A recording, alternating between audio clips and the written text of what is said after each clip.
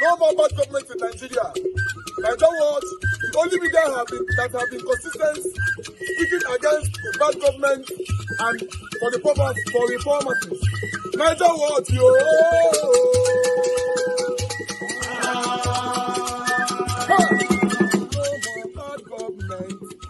No more bad government. Niger what? No more bad government. Niger what? No more bad government. The only media that have been speaking. No more bad government. The voice of the voiceless. No more bad government. No more bad government.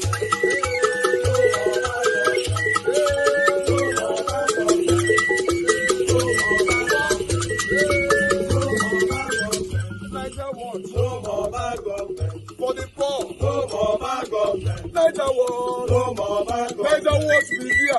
No more bad government. No more bad government. No more bad government. In Nigeria. No more bad government. No more bad government. No more bad government. The only media. No more bad government. The number one media in Nigeria. No more bad government. That have been speaking against government. No more bad government. Niger what? No more bad government.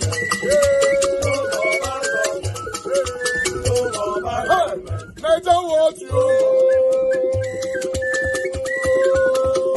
The voice of the voiceless.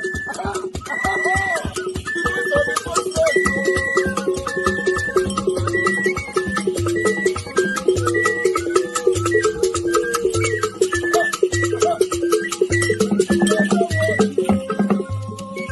Voice for the voiceless.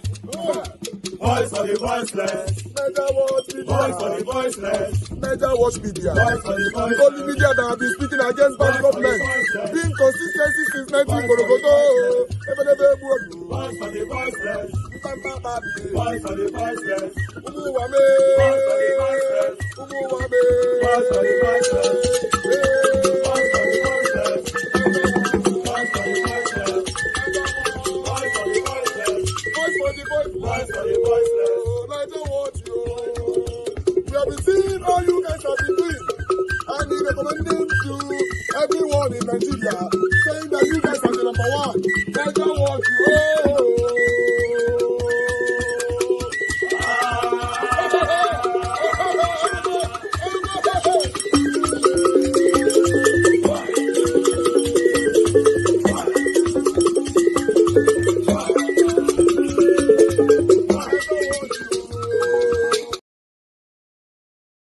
Another story. A former Enugu State Governor, Dr. Okwesilieze Nwodo, has stirred up a debate online after he stated during an interview that the Igbos created many states in Nigeria, including Lagos and Kano. Dr. Okwesilieze spoke to Symphony TV, where he also addressed several issues, including what he termed as the marginalization of the Igbos. Well, let's take a look before we come back for a discussion. Recently, the gentleman who was championing the Oduduwa Republic and was incarcerated in a neighboring country has been released and is free and is traveled abroad. Now, Nnamdi Kanu, who was also championing the creation of Biafra, has been kidnapped, incarcerated, even after the courts have said that he has no case to answer. The Igbo see it as further telling them that they are second-class citizens in their own country, and there is a different treatment for them as compared to others. If they allowed the Igbos to thrive and to influence others positively, rather than hounding them wherever they are, I think the country would have developed faster and better. Igbos created Lagos, Igbos created Abuja, Igbos created Kaduna, Kano, most of the country, Port Harcourt. And when you have such people, it is the country to use, for the country to use them to the country's advantage and not to continue to suppress them. Yes, yeah, Rufai, you know that this has caused a huge debate on social media as well, because only recently we had the Oba of Benin talk about the fact that, the Benins built Lagos. I mean, but he didn't just mention Lagos, he also mentioned other states as well as Kano. I mean, I guess it's about context. The clip that was online was shorter than what I have just played, so that you'll understand his point, which is more of, the marginalization of the Igbos. And, people were drawing up a conclusion. I believe there was an article, if we pull that up, where, at the time it was in 2007, where Nasiru El-Rufai talked about the fact that it's about, the Igbos have bought about 73% of the land in Abuja, as well as, another tweet there where someone talked about the fact that the Igbos own the manufacturing sector in Lagos. But over to you, Rufai. Okay. So I think it's for context. I understand the talk about marginalization and all of that, but also he made a mistake. It's called the fallacy of hasty generalization. The Igbos, yes, made tremendous impact in the economic landscape of Lagos. Post-colonial days, the likes of the Ojukwu's father and everything. But there were other also groups that made impact. So they didn't entirely create it. It was a potpourri of many groups.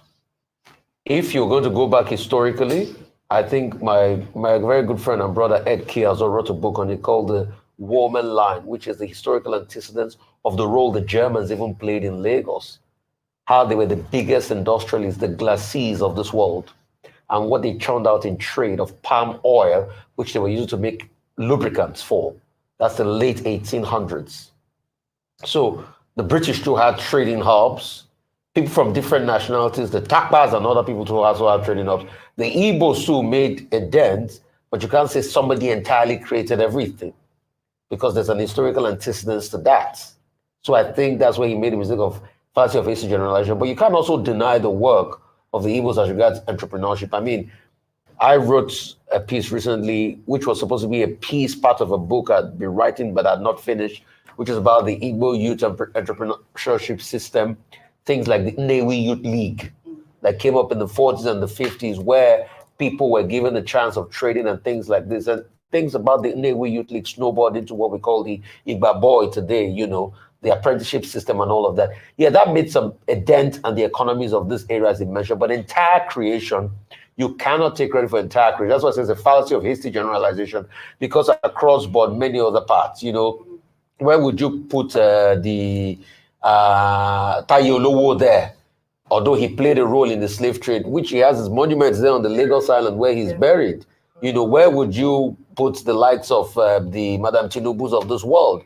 They played some. Where would you put the likes of the Darochas? These were the Agudaos that returned, that were enslaved during the Kiriji and Jalumi wars. They got some inroads into Brazil. They came back as slaves. They came back to develop, Lagos, the Waterhouse. As at 1912, 1913, I think that was about the only place where you could get some water and people could buy water. So where would you put the role of that? Where would you put the role of the Eshubaye Lekos, and the water bill in Lagos? Where would you put those historical antecedents? The Igbo played a role, but entire creation, no, it's a fallacy of hasty generalization. Where will you even put the role of the Benin's, that it goes straight back, as regards historical antecedents? I'm sure that was what the Oba was trying to say, but he also made a fallacy of hasty generalization, because you also have the likes of their Aworis and the other people there. So it's a potpourri that came together. All right. I'd like your thoughts quickly. Very quickly, I just want to speak to what he said, the key points of marginalization, or this feeling of marginalization by Igbo, by the Igbos in Nigeria. And then he went on further to say that, the reason why we should acknowledge is that they created. I think Rufai has spoken to that. But in terms of marginalization, OG, it's not just a feeling, it's not a conversation that's coming up for the very first time. We've heard this a number of times. And if we don't address these concerns, even though they might be whispers and now even becoming loud voices by key stakeholders, we might be having a challenge on our hands. What has been said is that we need a national identity in Nigeria where each tribe feels included. Absolutely. and feels like they are well represented at every level. We've tried different legislature, different schemes, NYSC, federal character, but it doesn't seem to have brought that needed solution to this feeling of disenfranchisement by different people and different tribes. And so one of the key things I would take away from this is that this administration must begin to work out how to bring people together in Nigeria, this oneness. If you see the vitriol on social media, especially when it comes to ethnicity and ethnic divide, it is a recipe for disaster. We have some of these people who speak about these things, who are government spokespersons, who are spokespersons of some state governors, and they're allowed to make very careless statements without any redress at all. We have to address this. There's a need for us to have a national identity where we think first as Nigerians before we start to think of ourselves as, from different ethnic groups. But this will only be addressed if everyone feels included and no one feels sidelined, especially when it comes to critical things in nation building. So I think there's some merit to what he says, and it should be thought about. It should be taken further, and hopefully we will be able to address this division that we currently face. Well, two quick things. The first thing is that nobody can deny the fact that the Igbos have contributed to the making of Nigeria over all times. There's no doubt about that. And that is why there's this common saying that if you go to a community anywhere in Nigeria, if you don't see an Igbo man there, leave the place. It means that that place is not prosperous. But that's common apocryphal saying. The second thing is that it's not only Igbos that feel marginalized in Nigeria, virtually every group. You have active nationalism, you have had the Ijaw nationalism, you have had the Yorubas also saying that they are marginalized. Even at a time when a Yoruba man is president of Nigeria, you have had the Hausa nationalism, you've had the Fulani people also complaining about marginalization. Yeah. After all, a few days ago, somebody was quoting the Northern Elders Forum saying, okay, it was you brought the story. So now the issue here is that this is part of the challenge of nationhood, for us to have a country where tribe or tongue may differ, all of us can live together in harmony and brotherhood. Fantastic. The number 3 point is that Section 42 of the 1999 Constitution talks about freedom from discrimination. Yeah. So nobody inside Nigeria, whether male or female, should be discriminated against either on the basis of ethnicity or religion or circumstances or place of birth. Fantastic. Now, until we begin to respect our own laws, you keep having this conversation about, this group is superior, that group is not superior. But we have excellent people in every part, in all the 774 local governments that make up this territory called Nigeria. Fantastic. Thank you very much, my people. I appreciate you all. But EFCC went on today for Yaya Bello. I would like to watch this one. They ransacked the house. They said they want to arrest him. Although Yaya Bello have responded by threatening, these people. Let us take a look. Hold on, guys. Let me see if I can find the video right here. I think this is the video. Okay, let's listen to this quickly.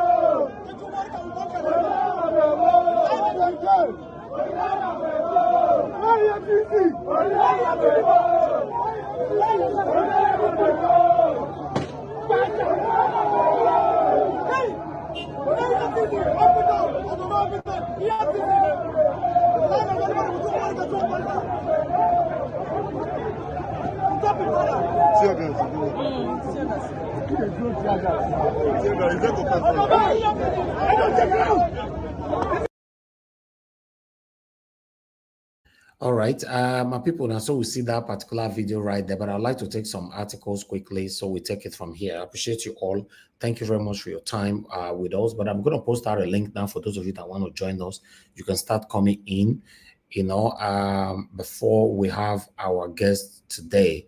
I appreciate every one of you right there. Please help us to press on the like button, help us to share, let our voices go far. As you all know, we have a guest today. You can see the face right there. Dr. Asue Ighodalo will be live with us by 9 p.m. or before 9 p.m.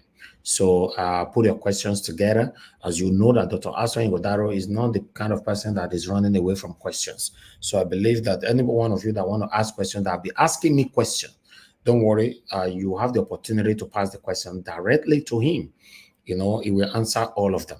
I'm going to be recapitulating back to some of his history and all that, before we welcome him into the show today. Remember, like I said before, if you hate him, it's up to you. Whether you like it or not, one of the three major candidates, one of them will become the next governor of Edo State. Dr. Asue Ighodalo is representing the PDP, why Barrister Olumide Akpata represented the Labour Party, and Senator Monday Okpebholo representing the APC. So remember, the more effort that you put in out there is how you will win the heart of the people. So if you are just right there, hoping that everybody will come to you in your doorstep and all that, you might have yourself to blame at the end of the day. You got to put in the work. You have to put in the work. So at the moment, what is going on social media, I don't really want to say much because I know some of you are waiting for me to speak. Then either you lambast on me or you rain praises on me. But I don't want to do that. I want you guys to see things by yourself, what is happening on social media. If you are running to become a governor of a state, I believe your responsibility is to engage the people across all social media platforms and on ground as well. But if you are difficult to get and you are nowhere to be found, I don't know what you expect to happen afterwards. But let's see. You never know. Nigeria is the only country where you see people who work less still end up winning the race.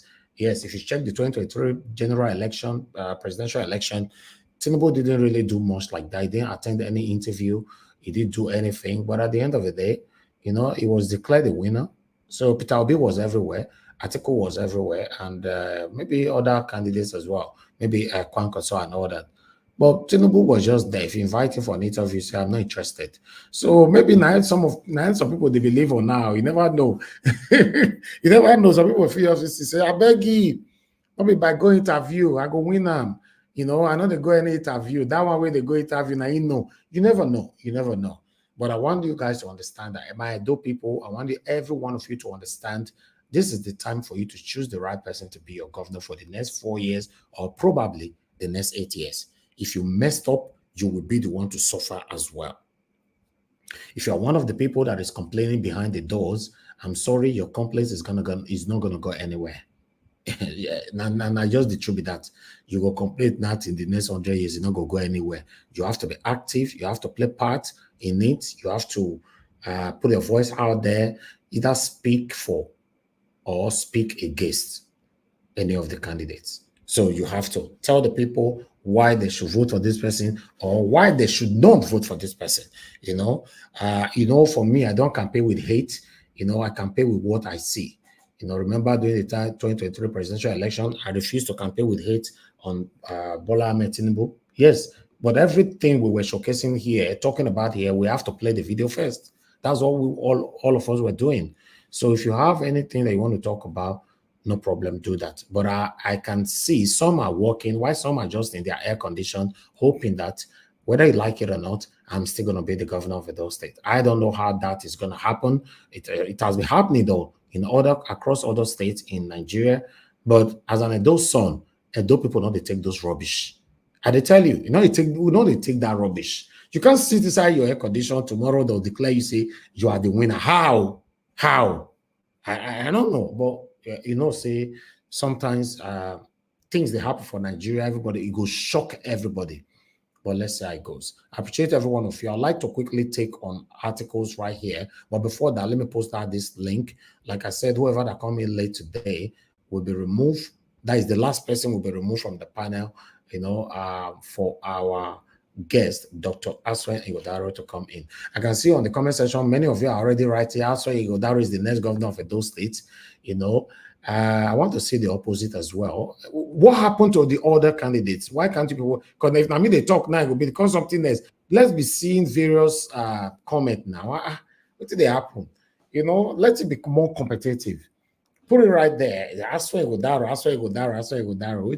What did they happen? Only Asue they run for the position. Hey, let Asue Ighodalo they run for the position, my people. You don't understand though. Wait, the other people they not get name. Mona put them for comment section. They wash.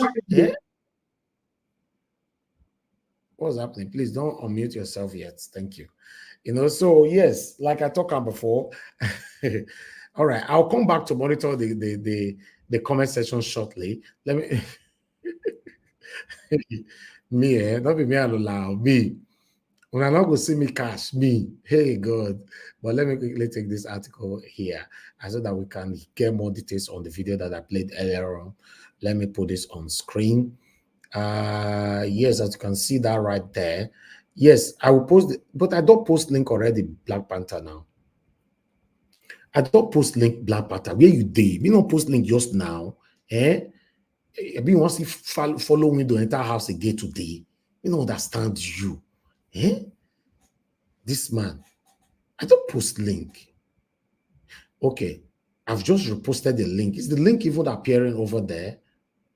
I don't know.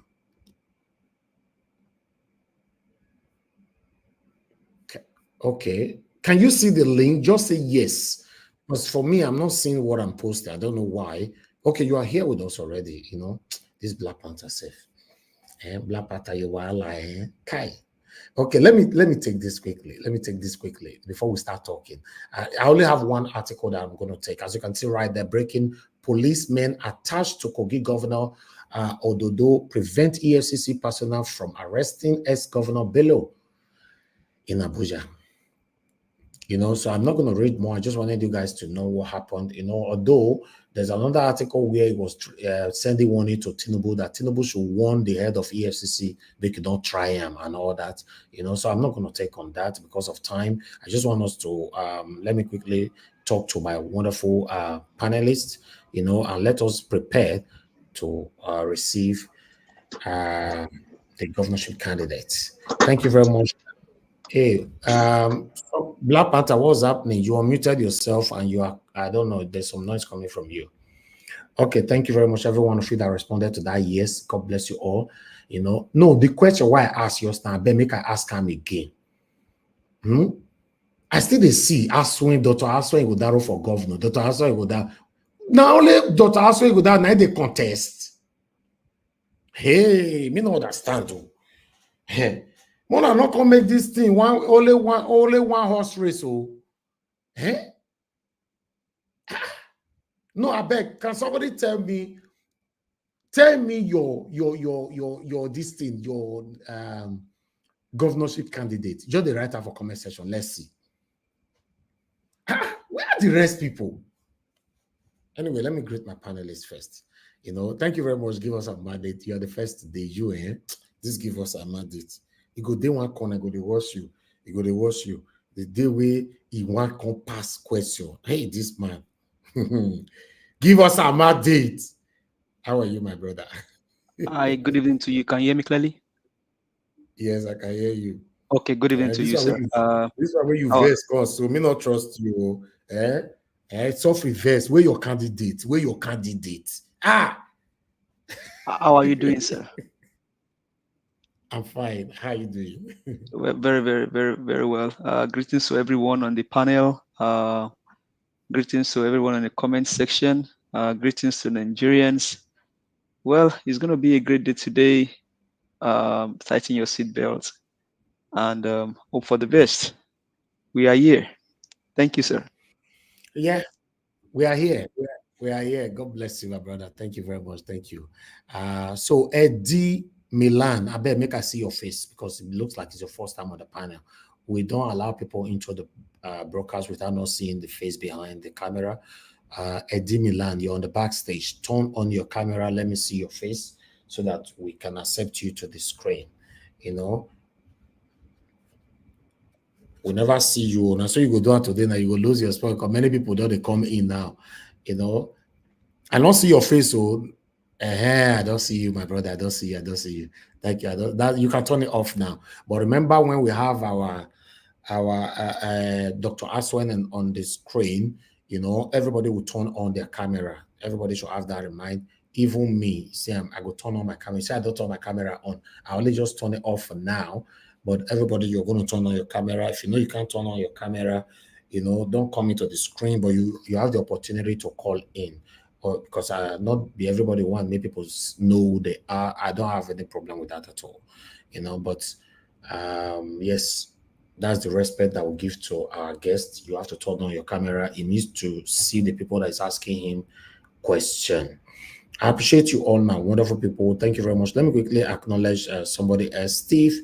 Steve Gospel. It's good to have you on the show, sir. Good evening to you. How are you doing today?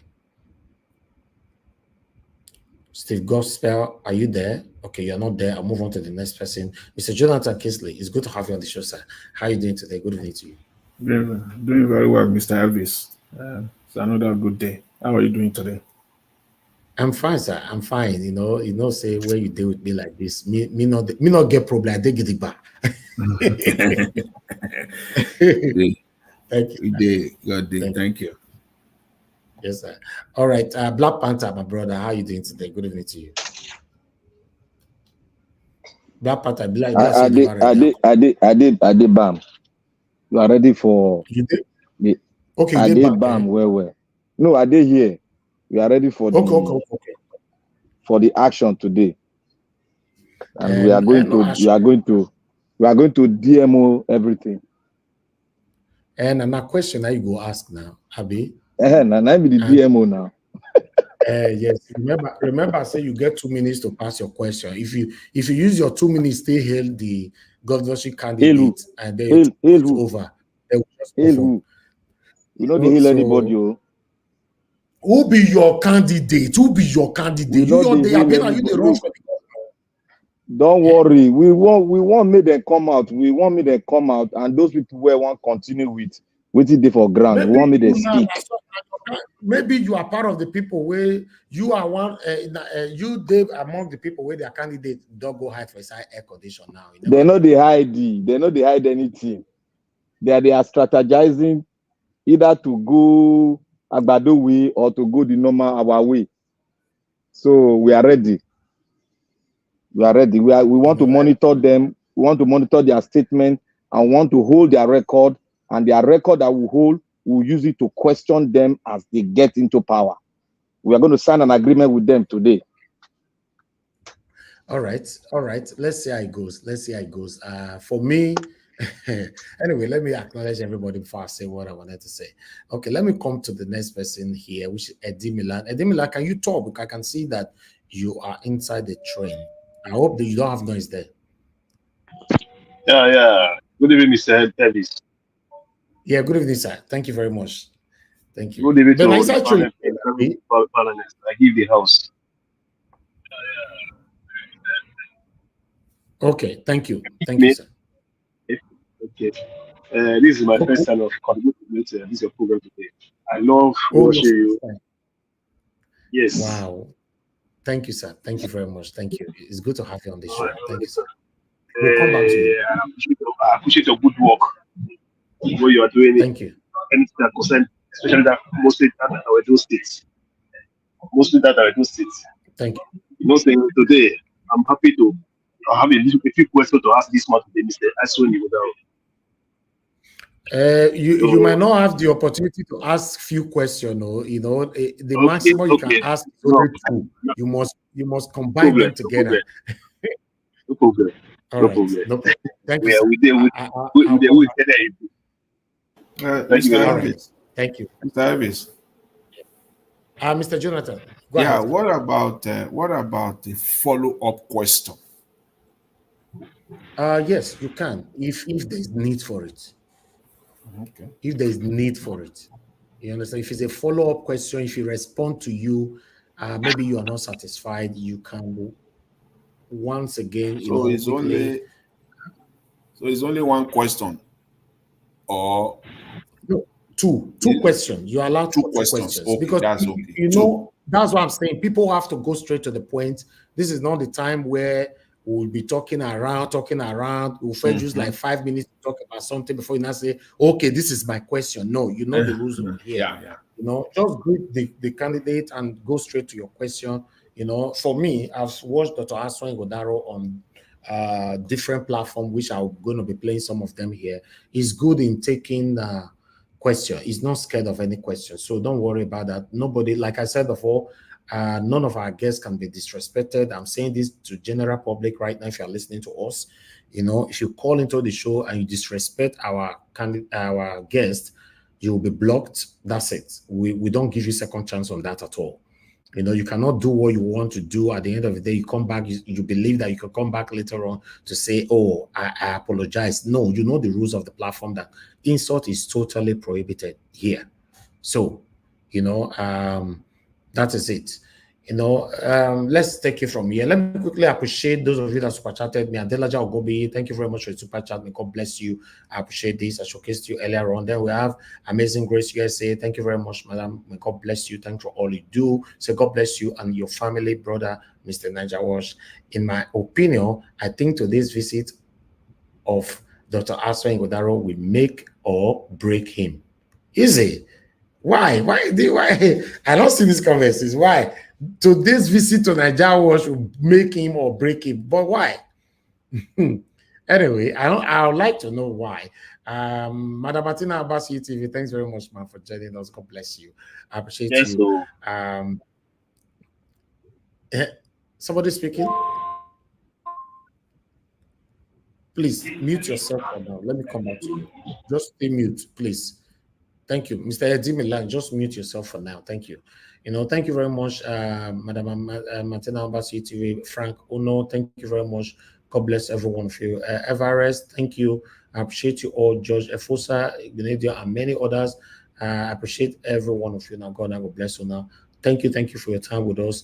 Andrew Ighodalo, I can see right there. And God bless you now. Willie, I can see right there as well. I did see one Henry. Oh, yeah. Is it the same? Our old Henry or it's just a normal Henry, but I'm not sure. Henry, good evening to you. And then James Osazet, good evening to you. Brown, the number, and many others right there. I wish I can mention all the names, but I want you guys to know that I appreciate all your time here. Currently, we have almost 700 people watching us across right now. So I want you guys to help us to press on that like button, let our voices go far. But before that, before we have the Dr. Asue on the show, let's quickly talk about what I've presented already, you know, so then we can take it from there. Thank you very much, my people. I appreciate you all. Let me take some calls quickly. For those of you that want to call in, this is the best time for you to call in, you know, if you want to call in. I don't know, is the line is even going through? That's one another thing again. You're surprised to see the line you're off since. Let me see. Oh my God, this line was not connected. I know, say sometimes. Okay, let me quickly sort you guys out.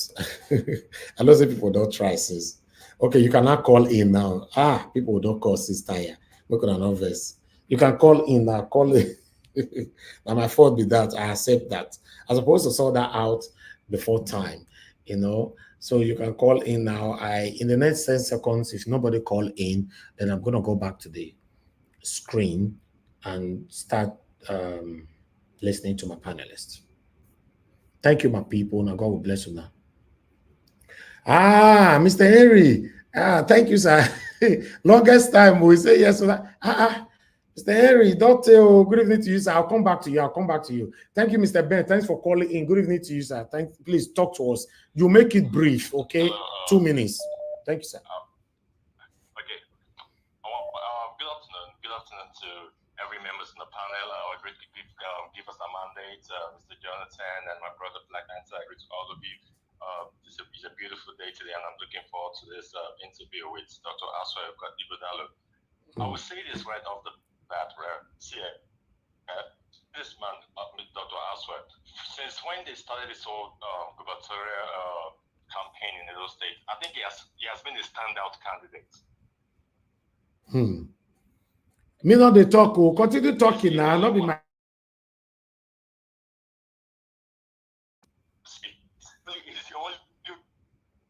Oh, the network. What's happening?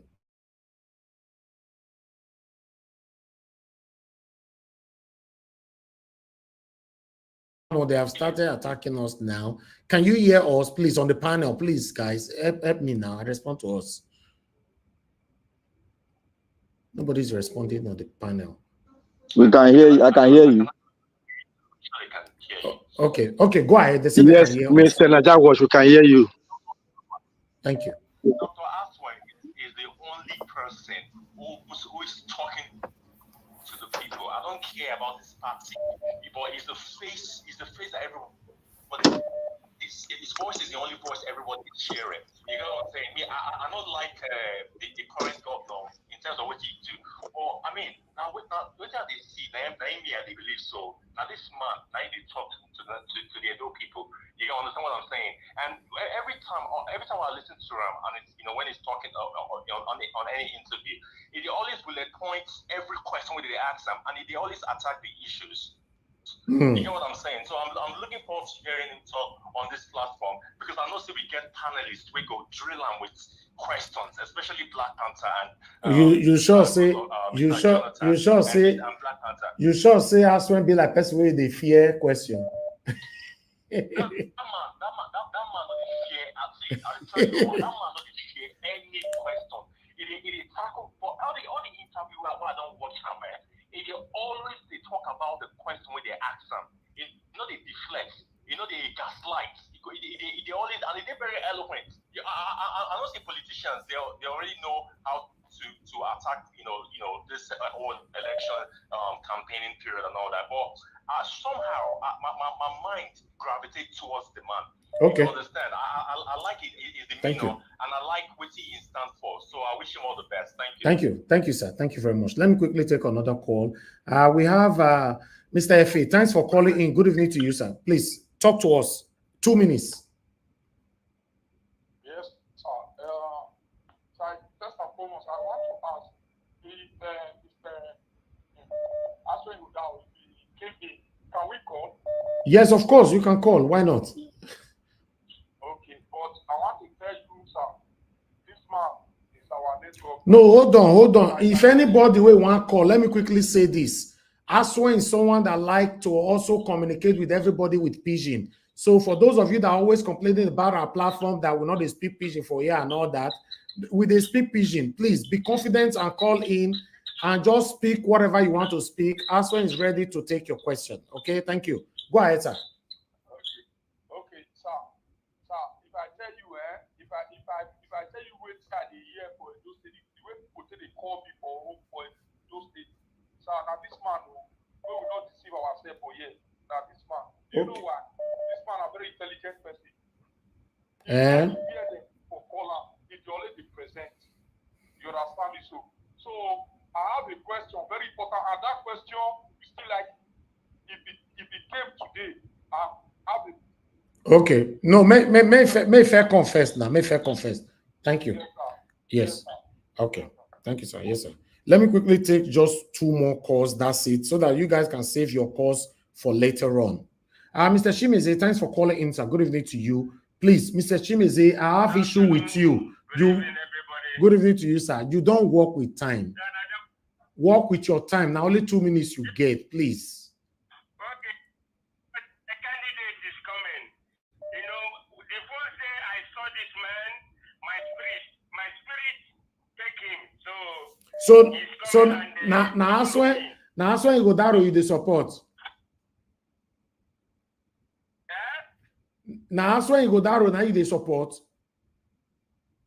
Yes, I think from the one the day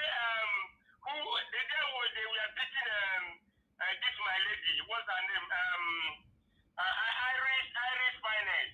That the day Black Panther. Black Panther was doing what saying one thing. I wasn't happy. So Okay. he is my candidate. I Okay. support him. Thank you. I want to say something. It's not up to 2 minutes. Okay, go ahead. Please,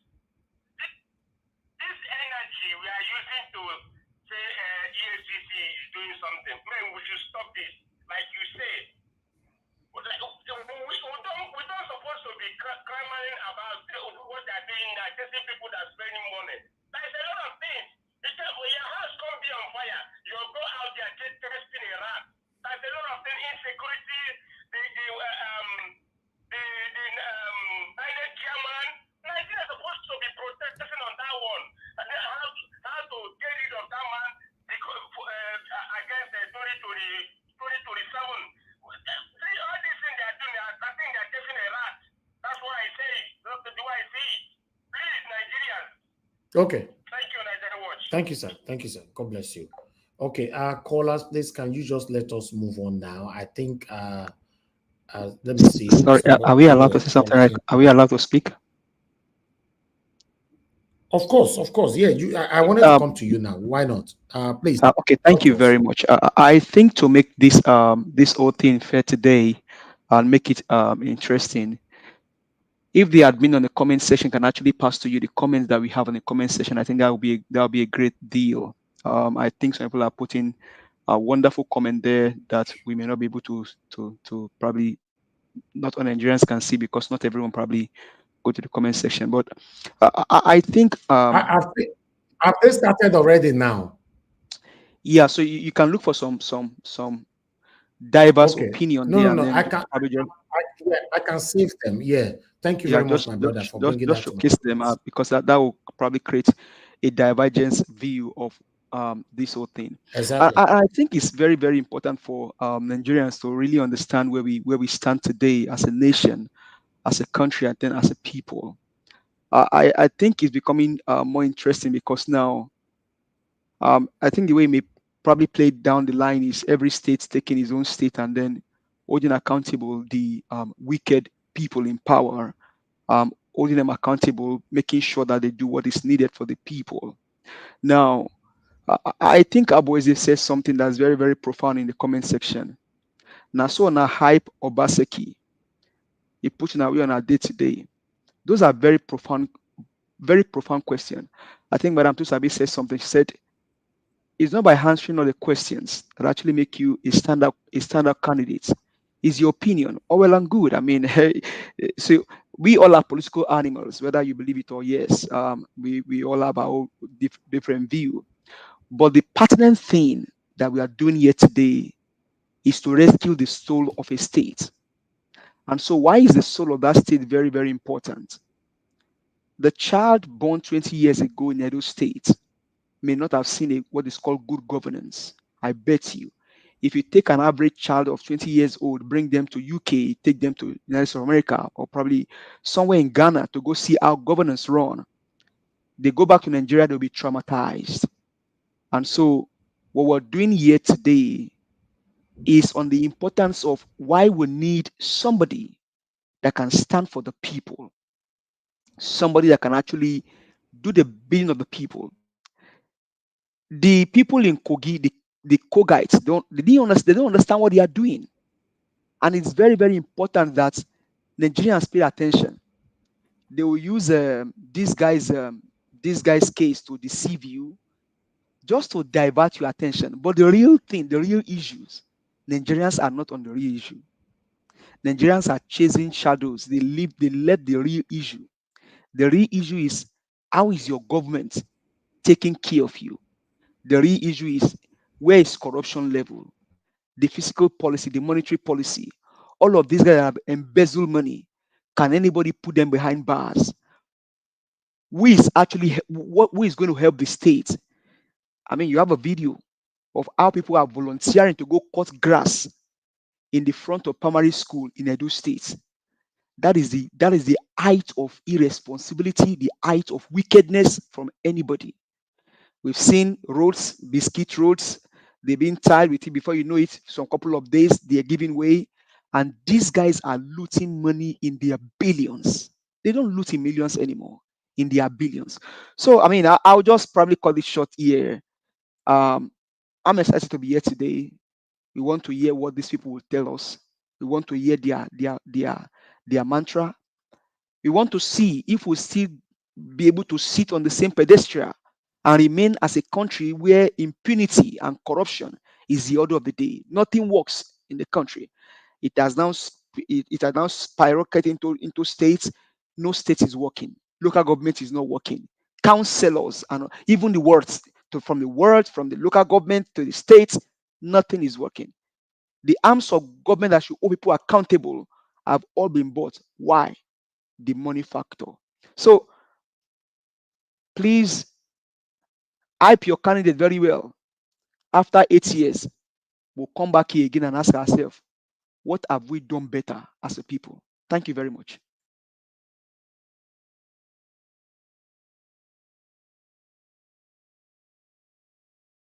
Mr. Elvis, are you there? Okay, I think Mr. Elvis is not there. Guys, hear me. Mr. Elvis, are you there? That's what I'm Okay, saying. maybe I'll Can you just let me start. Mr. Steve, you want to say something? So that means you guys can't hear me.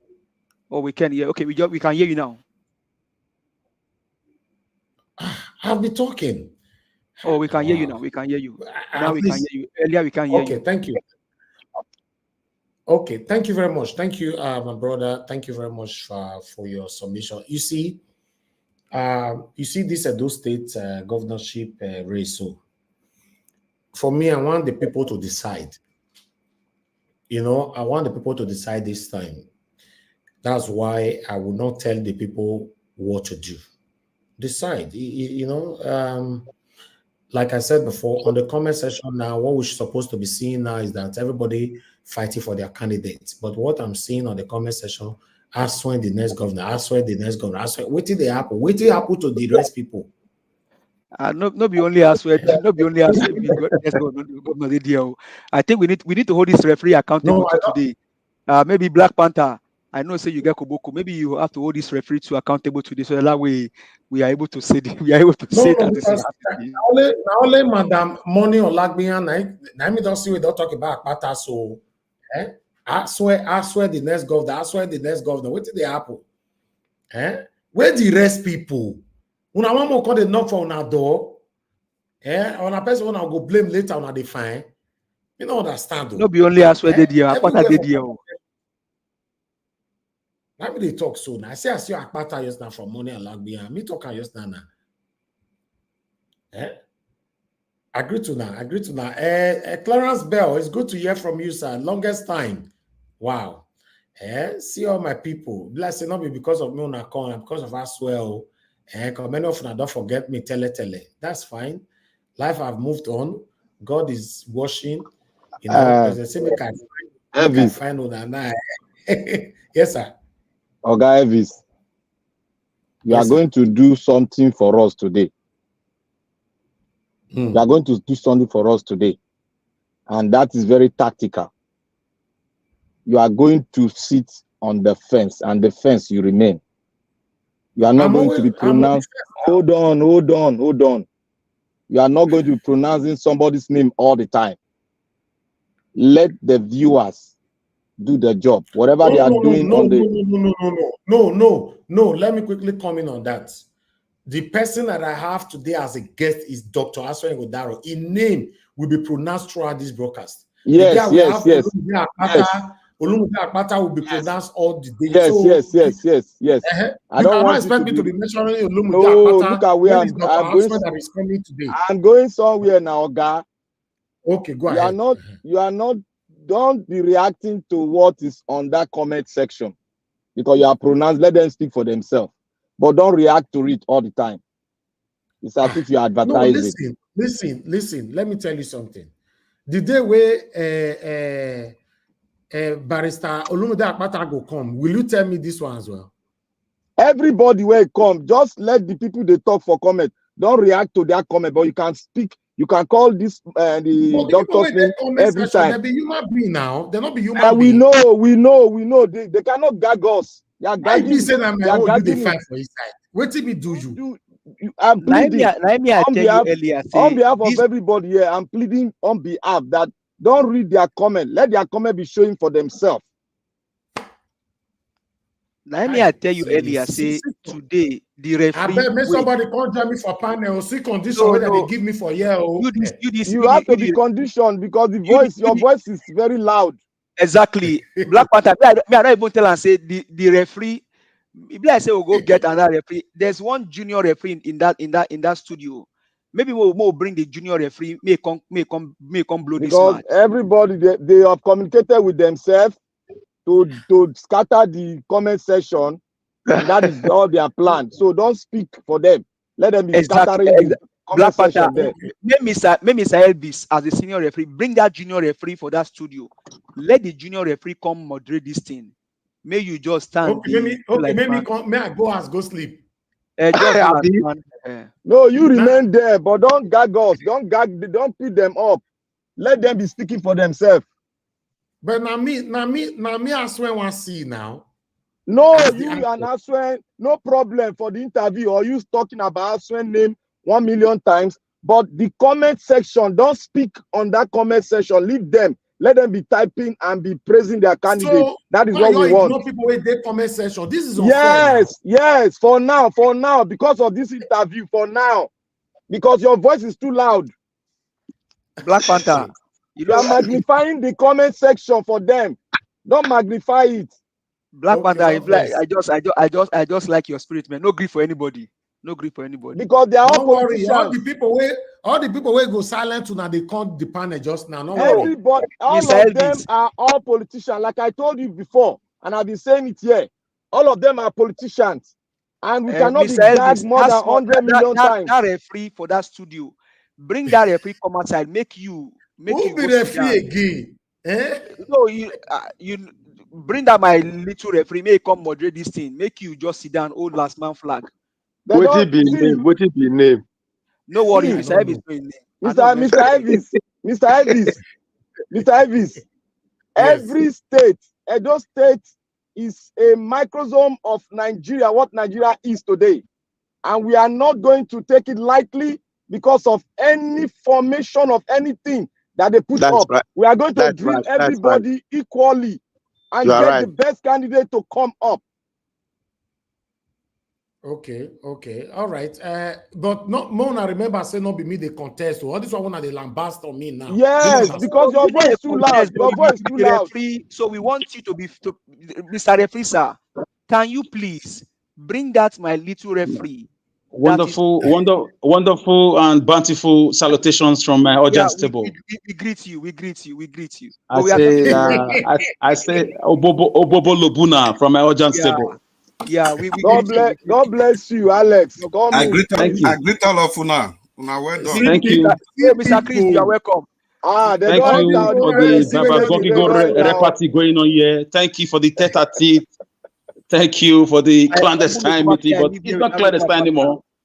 I want to say thank you for the bicep and the dissect of Logomaki.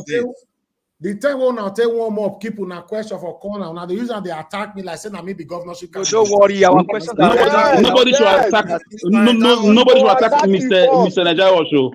No, Alex, hold your break. Don't be sentimental here. We are going to do everything equally for everybody. Whether Nigeria watch or if you just go give and blow, that is it. Telling me I'm sentimental is a breach of my fundamental human right. I deserve an unreserved apology on that. Sorry if I take your fundamental right. I'm not ready to take anybody's right.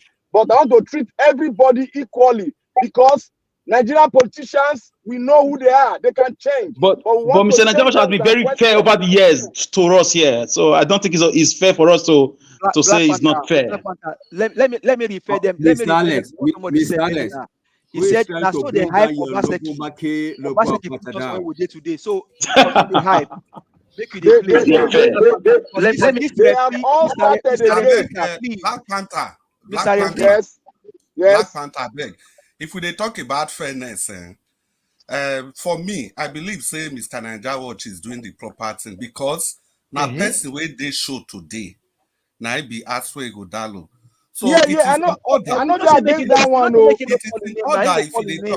just reporting what in the comment section. No, wait, Black Panther, beg. Wait, it is not left for we. If you know, say your candidate, they not they promote, and then you go they type about your candidate. So I know that candidate. See, listen, Black Panther. If you not still report what they happen for comment section fairly, that one has still problem on its own. because he doesn't want to please somebody, then he's not reporting what's happening fairly. He has to do it fairly. That the vote, the people that are speaking for Asue Ighodalo is more.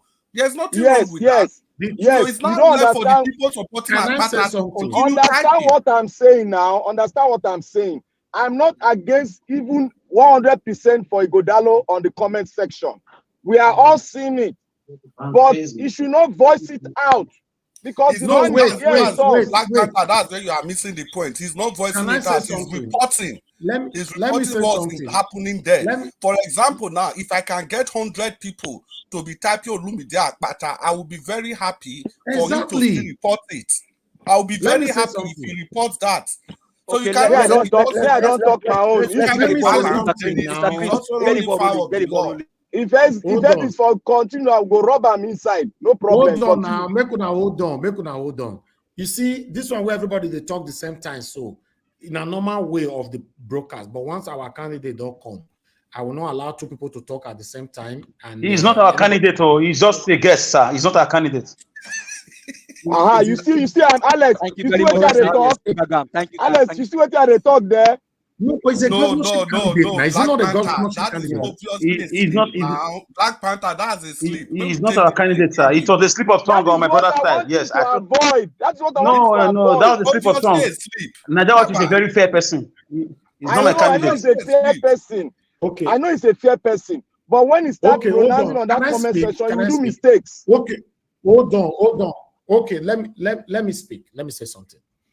You see, today is a day for Dr. Asue Ighodalo, and the name will be mentioned over and over and over again. They here, which that will be happening soon. His name will also be mentioned over and over and over again. Just imagine if it was Olumide Akpata that was here today, or that today, and started Asue, that would be next. Today is Asue. So it's not fair. It's people watching right now. It's not fair for me to be mentioning somebody's name. And apart from that, if you know that you can't or model may they occupy the comment section. Now, what did they happen? You cannot to ignore my people in the comments. Mute yourself. Somebody is coming for something. Mute yourself. You know, you can see Madam Moni Olagbiha have been repeating Olumide Akpata. People supposed to support her now. You see, like say the crowd don't overshadow the other people who they support that candidate now. Then I want to put that for my head. I tip at my foot now. Mr. Elvis, you are a diplomat. Do it in a diplomatic way on the comment section. But you can pronounce the candidate name. No. You can pronounce the candidate name here on the studio 1 million times. I agree with it. But on the comment section, be diplomatic. Okay. All right. No problem. In fact, make Dr. Asue Ighodalo, make we join us. Make we see the but the pepper some of Unanama and see how I want to display today. Now you say you want it for offense, so one put it for offense well.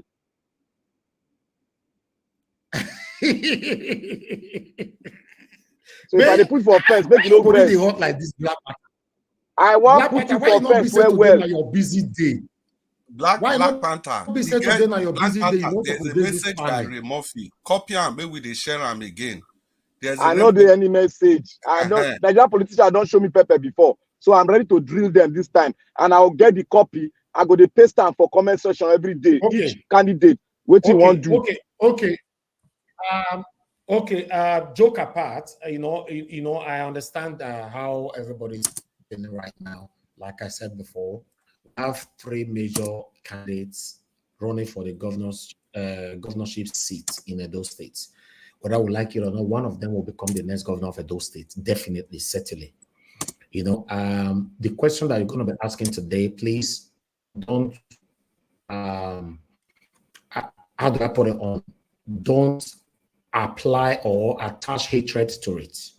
Ask your question. You only have 2 questions. When I ask you to stop whoever on the panel, with all due respect, When you ask your question, say it's okay, and you still want to force yourself and put it on the backstage, I cannot argue. Normally, they argue for this platform, but today we have a candidate that is coming in. So I not go to argue. Once I give you now only 2 questions you are entitled to, except as Mr. Jonathan talking earlier on, there's a follow-up to your question. Yes, you might be given the opportunity to go ahead because we have lots of people. A lot of people on the backstage now. The screen is full, and a lot of people are already calling in. Asue is not even here yet. Once Asue does join yet, now we already have 890 people watching us right now across. You know, Nigeria watch has almost 600 watching us already. You know, so once Asue come now, the thing will skyrocket, go up. So I might not only me, I might not be able to manage everybody at the same time, but I will try to be fair. You know, I'll try to be fair. Who they type for there? Now got Crystal. Now so type in the type. You know, now so fast. Mr. Elvis. You know, they fast up to our side. Mr. Elvis. Yes, Mr. Elvis. Thank you, sir. Thank you. I want to switch device. I don't know. I'm going out of this one, entering in case. Okay. You want to what? Switch device. You might not get the opportunity. Okay, you already. I think I've entered. Okay, yes, it's better. Yes. Okay. Oh, you already in? Yeah. Good. But now luck you get to Mr. Elvis. If network throws, can you hear me, Mr. Elvis? Yes. If network throws us away, we can call by the phone, right? Yes, of course. Okay. Of course, yes. And I want everybody to know if network removes you from the screen, you might not have the opportunity to come back again because the traffic is high. A lot of people are requesting for the to come in now. So you might not be able. So that will not be my fault. To me, not going to say, Elvis not going to let me in again. Not be me go let you in because you cannot expect me to remove a gas CM now. May you come into the panel. So as you're there now, hold your network tight. You're not going to be like say tomorrow later now. You know if you can't come here again, you can't invest from me. I beg. You know, but meanwhile, let's talk about what I've already presented. Prince Collins, I know you're on the bar stage. You don't supposed to be on the bar stage, Prince Collins. You're on the bar stage, you know. But don't worry. If anybody network fail now, you just use opportunity to enter screen. But even the people that is already on the screen right now, you know, I will be removing 2 of them so that to give room for Dr. Asue to come in. You understand? Because the way it be so now enough, once it don't reach the time they indicate for me that it's coming in, you know, I have to remove somebody from the screen so that I'll pave way for him. You know, so I understand with us. And those of you, I beg, make I apologize in advance because some of you go lambast for me today. But me, I have my own question to ask. Before me go finish my question, when I ask my question, now let me Dr. Asue Ighodalo go this screen. All of them go there backstage. I have my own question. You know, so it's about me, the person that want to become my next governor, you know, in those states. So I have my own concern, not Bolona. Some of the way they vest. If you vest or you not vest, so you know, he might probably become your next governor. Olumide might probably become your next governor. Senator Modo Okpero might probably become your next. So it's not about vest now, it's about putting your questions together and ask him the question respectfully. He go answer you. That's all. So I'm not here to tell people how to ask a question. You know, I don't do that. You know, but when you now disrespect our guests, and then I will go there. But let's talk about what we presented today. You know, Yaya Bello, EFCC, you know, went to his house. Let's quickly talk on this because I've got indication already. Our guests might be joining us anytime, even before 9 p.m. But let's see how it goes. You know, but let's talk about this. Oga CM, it's good to have you on the show. Oh, somebody left. Somebody missed their position now. You know, somebody missed that position. I don't know. I know you all know, but unfortunately, you miss your position. I have to bring Prince Collins in. Epao Duware, I know say you did on the backstage. If somebody missed their position again, I'll bring you in, sir. You know, we know you're there. You know, so thank you very much, my wonderful people. I appreciate you all. Please, let's quickly talk about Yaya Bello. Oga CM, thank you, sir, for joining us. Good evening to you, sir. How are you doing today? Yeah, good evening, Niger Watch. Good evening, everybody. All protocols duly observed. We are waiting for the guest to share some information with him, just to interact. Anyway, that's the way I see it. So Oga CM, you still get question, Abi? You want just greet our guests. I get plenty of questions, but I know saying I go first. I have to be what is it called? I have to be fair. So I go ask one. If there is time, I come back and ask another one. Otherwise, if you leave me with them, I can do the interview for the next 2 hours. We could interact. I know. Fortunately, that But time not good day. But you know, quickly talk to us. How do you want this show to go today, sir? well, I think like you've said before, the what is it called? Some trade-offs. The housekeeping. People should put on their best behavior. Questions that will be, the Edo people, both home and their brother, tuned in to listen. So question that will be meaningful. It's not really a question of maybe what you can see in his CV. Just think of the problem facing Edo State, and then you imagine him being the governor. What do you think he could be able to do? Or if you can go through his antecedents, if there are some gray areas you wanted him to sharpen up, in the sense that it will help. The most important thing is public interest. Edo people will love it because it will help to bring out. Some people may not have decided who to vote for, but when they now see that the person they thought maybe is not what the person is, they may change as a result of expose, or maybe the person conducting interviews and then certain questions he couldn't answer. That will help. Or you articulate a good question in which you know it's a problem. First of all, it will be something that the public will benefit, not something about if I come into your Lego floor, your Lego film, if you offer me a job, or that one type of thing is not, it's not really in public interest.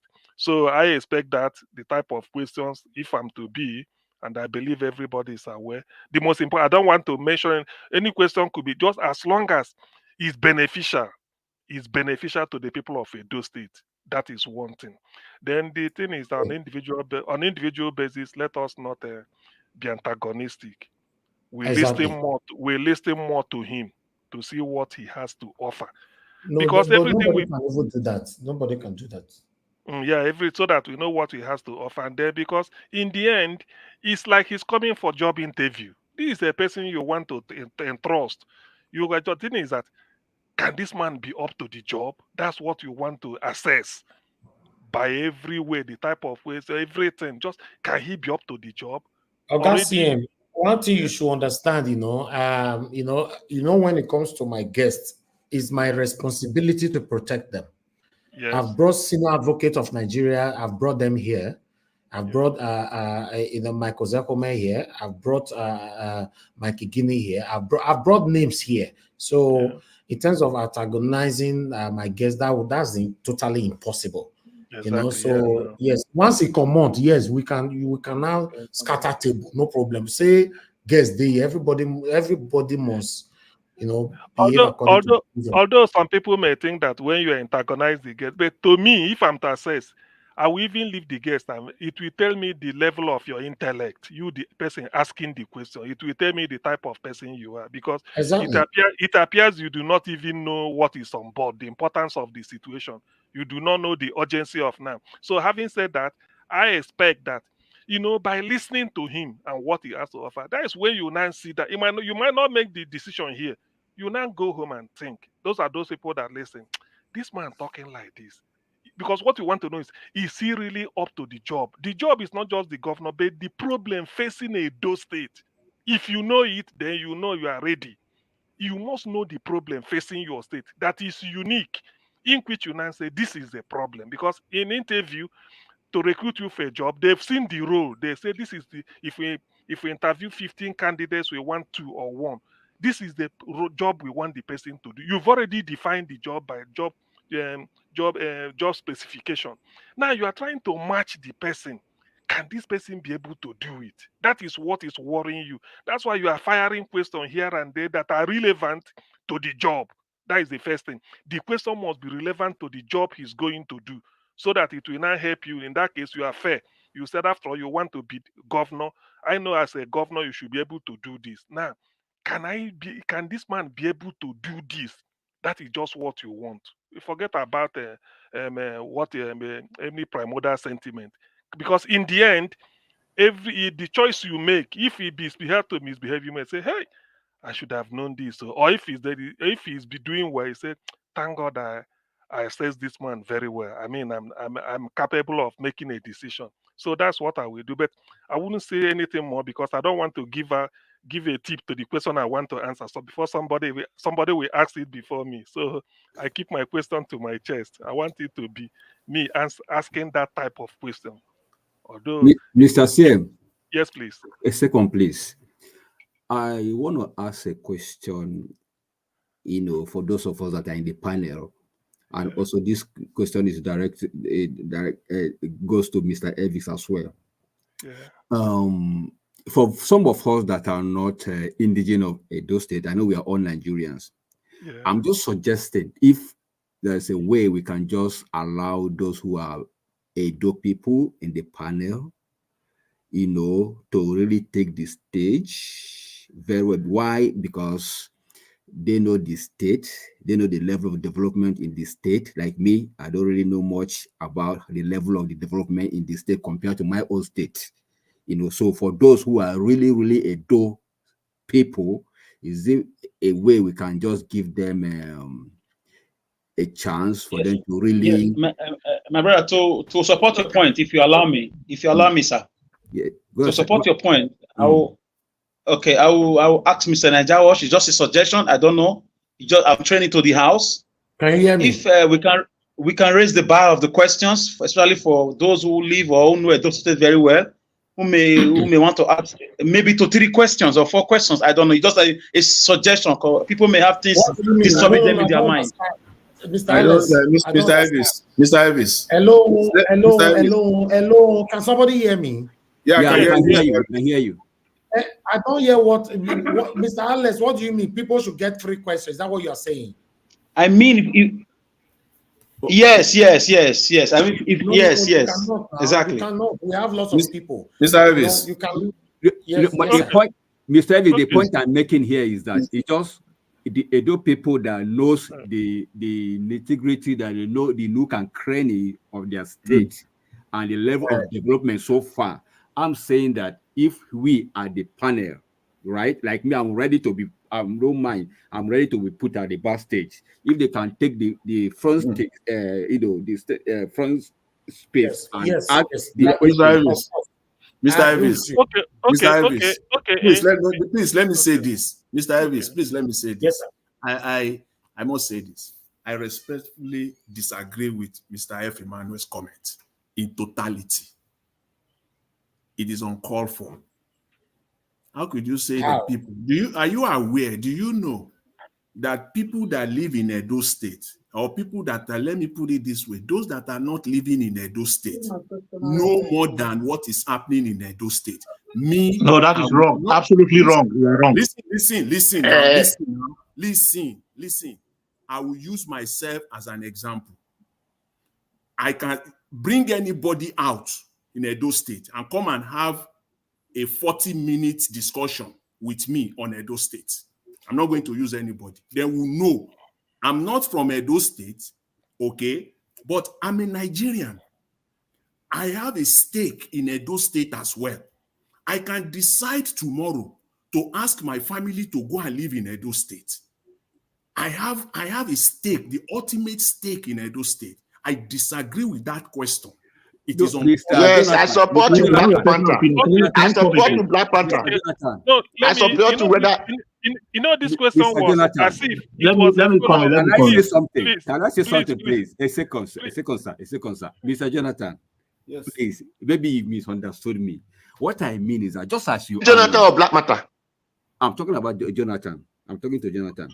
For instance, now, as you are in your house now, a visitor may not know the nook and cranny, may not even know where it's leaking in your house. You will just see a house.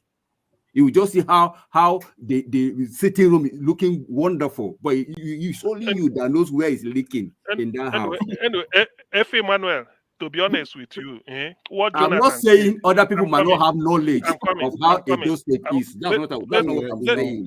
This is the way I want to approach it. I support what Jonathan said, and this is my reason. Asue Ighodalo, Senator Monday Okpebolo of APC, and Barrister Osaigbovo Apata. any of them can be before Ruben Abati and Rufai in Arise. Are they from Edo State? They are Okay, not. Mr. Susan, let me answer you. I'm coming. Ruben Abati is not from Edo State. Rufai or even Ojineka, I'm coming. They are not from Edo State. But the question they are going to ask him is because they must have done one research or the other about what is the problem bedeviling Edo State, and they present it to him. Or either the one that has to do with him to clear some doubt about his past, but you are not doing that here. I don't think I will do it here. So maybe Ruben Abat will now raise a question. The one that will allow any of them to clear some doubt or some shady areas about their past, they will do it, or some allegation, or they will now ask, they will now go into Edo State is known for instance, if Rufai said Edo State is owing about so billion this, what are you gonna do to do it? Must Rufai need to come from Edo State to know that? So you see, what we are doing here, to be honest with you, my interest, even before this this issue was raised, I want to precede my own question by saying I'm not from Edo State, but I'm interested in what they call even development. Oh, Edo State. As far as you are in Nigeria, you are SAT person. You are Edo State. No, excuse. Dr. CM, in addition to what you said, ultimately, at the end of the day, in the final analysis, we are going to be, is all about money. Are you going to tell me that the money that will be used to run Edo State, whether loan or whether equity, is going to be you that are Edorians that will bring the money 100%? No. Those that are not even, that does not even know anything about Edo State, they are only concerned about profit, whether you will run it well or not. In fact, their money will be more in it than the people that are Edorian. So I'm not going to be concerned. So I will put my money where I know that is going to someone that is going to put it under the packet, under the. Jonathan, I support you 100%. It is not only Edo people.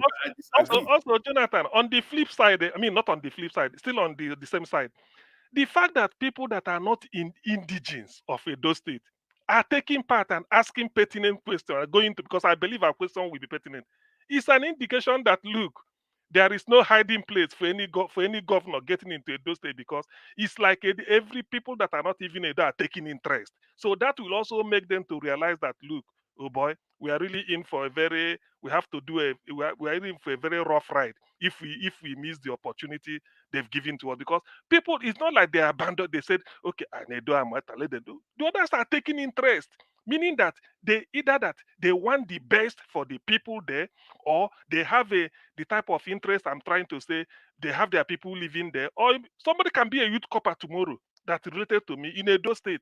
If he benefits from the good government, he will come back to say, look, I will settle in that state. I did my youth service there. In fact, what I saw there is even the best. I taught in one secondary school, but I'm so happy with the way their school is run. That's all. That's what I will gain. So the interest is very, very noble, and I would like us to see it that way. But Mr. Alex. Okay, sorry. Okay, but if we want to, anyway, I don't really think people will reason it that way. But what we want is, I really want them to understand that the questions they are being asked is about ability, capability. It's just what they call relevant question to the job. That is the question. We know what the governor should do. Then we just mention these are the problem Edo is facing. All of us may know different problems. Then we're not trying to measure this man, the skill, the experience, everything, or even the background, the character even. Can he fit in? That is the issue. That's what are you up to the job? That's what we want. That is the whole essence of the interview. Is he really up to the job? Can he do it? If we allow him, if we give him the vote. So that is what we are interested in. That is all, not every other thing. Mr. Alex, are you there? Can you hear me?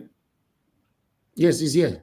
Go ahead. Yeah, Mr. Alex, in fact, initially I was surprised by the position you wanted to take. I'm not sure whether you are taking that position entirely, but I was kind of surprised, like you are leaning towards that.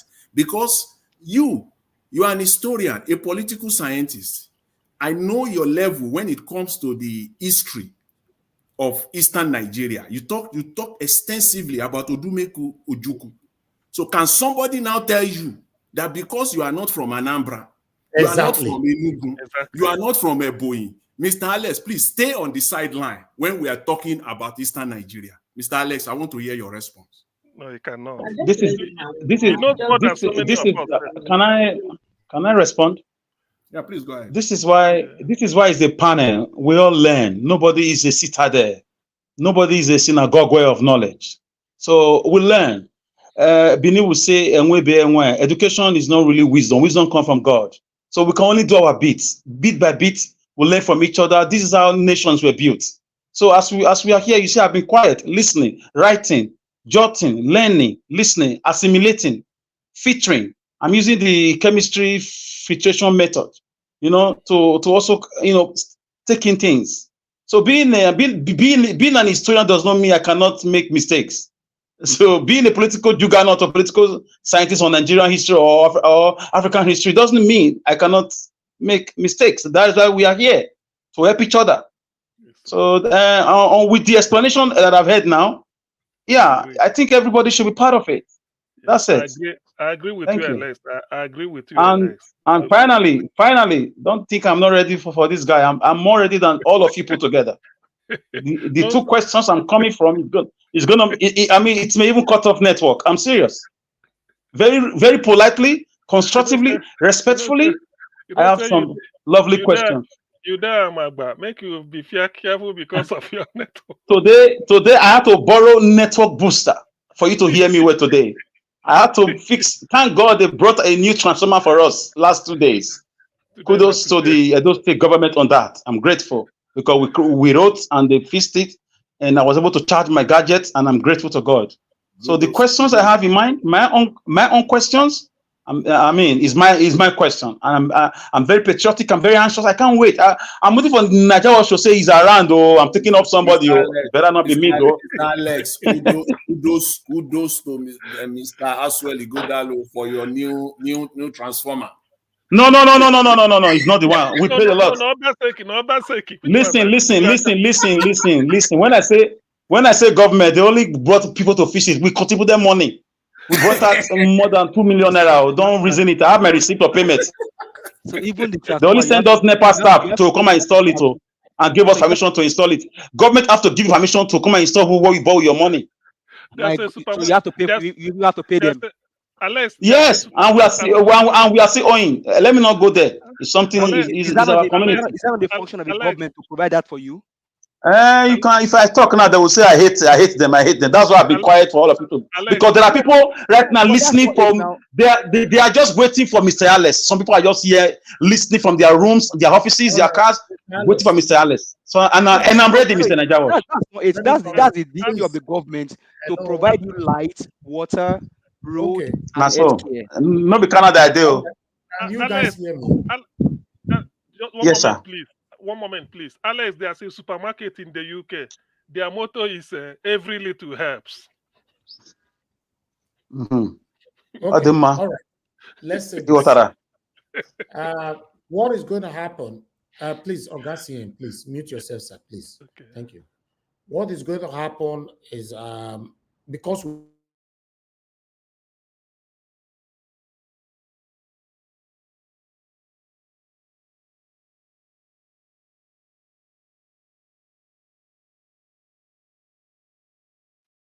Can anybody hear me? I can't hear Najawa again. I think you are going out in and out. We can't hear you, Mr. Elvis. Yes, we can hear you, Alex. I was scared though. I thought they've come for me. You can say what you want to say. What is really going on? Is the network? So I can't hear Najawa again. See, I can't hear Najawa too. Let the political juggernaut. Una dey hear me? Yes, we can hear you now. Yes, I can. Yes, sir, we can hear you now. Now, why are they doing this to me? Hey, voila. Because you need. I told you. You have to get a network booster. That junior referee. I was saying you need a network booster to protect you. You know why they do? We want put it for fence well, but you want fall. That's why we always say stay that fence. Make I never talk. This is my network booster. Bring that junior referee come outside. Everybody's talking at the same time. Please, everybody hold on. It's not. This is a serious issue here. They're talking about putting somebody on the fence. If network attack me Asuen cannot come in now. What's the need? Who is going to be passing all the questions to you? Not you or any other person. You know, we don't hope for that, because of so sudden there's attack everywhere now. I don't know where this attack is coming from. But I want to let everybody to understand, since you guys can hear me now, please, whenever you can't hear me, speak immediately. No, not fair wait my talk for 5 minutes. Then somebody can say, me not the hear Nigeria. I will just say it. So I'm not the hear you, because I don't know what is happening right now. But meanwhile, I want to let everybody know that it's not going to be as a normal broadcast that we normally have on this platform. What will happen is this. If you finish with your question, you'll be removed from the screen. I want you to have that. You'll be removed so that somebody else will come in. Once you that finish, is very perfect. I appreciate that. That's very good. Yes. Once you finish with your question and Dr. Very also good. have answered, Very good. I'll remove you Go from to screen. background. Somebody else comes in. Once it all comes out, yes, you can come back so that we all can analyze the whole thing together. But say you don't finish your question, you expect me to leave on the screen. I beg, I want you guys to understand with me, because a lot of people are requested to come in. So we need to see how many people we can take, and the time that Aswan can spend with us as well. Can I well. ask a question? Yeah, go ahead. Are you going to be the one to take off, or we'll take off ourselves from the screen? Yeah, you can remove yourself when you finish your question. You can go by yourself, yes. So you're not quick. Because we are going to discuss further now. It's better you do it. If you're not quick come out, I'll remove you. You can't discuss further. No, after the program, after the governor. Then you come back now. No, I think what you meant by remove means that it will put you behind the stage so that other people can come in. Maybe that is what I'm saying now. It should be the one doing it. Yes. Yes, do it by yourself, Nigeria Watch. Put the person back. Even you can still do it, you can still do it. Is leave not in your food. Okay, let me take this call. There's somebody that's calling. Let me see if we can still hear from callers. But for just save on our time now, we have 45 minutes to go. But like I said, they might be coming in earlier than expected. Okay, let me leave the call for now. Yes, so we can continue with our discussion right now. So once it's ready, I will let you guys know. I'm working on it on the backstage. Thank you very much, my people. So back to you guys. Okay. So who was the person speaking earlier? Was it give us a mandate or yeah, Chris? I was saying, I think you're going to say something to what Alex was saying earlier, right? Okay, no, I think I was the one speaking. Yes, I think I was the one speaking. I was asked about Ojukwu and the rest. Yeah. No, you don't finish that one now. We are talking of every little helps. You said then a transformer. So You for me, no, you don't enter transformer. Dr. CM, okay. Yes. Dr. CM, I did a lot. If I may say this now, yes. As funny as that may sound, right?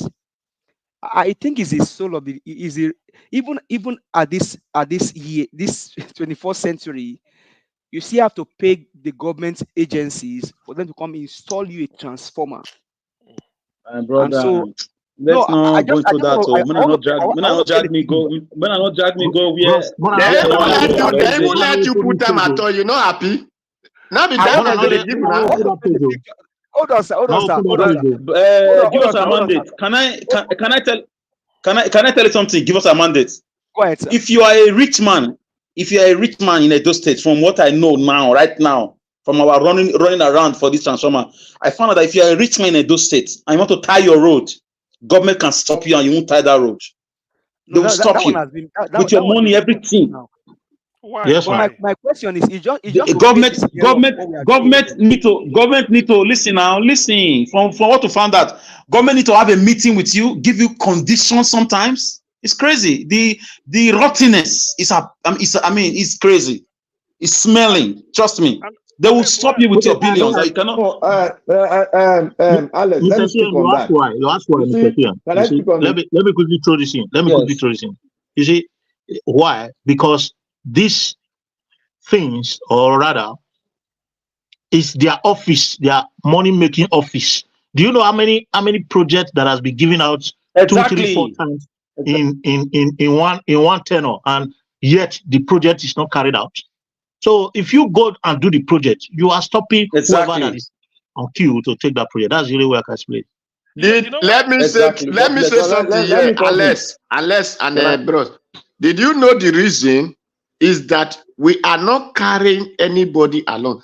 The big man you said that have money want to tie road, he didn't even carry the street, or not to talk of the community he live along.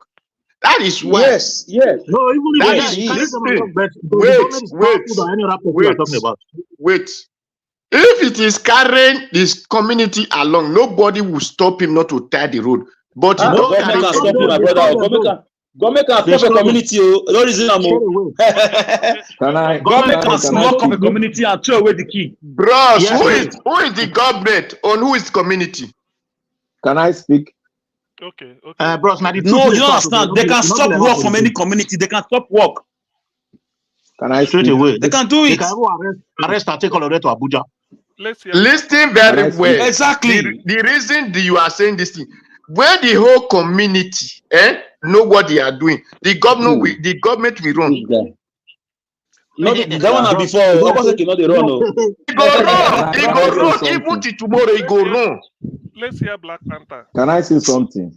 Okay, Black we are still speaking like when we were in those days.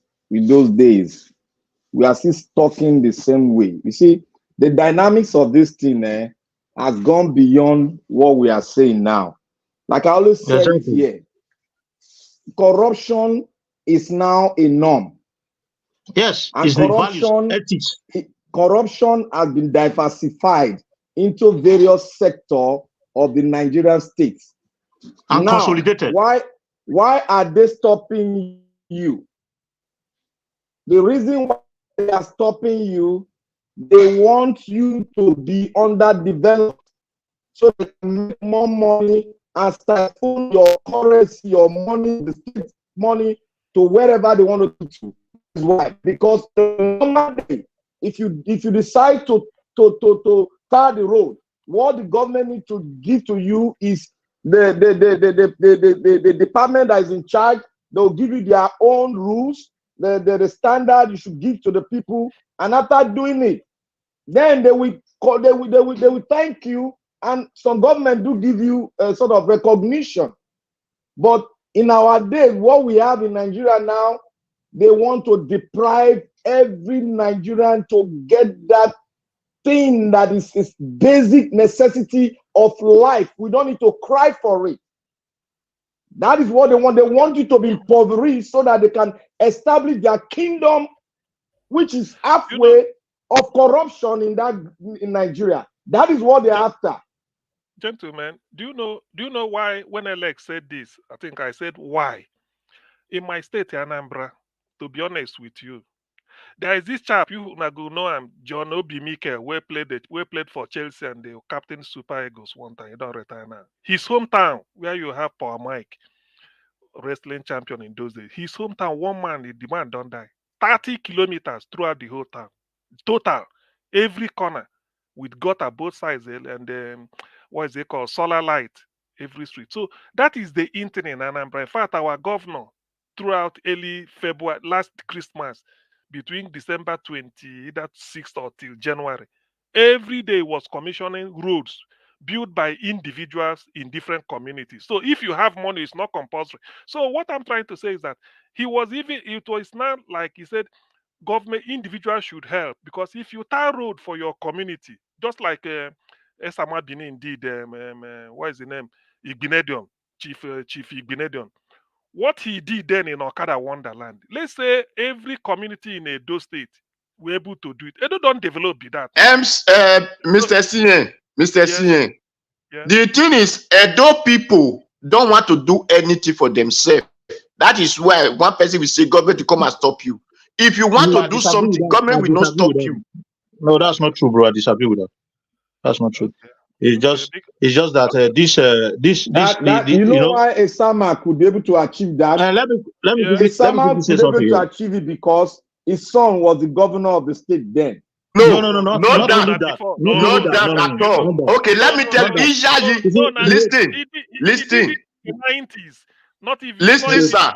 Ishaji ta egba. from Eho Road, in Eho Road. Ijayita Road from that, if you know bypass in Eho Road, when you are going to Abuja, after the bypass, after the hill, that road, it was Ijaji, late Ijaji Fiona that tied that road. Why the government not stopping? The thing is, those people that have money don't want to do things for their land. No. The fact is that the EIE and Ighodalo we are talking about, these things were done, 30, 35 years ago. That is when they did all these things. The corruption level has not got into this extent. That is one. Then sir, two, there is no corruption. Okay, let me tell you. Let me tell you. You people, when I said the sun, all of you just shout this time. Make I explain that to now. Let me finish. Let me finish, bro. Let me quickly finish this submission.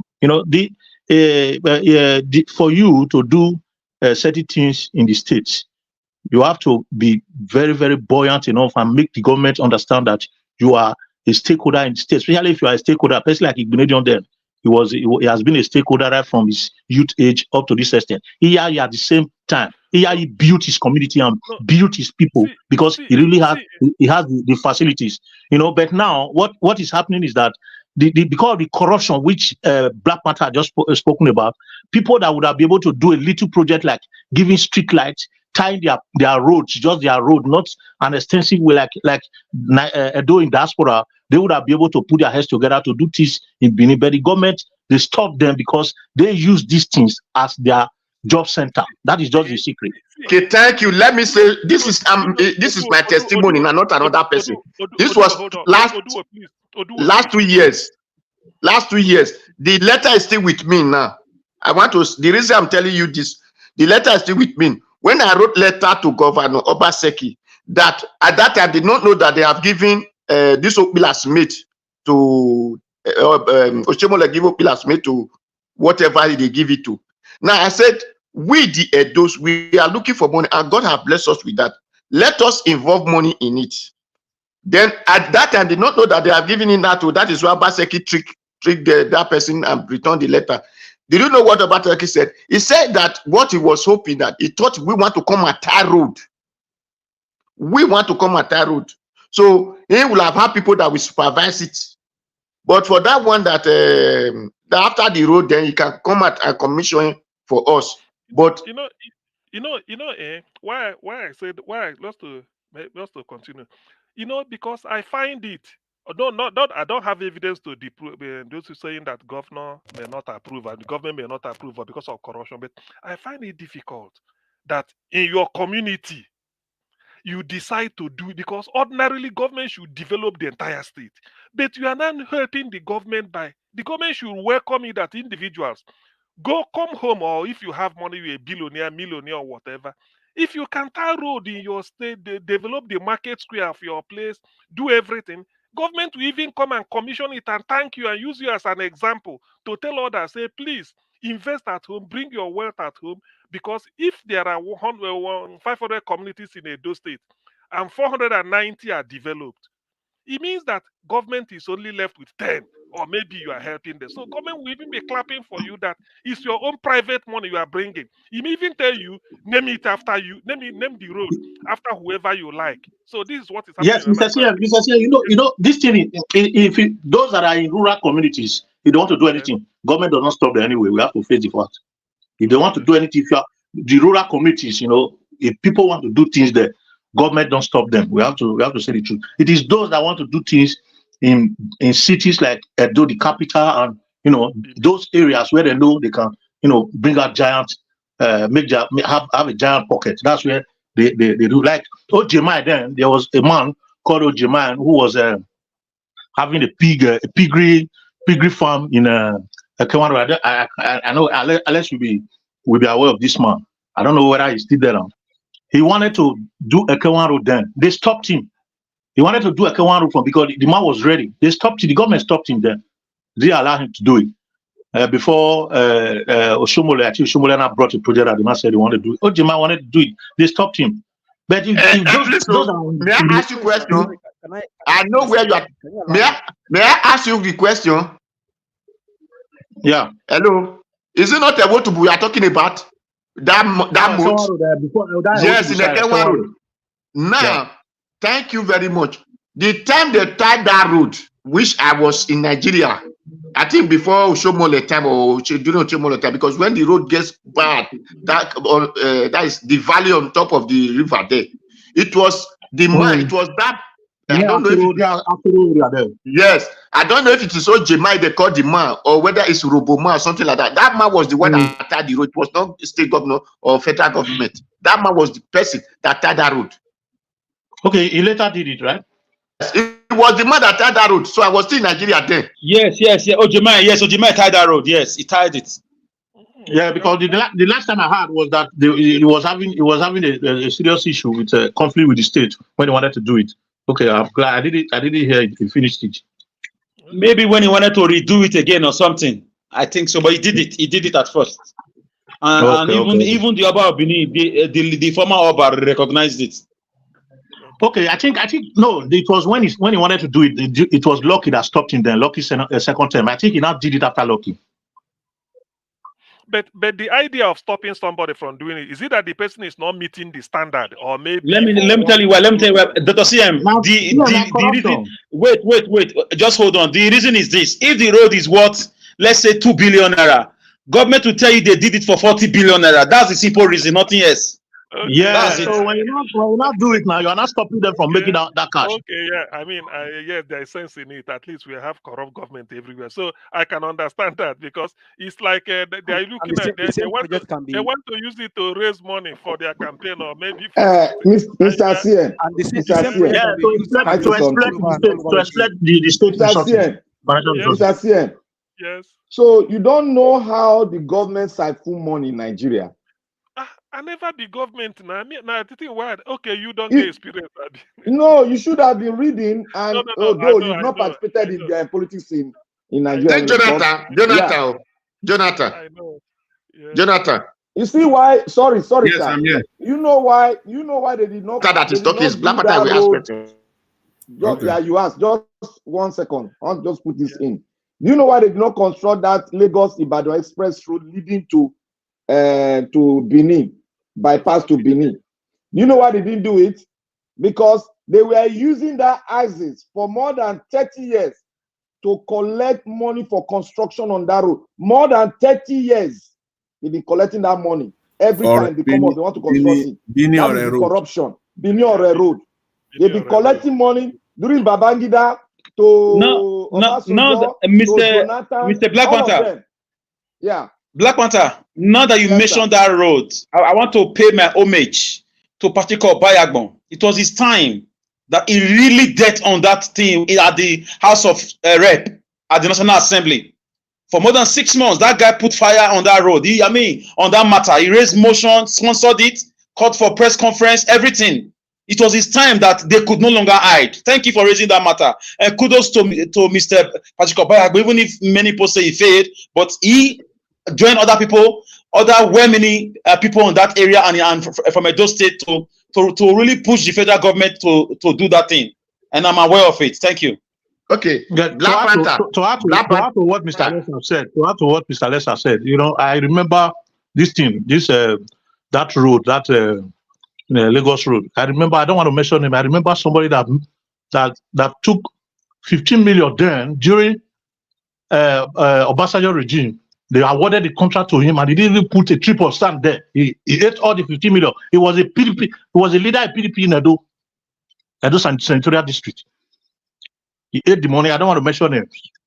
Black Panther. Can you hear me? It's okay. Continue. We're listening. Okay. You see, when they said that federal government doesn't, non-federal government, the government doesn't allow people to tie road. I want to ask question. You know that day they blocked Sapele Road. The Edo people went and blocked Sapele Road because of bad spots that was not motorable.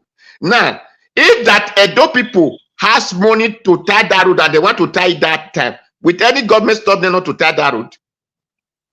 They will stop them. They will. Guess what? Guess what our Edo State government said?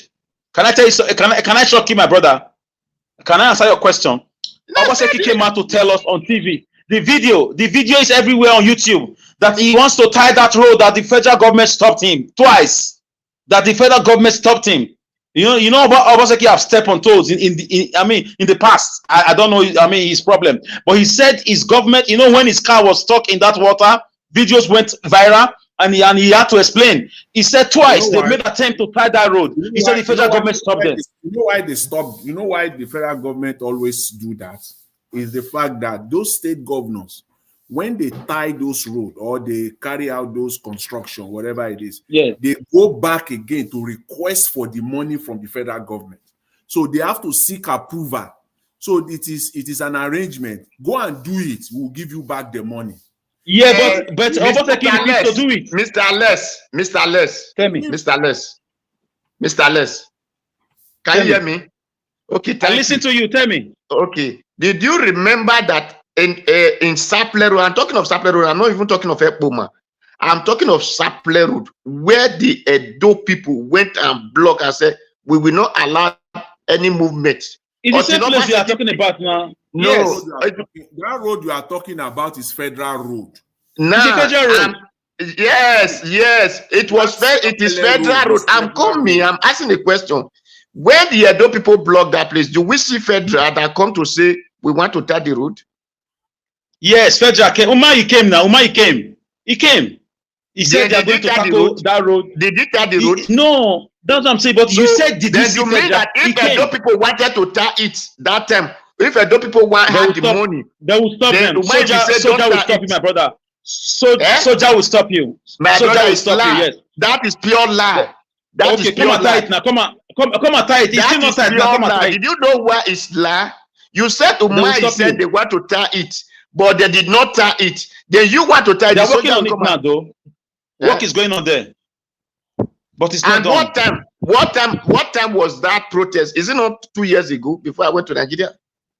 My brother, let's ask Mr. Anjao, where is Mr. Asue Ighodalo? Let's leave that. You don't know why. When you people will say, it will not happen, it will not happen. I laugh. That is especially like Mr. Les, who believe on Englishman mentality. When you just talk, not mentality, just Englishman language. Because if you work with the Englishman mentality and the way you are talking their language, you will know that everything is possible. But what has brought your logomaki about English today? We are waiting for Asue Ighodalo. Let's not. They will not. Speaking English is not a crime. English is a lingua franca. English is needed to communicate around the world. You can't be primordial. You cannot be, you can't live in a stone age anymore, my brother. You need English. You need French to move around the world. The stone age, we are developing the land. Yes, but we are here for Asue Ighodalo. Let's not lose focus. If you don't want to speak English, you can go and be speaking Benin where you are, my brother. But let's allow those who want to speak English to speak English. English is not our problem. Our problem is the heart. We have a wicked heart. Our leaders have a wicked heart. It's not grammar. It is about the heart. The heart of a man is wicked. It's not the grammar of a man. It's the spirit of a man. So it's not English that makes Obaseki to do what it is. Is England not developed? Attire. Is Canada not developed with their grammar? Please, it's a heart. It's a heart. The development. Yes, now he's a heart. The black man is the most black man leadership. They are wicked. The black man, the wickedness is there in leadership. They don't love themselves. So it's not by saying. It's not English, my brother. We have to learn English so that we can move around the world. We can navigate. It's very important. Guys, can you hear me? Yeah, the black people, they have black hearts. Their heart is too wicked. Yeah, so very look at our politicians now. Since 1960, we are still discussing electricity. Since 1960, we don't have trains, we don't have tram, we don't have good schools, we don't have hospitals. Our leaders still go abroad to go and do medical care, and they still come every 4 years to lie to us, and they loot money away. Donald Trump threatened to expose Nigerian politicians, past and present, who have money, and he stopped that thing. All of them were running a tasketer. I don't like Donald Trump, or you don't, or you don't hate him, but and he threatened to do that. So, Alex, tell me, do you have in the power project in Anambra State? Do you have a brief knowledge on the cost, that the total cost in the that power plant in Anambra State? I have the history. Yes, I have the history. I have the names. No, I want the total, the amount. Yes, I want the amount. Total is about $800 million, according to politicians, is what they said. Yes. $800 million. Are you Yes. sure about that? That's what is everywhere. It's you can Google it on your phone there. Minimize this program and Google it. It's there. Okay. And they said it's for 20 years. Ah, good. Thank you. It's been on for 20 years. So for me, whether you speak Hausa, okay, let me give you one little example. The northern leaders, most of them. Is it Anambra or Abia? Abia, sorry. Yes, Abia. Sorry, Abia. The northern, some of these northern people who we condemn every time, go to some northern states. They have good roads. Go to Kano and see the network of roads. In some areas, those guys love their people. Yes, they have a majority, they are poor, they are this, but it's not in everything. But over here in the south, everybody want to be Oga, everybody want to marry 10 wives, everybody want to do this, everybody want to be on top of the other person. Alex, so it's crazy. Alex, on those good roads that you mentioned, right? I will not say that they are the one doing it or they are governors. Now, let me set an example for you. I served in Bauchi State, for example. Now, we went for one of our community projects during my time there as a CLO. And so we're driving in one of the community, and then you can sleep on the road. It's not exaggeration. So there's this guy from I think he's from River State. He said, see where they hand Niger Delta money. Most of those roads that you see, they are federal government projects in those states. Okay. And the money that you may want to you may choose to believe or not, are the money they get from south. Now, if the governors in the northern region care about their people. Now, before I even experienced this firsthand, my dad told me he's a traveler. He traveled back everywhere in Nigeria. Now, he said you will get to a restaurant, they call it Buka. You get to a restaurant in the north. And then as soon as you are done eating, these guys, these almajiris, they will rush in. What are looking? Yes, I know that. Okay. Now, can I? There's a point I want to pin. There's a point I want to pin on. I'm not talking about that general one. You don't understand. The little money you say they stole from the south that they are using to build all those roads. Our people also stole. But what did they do with it? No, I'm not. They also stole. I'm not saying they stole. Now, governments intentionally. I mean, CM said it here all the time. Jonathan himself, that is from South.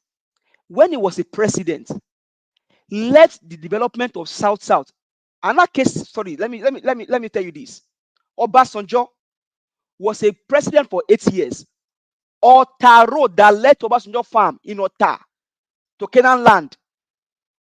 Bishop Oyedepo had to go and beg Obasanjo for them to tar the road in Ota. Obasanjo did not even tar the road, at least with his own farm, the place of his own business. But they were more important for them to put projects in the northern part of the country. That's the wickedness of a southern politician. It's like that. So I'm driving somewhere. So if you see those roads are not done by their governors. In fact, I did a project in Bauchi State, sinking of boreholes as an NYC person in Bauchi State. Do you know why that project would not see the light of the day? Because money had to be shared among people before you can even get the amount you need to use in digging the bore for their people. I will not dig the bore and take it to Southwest. So no, it's for their people. And just to give you that 500,000 naira to dig a borehole was a problem for them. So for me, our south, southeast, southwest, these governors need to allow their sense to be they need to be correct as to what they want to do for their own people.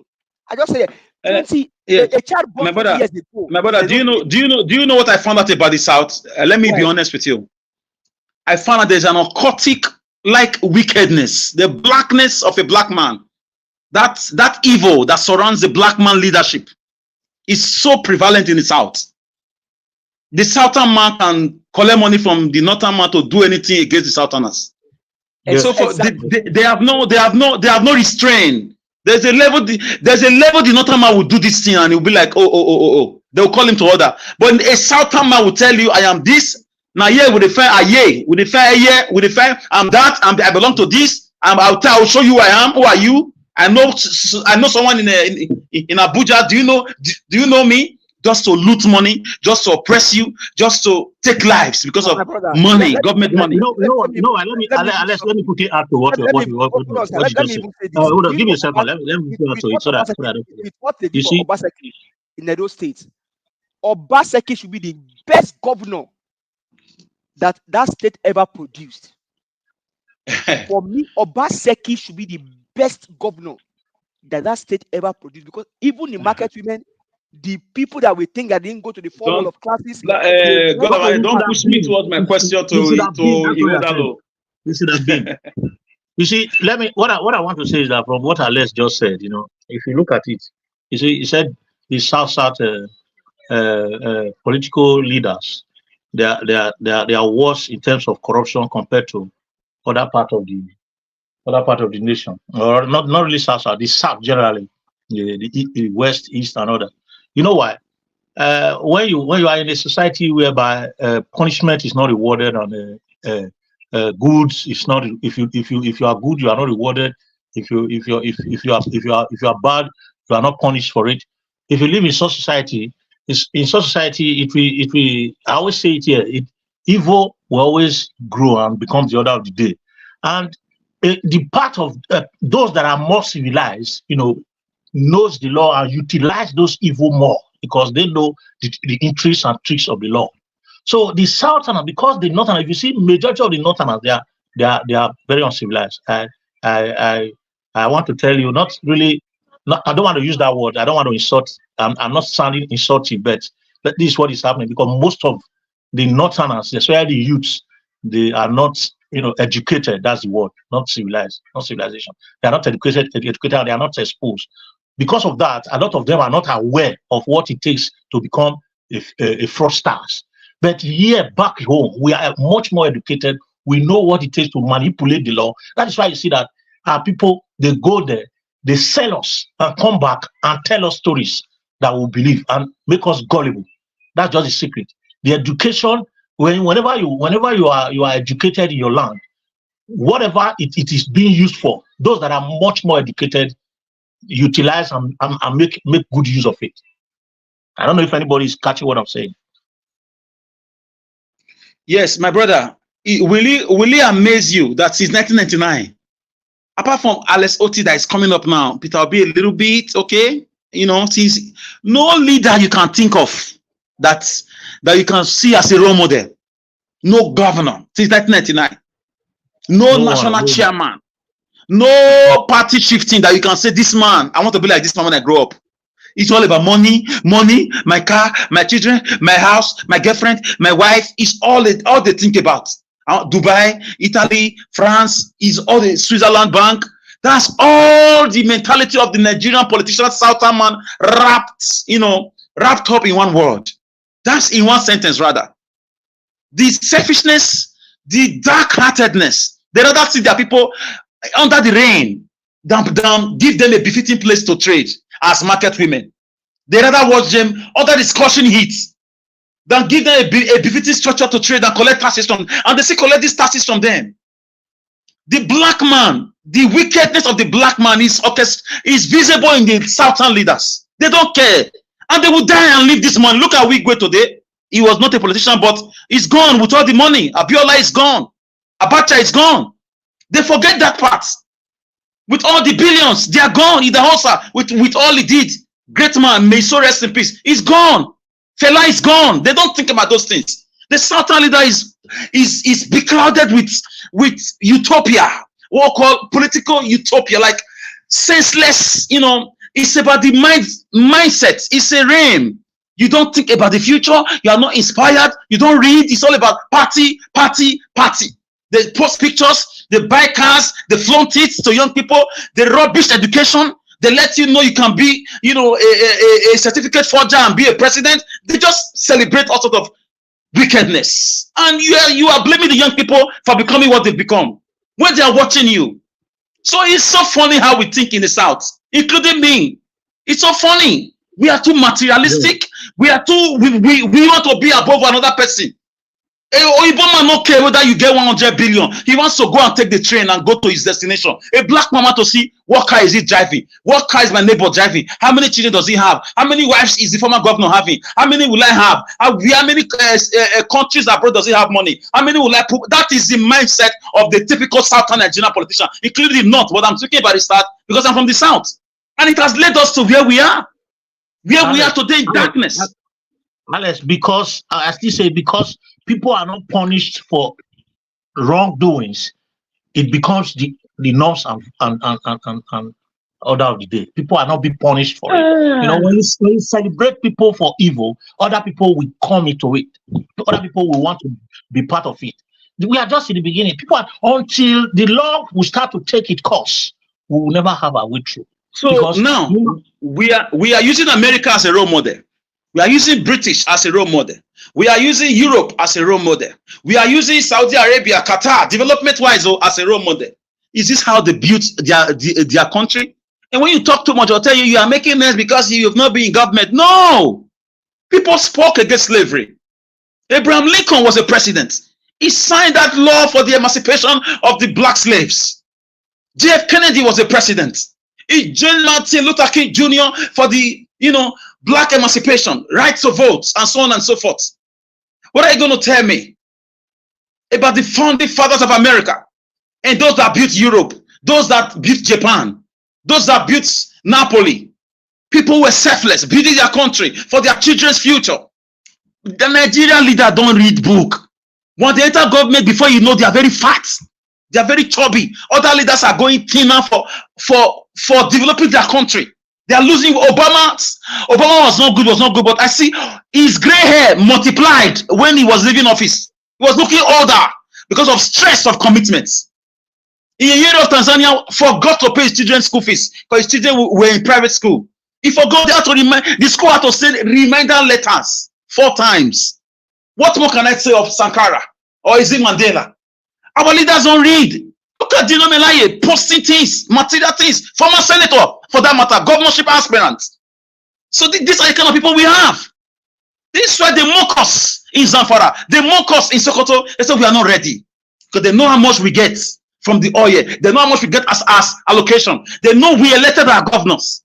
And when they became governors, they become dictators, emperors. And you can't talk. Once you talk, a bulldozer is in front of your house. The next day, suddenly, the house you've lived for 20 years is now on government land. This is the Southern mentality. How much can I get? You'll be hearing allegedly rumors that a former deputy governor is now having almost 30 petrol stations across the country. Allegedly. How do you explain that? Can you imagine? How can you explain that? 6 in Abuja, about 4 in Lagos, the rest of them littered across the country. Is the governor not aware? If a deputy governor is giving free hand to do that, what has the governor done? So we don't hate anybody. We are speaking because we care. If this is our only contribution to history, we are okay. We don't want political position. Honestly, yes, Alex, can you hear me? Yes. Yeah, please. You cannot be giving figures that you are not sure about. 30 filling stations across the country. I said allegedly. Allegedly. Yeah, but that number, no, we cannot apply allegedly to untrue information. That one okay. is 100% Okay. I'm sorry. I take it back. 30 filling stations across the country. 27, they said. Some said 30. I got it from aggrieved party members. Yeah, no party member have ever said that. We are on social media. Today I went to eat somewhere. Somebody also said it again, sir. But was any petrol station involved at all, whether 1 or 5 or 2? Mr. Naija Watch. Exactly. Yes, thank you, brother. Mr. Alex. Naija Watch, thank you for correcting me anyway. Let's leave Naija Watch. Yes. Let's just say, even if it's 1 or 2. Go ahead, Black Panther. Okay. Yeah. You see, Alex said allegedly. But before he says that, 30 gas station it's not a big deal. I know of somebody that owns more than 50. a private That's not what we are saying businessman. now. We are not interested about somebody that owns 1 million. When you are attaching things to somebody's name, you know, you have to be allegedly. sure. He said allegedly. It's very small. You cannot just bring any figure and allegedly. No. Okay. Okay, Najawash, can I ask a question, sir? Let me throw this question to you, Mr. Najawash. Go ahead. As we speak, are you aware Edo State government right now on the order of Obaseki? I'm not on Shaibu's side or any of them. They are placing stickers on Shaibu's properties across Edo State, marking for demolition allegedly. Like that. All I'm aware of is just they brought down the security post, so people should see things like this. Everybody has been lying on social media that Obaseki is demolishing Philip Shaibu's building. I never said so. They are marking his properties. There's nothing like that. I've not seen anything like that. I will send you pictures, sir. I will send you pictures. Alex, yes, I'm in Benin. Let me open my video. Wait now. If you have the picture, Mr. Alex, why did you put it on the group? If you are in Benin, I will do that. I passed through some properties in the Kawan Road. I'll do that. And they said it was government instructions that they are putting stickers on them for investigation or something. I don't know. I'll do that, sir. I'll do that. It did cross my mind. I'm not surprised to hear that anyway. I'm not surprised. It's not a surprise thing now. I'm not surprised because that's his job. It's a demolition. They've not demolished yet, so they're just placing papers on them. But it's going to. I saw. I pray they don't turn this election into fight. Because exactly when it gets to that stage, it now become personal issue. Because if me I'm in their position, I will take it personal. Black Panther, they will demolish Secretariat. The people that are fighting the outgoing deputy governor and the outgoing governor. So it shouldn't affect the candidates. That's all. It is going to affect the politics of Edo State. And not really, sir. People go and fight in their village. It doesn't affect the candidate, the incoming candidates. Let them go to their village and be fighting. They'll be out of the position soon. That's all. I hope. I even think for me, in my view, I even think the fight is not real. They are trying to distract us from asking them questions. Two of them. Alex, the truth is that this impeachment of Philip Shaibu, whether we like it or not, it will still have a regular effect on the voting. You understand? Because this guy has followers. Anyhow we look at it, he has followers. And there are people that are also against Obaseki's action towards the impeachment. So it will reflect on the voting somehow. Let's just wait and see what will come out of it.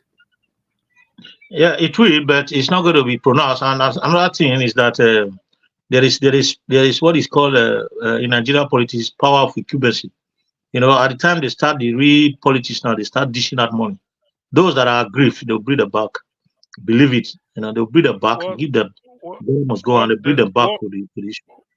What they really call power of incumbency is organized rigging, advanced organized rigging. God bless you, Mr. CM Jare. That's what they call power of incumbency. Now rigging, talk rigging. So that's why using state resources, put INEC in your pocket. They use in your pocket. Request the chief of army staff. If you know somebody, we know, and make you send them a come. All this one, the power of incumbency. You see, everybody will say every time we use English to qualify some evil act. There's nothing like power of incumbency. It is rigging. The rigging. They are going to rig the election. Say that clear so that the people will know.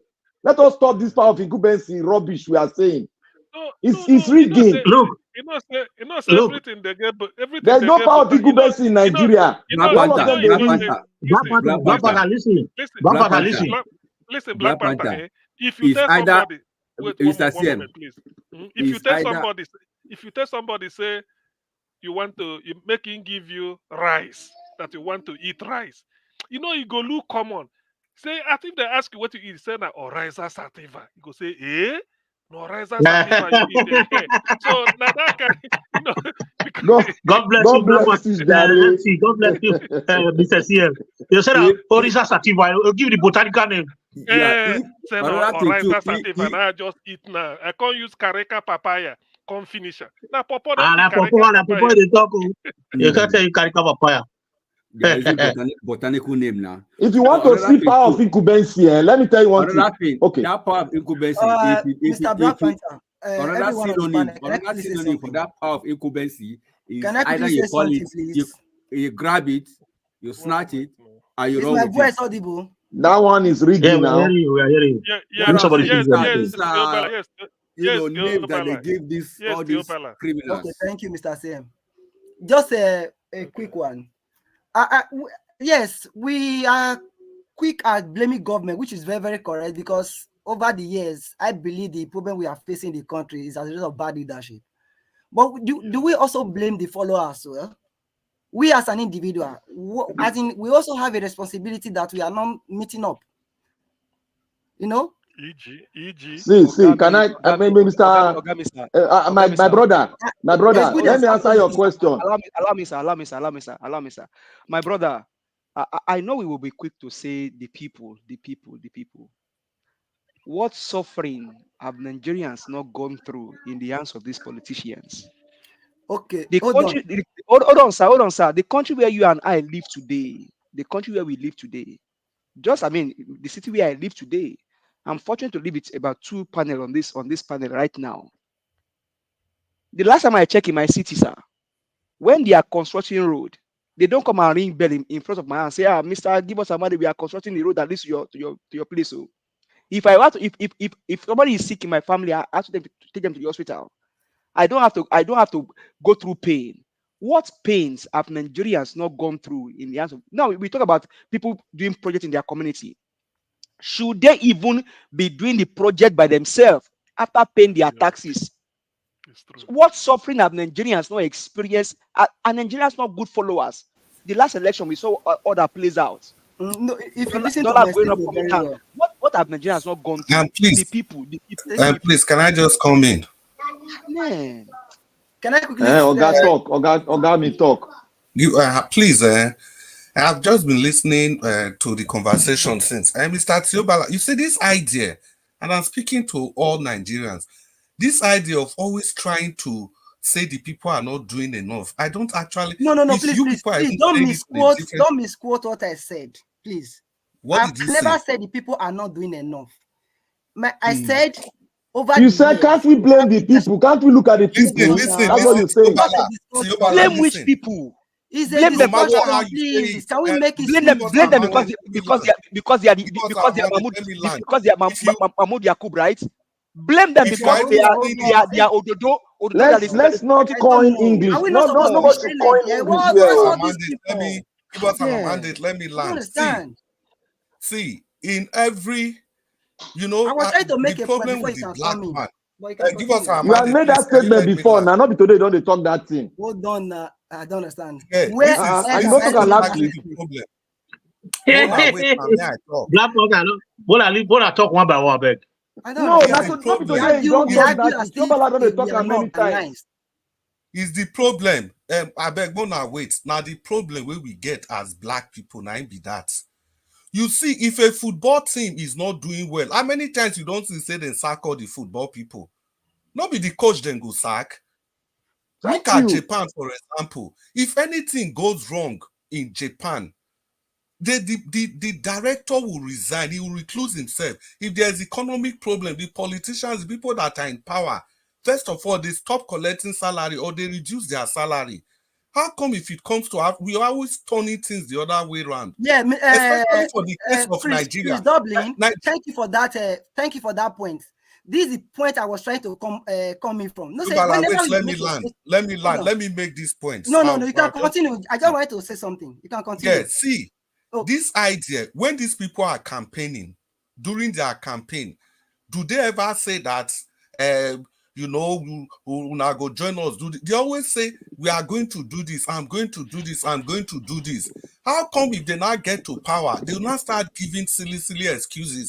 Okay, And we all have, we have Look the at, way of look at, training look them. at the point I'm making. Mr. Sam, just a minute, please. Just a minute. Okay. Look at the Tiobala, point I'm can you making. hold on? No, you have. Please. Can I just quickly say Tiobala, something? Tiobala, you've done this me? question before. We know Can where I it's going Why are to you go. preempting me for no reason? We are preempting you because you said this same question before. You cannot Yeah. speak Can I directly to land? my brother. Here in Niger Watch. Allow him to speak. One more Black Panther. sentence. One more sentence. How many times you want to talk am now? Allow him. Make you the one reason people. Tiobala, I'm still talking. Chris Dublin. Chris Dublin, I want to respond to what you said. No, let me finish before you respond. You don't make it about you, please. No, hold on. Let me finish. Let me finish. I have to say this. See, even if it gets to the point of blaming the people, I don't think we even have the moral right to blame Nigerians. If you blame people in other countries, so that you will not get Nigerians are the most easiest people make to some govern. correction. You know, you make reference to Japan and all of that. A good example I wanted to use is the NSAS movement. You find out that they find a way to infiltrate the people. Okay, if you check about Senegal's election recently, the people were behind that movement. But in Nigeria, you find out that we, the citizen, will be clamoring for something, and then some of us will go back and collect money, destroy that movement. So can you not qualify that as, can you not generalize that issue? You cannot generalize that issue. I never generalize. It's just because people don't listen. I never generalize. We listen. You don't listen. You shout for no reason. You shout for no reason. Make I respond. And Tiobala, everyone just want to respond because I'm your enemy. Tiobala, hold on. We know where you are going. Hold on. Of all this arrogant talk. We go preempt you. What is the problem? We go preempt you. Let me respond, please. Tiobala, the Senegal where you refer to, did it occur to you that it took the court, the Supreme Court, only 10 days to deliver the judgment that gave that guy the opportunity to contest the election? Does that have anything to do with the people? Is it not a case of institution working? Only 10 days. If it is in your country, will that happen? Your election that you did, the presidential election, how many years did it take you people? You swear in the president, do everything before they finally deliver judgment when the president is already on seat. From left to right, instead of right to left. That's why I said until the rule of law. Please that's why I said until the rule of law is being obeyed. On this panel, we have to said we make law. We are the one that bring that law. Can you hear me? Can you? Can you hear we me? make the law. Hello. Can anybody hear me? We can hear you. Yes. Go ahead. Okay, we have Dr. Aswen with us, and I'm getting a continuous attack here. I don't know what's happening. You know, I don't know how we're going to do this. We have Dr. Aswen with us already, but there's a continuous attack here. As you all can see, I've been on and off, right? Can you guys hear me? Yes, we can hear you clearly. We can hear you. Yes. What we can suggest is maybe if that continues, let Dr. CM serve as a backup moderator. Yeah, that's what I'm about to say. Somebody support me. I keep using your internet for that network thing. is failing. No, what we are saying to you, Mr. Elvis, we understand this is happening. Let Dr. CM be a backup moderator for this event today. Yes, in case you go off. Okay. All right. Maybe you know, I don't know. Can you guys still hear me? Yes, we are hearing you anytime you speak. We are hearing you. Yes. Okay. All right. I wish I have a backup, someone that is going to support me here, because this is not working. But Dr. Aswen is on the backstage. I need to remove somebody right now to bring. Can anybody hear us? Dr. Aswen in. Yes, Mr. CM, Mr. CM will support you. We dedicate Mr. CM for that. Mr. Evix, you can put me on backstage, no problem. I can't hear anybody. Can you hear me? Oh my God. You can't still hear me. Can you hear me? I can hear you. We can hear you. We can hear you. I don't know whether they attack me too. No, they're not attacking you. We are hearing you clearly. Black Panther. Okay, can we all agree? I can hear everybody. I can hear everybody very clearly. Mr. Elvis, let's agree a decorum so that maybe you can hear one person. Mr. Elvis, what we agree on is that the attack continues. We understand that. But should in case you are out, Dr. CM will be your backup. And Mr. Frank, sorry, Mr. F. Emmanuel said you can put him on the back of the stage. So you ask him if he has heard what you said. Exactly. That is the most Can you hear me, sir? He's not hearing you. That's the thing. It's not. So this is sabotage. No, Exactly. And you know what is happening? There's somebody on the message on the messenger. Can I say something? There's somebody on the messenger where that is typing in, and whatever he's typing, it affects Mr. Naija. Okay, yes. Okay, yes. I need a backup. Everybody is just talking. I need a backup. We have told you what the backup will be. No, we have told you what the backup will be. The backup is because CM will be the backup for you. Mr. Naija, okay, that's fine. Let me bring before I bring the. Can you hear us at all? Hello, Can you I'm hear talking me already now? But we are He's hearing us. He's hearing us. Okay. Can you people on backstage, please? Let everybody just stay mute. Dr. CN will be a backup. That's fine. But everybody stay mute. If you can hear me, whenever you lose my voice, please let me know immediately.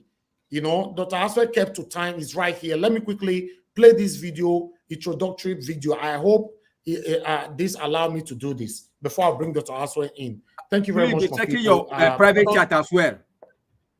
Hello, okay, sir, that's fine. Let Dr. CM talk alone. Dr. CM, you have to unmute yourself and be communicating with me. You can't mute yourself if you want to support me, sir. Please. Okay. You know? I know.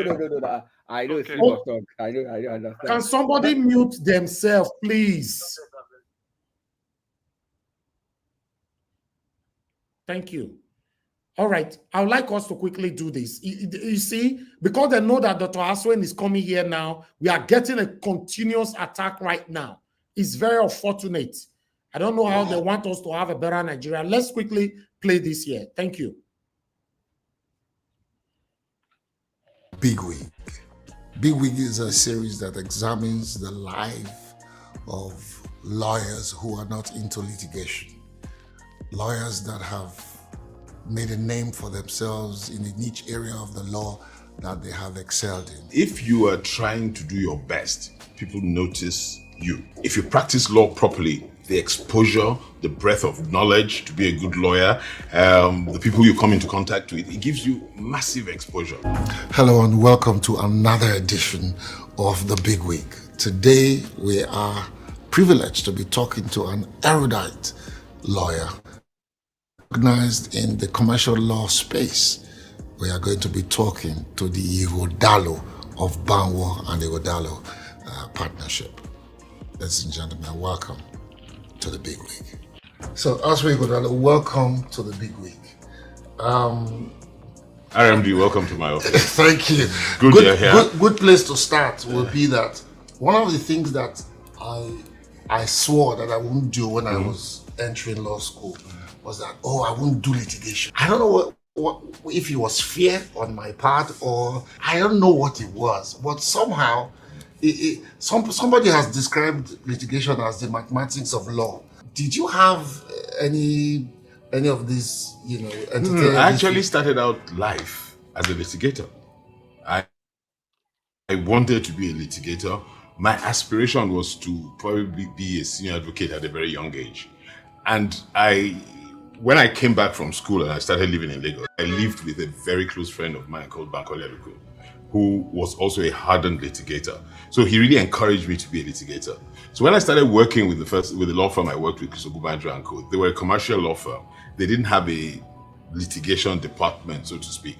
But there was a chief Ido there who later became a senior advocate, and myself, who then started like the litigation department. So I started life as a litigator. So why did you switch? What made you switch to commercial law? Tough.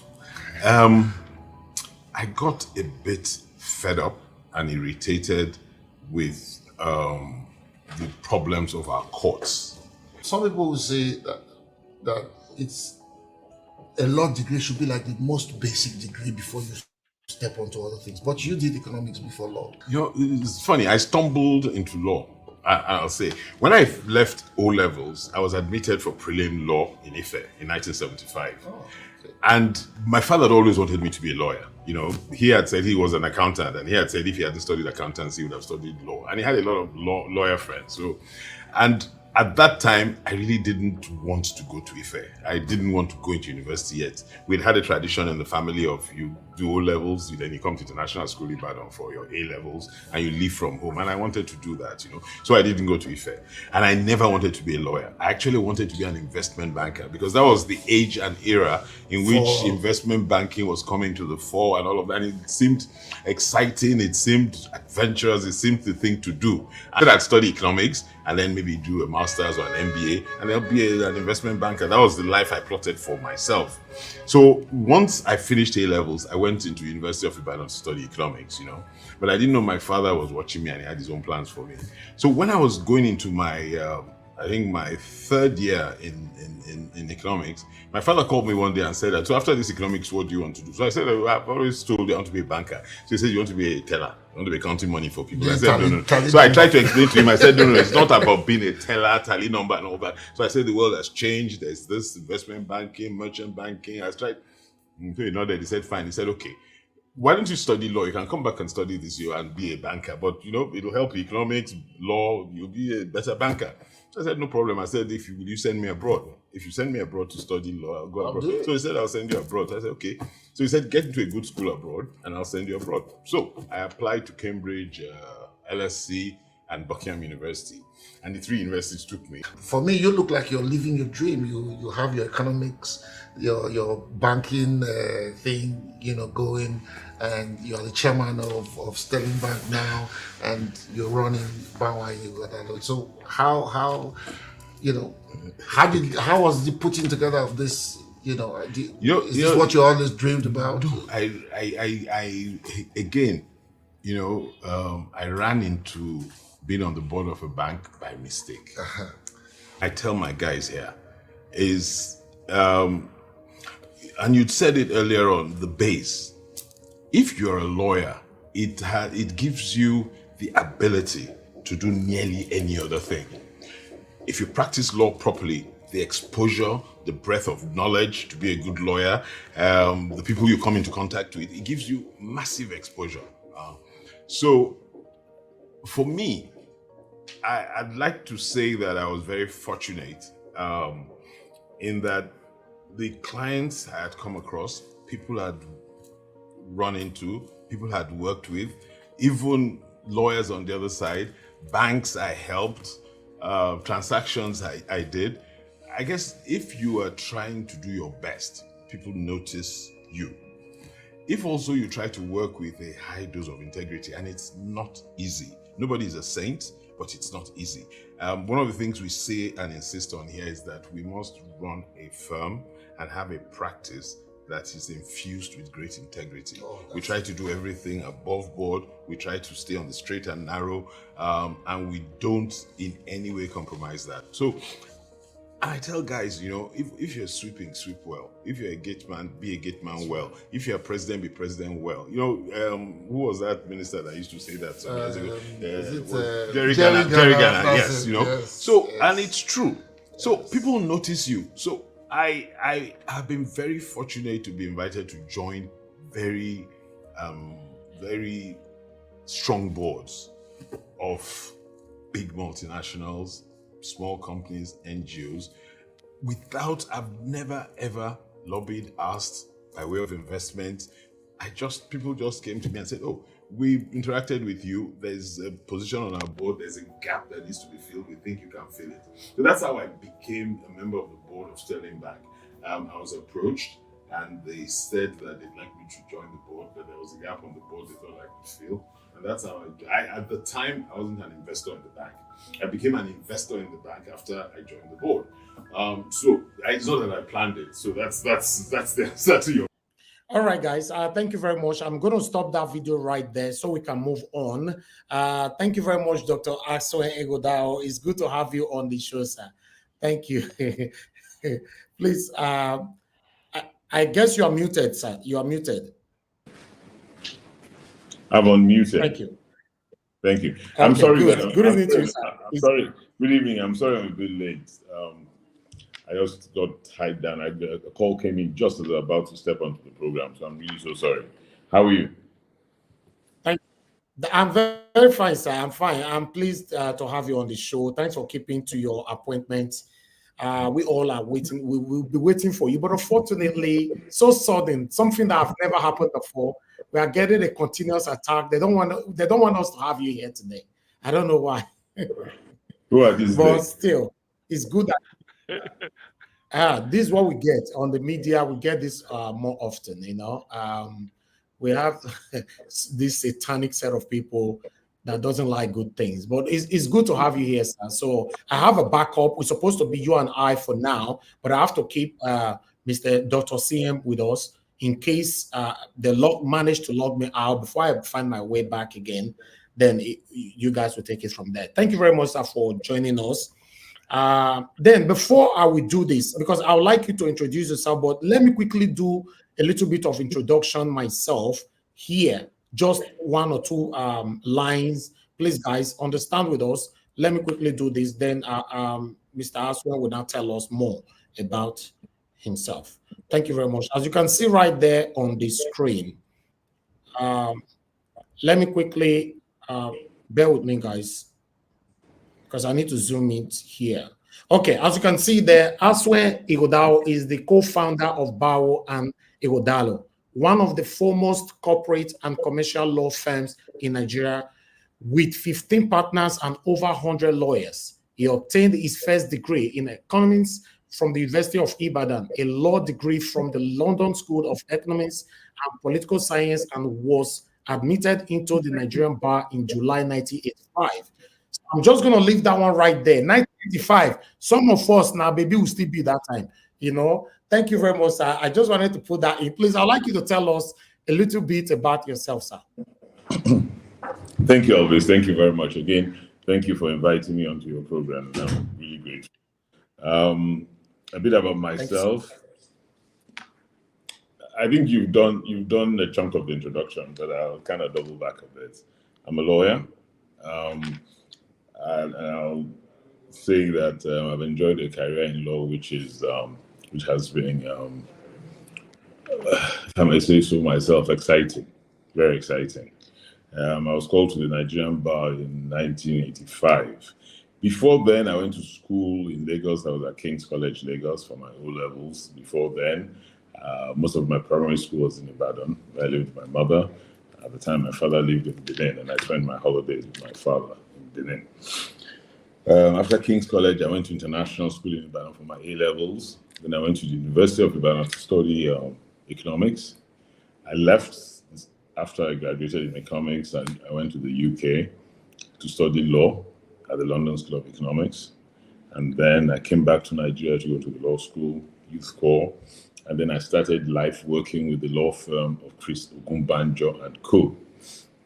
Chief Ogumbanjo, my boss, died sadly at the age of 99. He was nearly 100 in October. He was a great boss. And I learned so much from him. I worked with him for 6 years. And after, I then started my own law firm with a friend of mine, another lawyer, Femi Banwo, and we started the firm Banwo and Ighodalo in February 1991. We started empty, no clients, nothing, empty table, only newspapers to read. By the grace of God, 33 years after, we've managed to truly build a first-class institution, one of the top firms in the country and in Africa, 15 partners, nearly 120 lawyers. We do a lot of corporate work, project finance, corporate finance, oil and gas, mergers and acquisition, capital markets, capital raising, international capital raising, arbitration and dispute resolution and litigation, intellectual property, estates, and real estate. And I think we've built a strong and resilient team of true professionals. In the course of my work, I was also exposed to corporates and persons who thought me worthy and fit to sit on their boards at different times. And that's another area of great experience and expertise. I sat on the board of the Nigerian Sovereign Investment Authority, the Nigerian Sovereign Wealth Fund, Okomo Oil, Cardinal Stone, became chairman of Nigerian Breweries, the Heineken subsidiary in Nigeria, Sterling Bank, Levin Oil. I was chairman Dangote Flour Mills before we divested. And I sat on the board of a number of NGOs, including Christopher Kolade Foundation, Fate Foundation, and a number of other institutions. So I've had a diversified experience and exposure. So I'm married. My wife is an entrepreneur. She manufactures furniture, and apart from manufacturing furniture, she does interior design work. My daughter, I have one daughter. My daughter is a serial entrepreneur too, and she works with her mom at the moment, but she also makes cosmetics, she makes wigs and things like that. So that's me in a nutshell. In my spare time, what do? I like watching football. I watch Nigerian football. I watch international football. I read. I try to read. I engage in political discourse. I like hanging out with my friends. I don't have enough time to do that these days, and I miss it, and I apologize to many of my friends who miss me too. I play golf. I also watch sports. I like sports generally. I like watching sports. So that's me. Okay. Yeah. Okay. Thank you, Dr. Asue Ighodalo. Thank you for coming to our platform today. Like Elvis Edigit said earlier, I have to sort of I'm a backup for him because of the attack, unnecessary attack we normally have here from those who feel that our objectivity is second to none. So as you can see, probably when they hear that we are coming, I don't know why it is so profound today. So it's so unfortunate. We usually have it intermittently, but for today it's quite profound that I don't know why. But be that as it may, it can never change our objectivity. We are very objective here. As you know, that's quite unfortunate actually that we're having these attacks.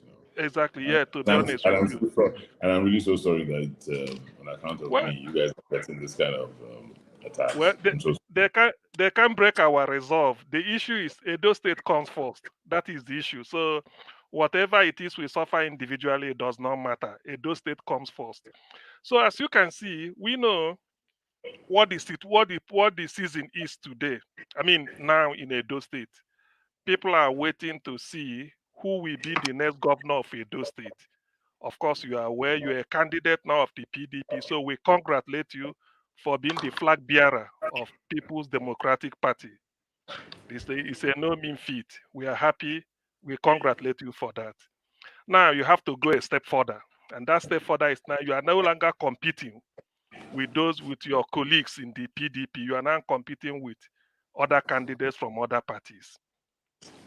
So what the conversation we want to have today is for us to sort of to exchange ideas.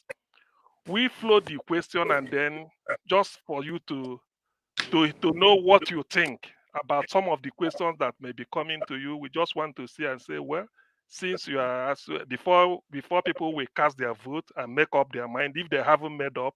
So we like to have a conversation. We call it a conversation. It's not like where you have to subject somebody to a barrage of attack. We don't want it. I assure you, the questions we are going to raise today, we satisfy one condition: public interest. It will be in the interest of the good people of Edo State that we help to move the state forward. That is the overriding purpose of what we are going to do today. We have, just like the way you have Edo State interest in your mind, that is also the way any question coming to you is to help the people of Edo State, both those in the diaspora and those at home. I'm I'm fielding this question. I'm backing this up from the UK. Now, before Niger Watch comes in, to set the ball rolling, I need not inform you that the job which you are gunning for is a job that comes with a timeline. That is 4 years. Hopefully, in the first instance, if you decide to go for a second term, if you are likely to be elected, then you have to also be subjected to different interviews. So in this case, because it's a job that comes with a timeline 4 years, I would like to put this question across. As an indigenous of Edo State, I would like you, for the interest of Edo people, the good people of Edo State, both those at home and in the diaspora, I want you, it's a question that is in 3 parts, A, B, and C. The A part of the question is, I would like you to name one major problem that is facing Edo State as at today, 17th of April, 2024. The B part of the question is, what strategy would you like to explain to us how you are going to surmount or solve this problem? The C part of the question is, why do you think you are the best qualified person to solve this particular problem you've named? Thank you. Let him answer that so that yes, we can Niger come in. welcome. Yes. Thank you. Sorry about that, guys. I'm sorry, I had a bump you. Please. I had a bump you. Forgive me. Anyway, thank you very much. And it's a good idea that you have this backup, so that we can have continuous transmission. Thank you. Thank you very much for the question. Yeah, you asked me to name one major problem. There are a number of problems, but one major problem, which I've always emphasized and I'll continue to emphasize. And that's our problem of security. For me, security is on the line in the sense that in any environment, any economic or social environment that's devoid of effective security, then there's a major issue as regards people's trust for that environment. People don't feel safe being there. People don't feel safe investing there. People are worried. People don't even visit. So it undermines the whole economic potentiality of that environment. So for me, it's critical that before we start doing anything else and layering things on anything else, we must do everything possible to make Edo State a safe haven for everybody that travels through there, that resides there, or just passes by. So that's fundamental. And then I know that once we have our security well in place, then all of the other plans we have, all of the other objectives, all of the other targets that we have can then be better and more effectively achieved. Strategy to tackle the problem. Today, there's security structure within the country, but I think we need to do a bit more in Edo State and in the country as a whole, because the security situation is not peculiar to Edo State. The security situation is a nationwide problem. But my concern is, how do I ensure I make Edo State safe so that we can do the things necessary to move Edo State into a first world status from the third world status we're in today? That's my major concern. And I'm hoping that whatever we devise in Edo State can then be replicated in other places and then the country as a whole.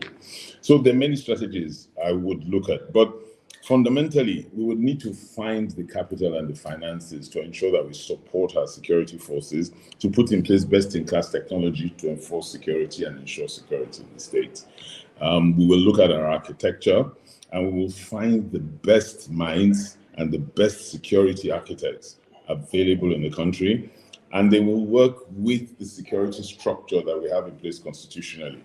I notice with plenty of happiness that the reconsideration of state police is coming up, because I believe all crime is local. You start from the local base to know who's not supposed to be there, who's not fit for purpose, who has criminal tendencies and things like that. And so we must find a way to infuse local policing into the policing and security structure that we have today. So we will work with the different security agencies. We will work with technology. We will work with all the best minds available to ensure that we tackle the security problem in Edo State head on, and ensure that our people are safe, property is safe, life is safe, people can move at any time of the day or night in the state, people feel secure investing in the state, people feel most secure living in the state and leaving their loved ones in the state.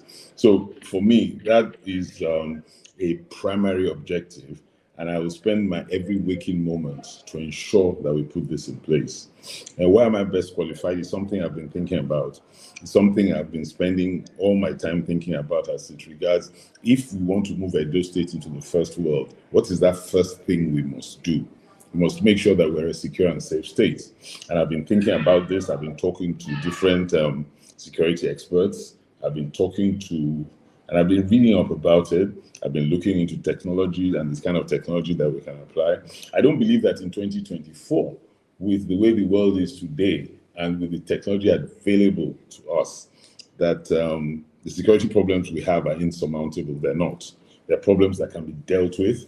We just need to focus and apply the right kind of mechanics to dealing with the issues. So I'm fairly confident that if we work hard on this, doing the right things at the right time, that we will prevail over the security issues and security problems we have. But we must deal with those problems. If we don't deal with those problems, everything else we want to do will not work as effectively and as well as it should. And then the benefits and the value add that we should get, we won't get. All right. Thank you very much, Dr. Asue. Like I said before, it's a struggle. I'm surprised they are doing this to me today, but I'm still going to pass my questions. Although some of my callers, you guys might be affected, in case you want to call in. I don't know. You can see what is happening right now. It's not intentional.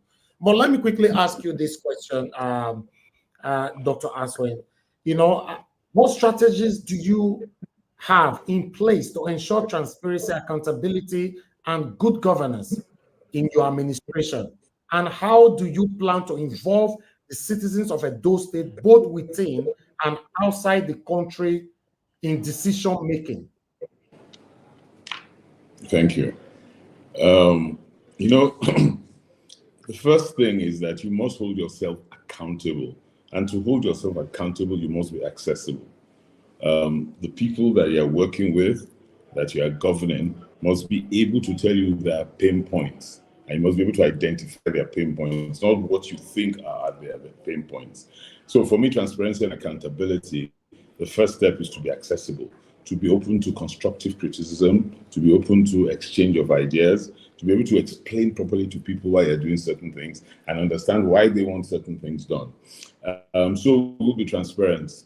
Everything we'll do, we'll communicate and we'll publish. There'll be nothing hidden. We will answer all questions that people ask of us. Our accounts will be available, the state accounts will be available, and will be audited and will be available, and we make the necessary constitutional presentations to the State Assembly. So there won't be anything that will be hidden. I've lived my life, particularly in my corporate life, being open to investor analyst questioning from all over the world, asking tough questions. So that's the life I've lived. So why should it change now? There's no reason for it to change. So I'll be available to take any questioning, any issues on the government. The government will be an open book. Information will be available to everybody, and will be as transparent as we need to be. All right. And one other thing. Let me even complete the other leg of answering that question. Because we need to heighten our revenue profile, and we may need to raise levels of capital, it's important that we run a transparent government.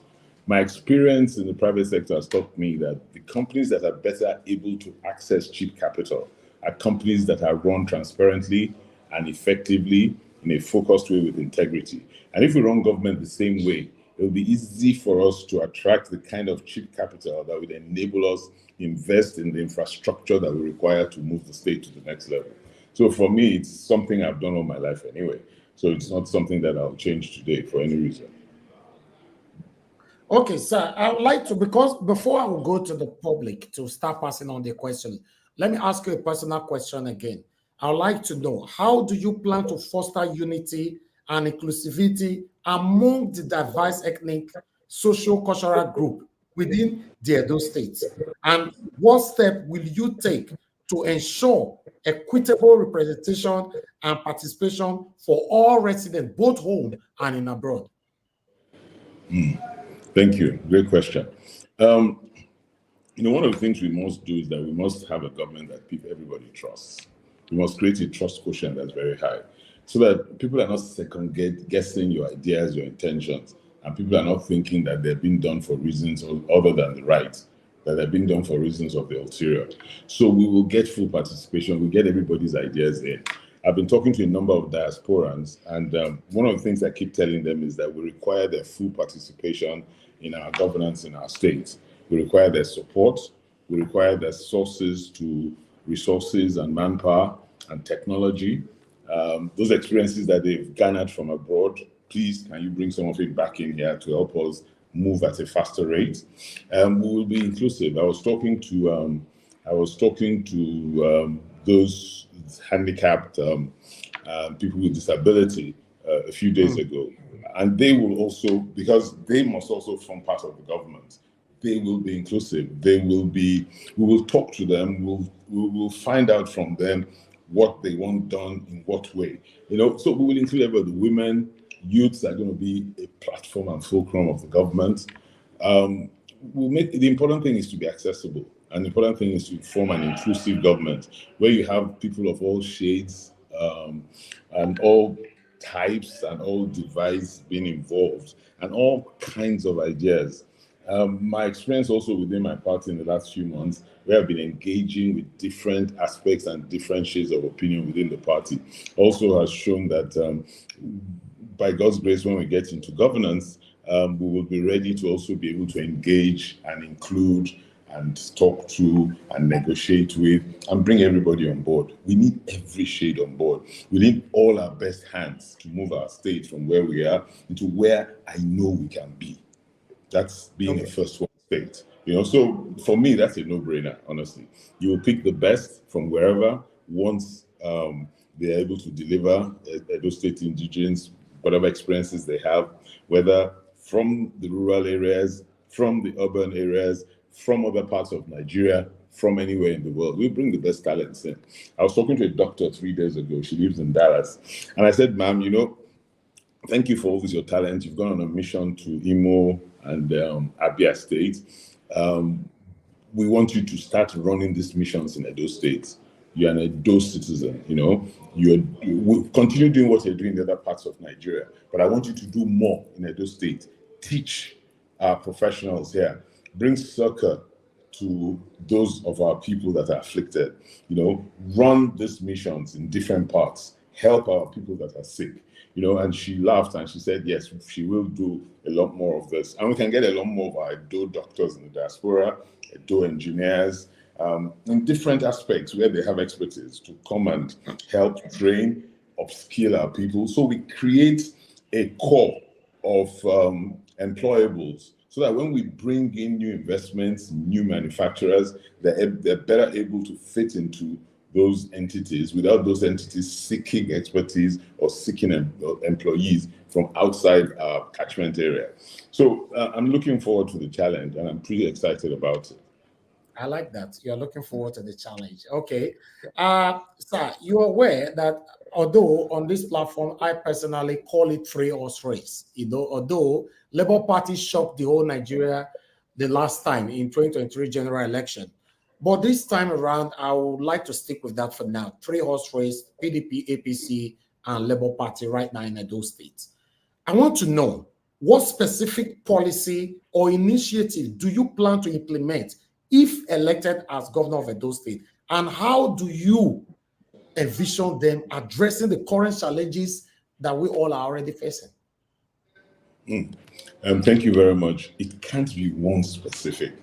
There are multiple and myriad of policies that we must put in place that must come back and align and work together to move us from where we are to where we want to be. And, let me just give you kind of a broad overview of the kind of thinking I have with my team. We're looking like a four-pillar kind of socio-economic structure that we want to bring into the state. We've already talked about security. There's going to be social welfare, governance, and prosperity. The prosperity bucket will be the economics. We'll be looking at agro-business, we'll be looking at creative, sports, tourism, manufacturing, digital. So we'll then layer all of that with infrastructure required to put in place all of those pillars. So it can't be one policy. It's going to be a series of policies intertwined, aligned, and working together. We may need to prioritize depending on revenue and capital sources at the time. So we will prioritize. And if we're going to prioritize, like I said, security will come. Basic, okay. Security will be the first thing. And in that process also, I will be thinking, how do I enhance the capital base and the revenue generation capabilities of the state? Where do we find the resources to put in place the infrastructure that we require to move the state at the fastest rate possible? So those things will work hand in hand together. So when we are able to then get to that point, we will then be looking at things like our light situation. We'll be looking at things like road situation. How do we put money in the hands of those who are really, really, truly poor? How do we kind of regenerate trade within the state? What about our agriculture? What grows best where? Where do we have comparative advantage? We are thinking that we would probably have 3 economic zones in the state, 1 zone per senatorial district, and we'll have an agency so that what is best deployed, what resources are best deployed to achieve the best in those areas, what do we have comparative advantage for in those areas, and then we'll start a cross-the-board development of the state. And then there are many things that are on ground now that we'll also re-emphasize and work on.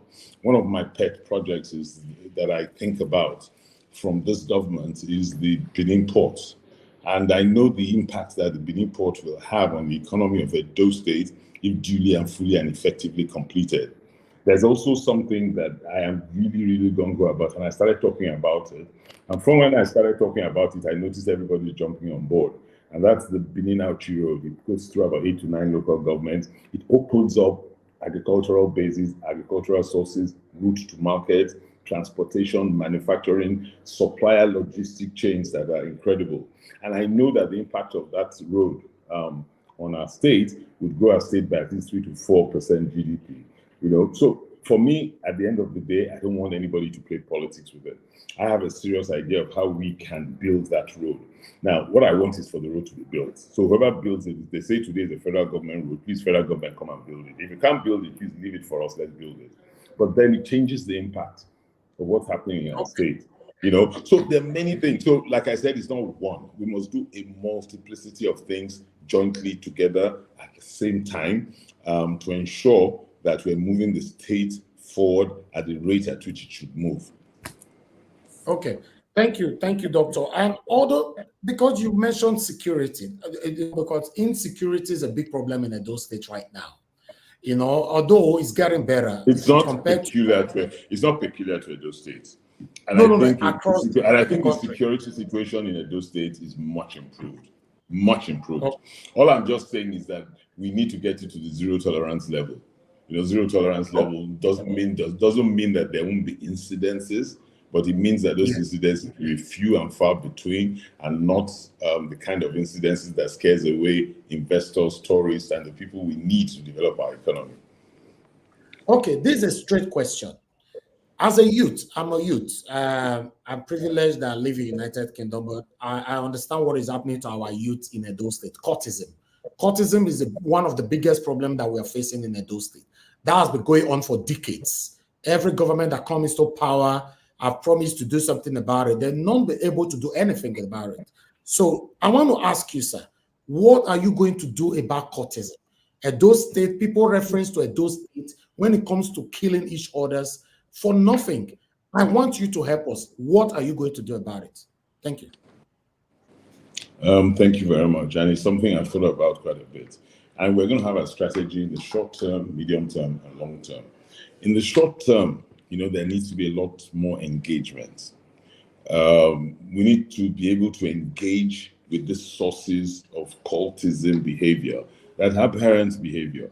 So I am going to identify those sources, and I'm going to hold myself out to start a formal engagement, because they must understand the impact and the thinking that this causes for our social and investment life.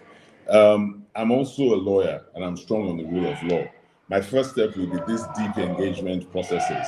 But if these deep engagement processes don't work, then people must be made to face the law where they behave in a way that infringes our laws. And that also will be something that I will take very seriously.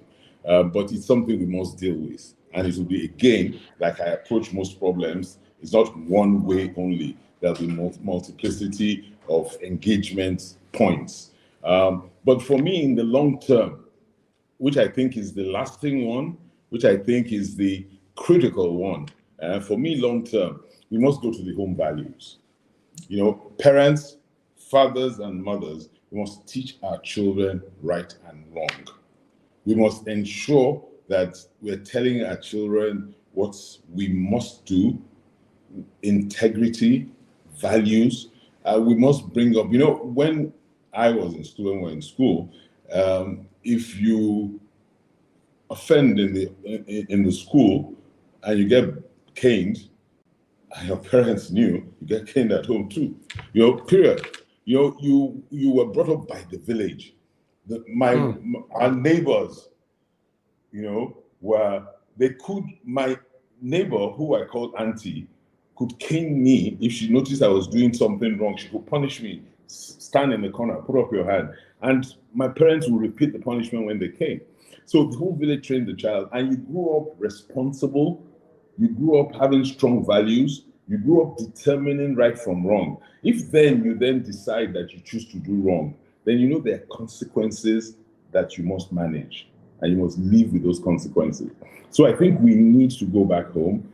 Parents, I know parents, because of the economic circumstances, spend less time with kids, but they must let those times count. They must be quality times. You must engage your kids. You must understand how they think. You must help them think properly. Help them think on the straight and narrow.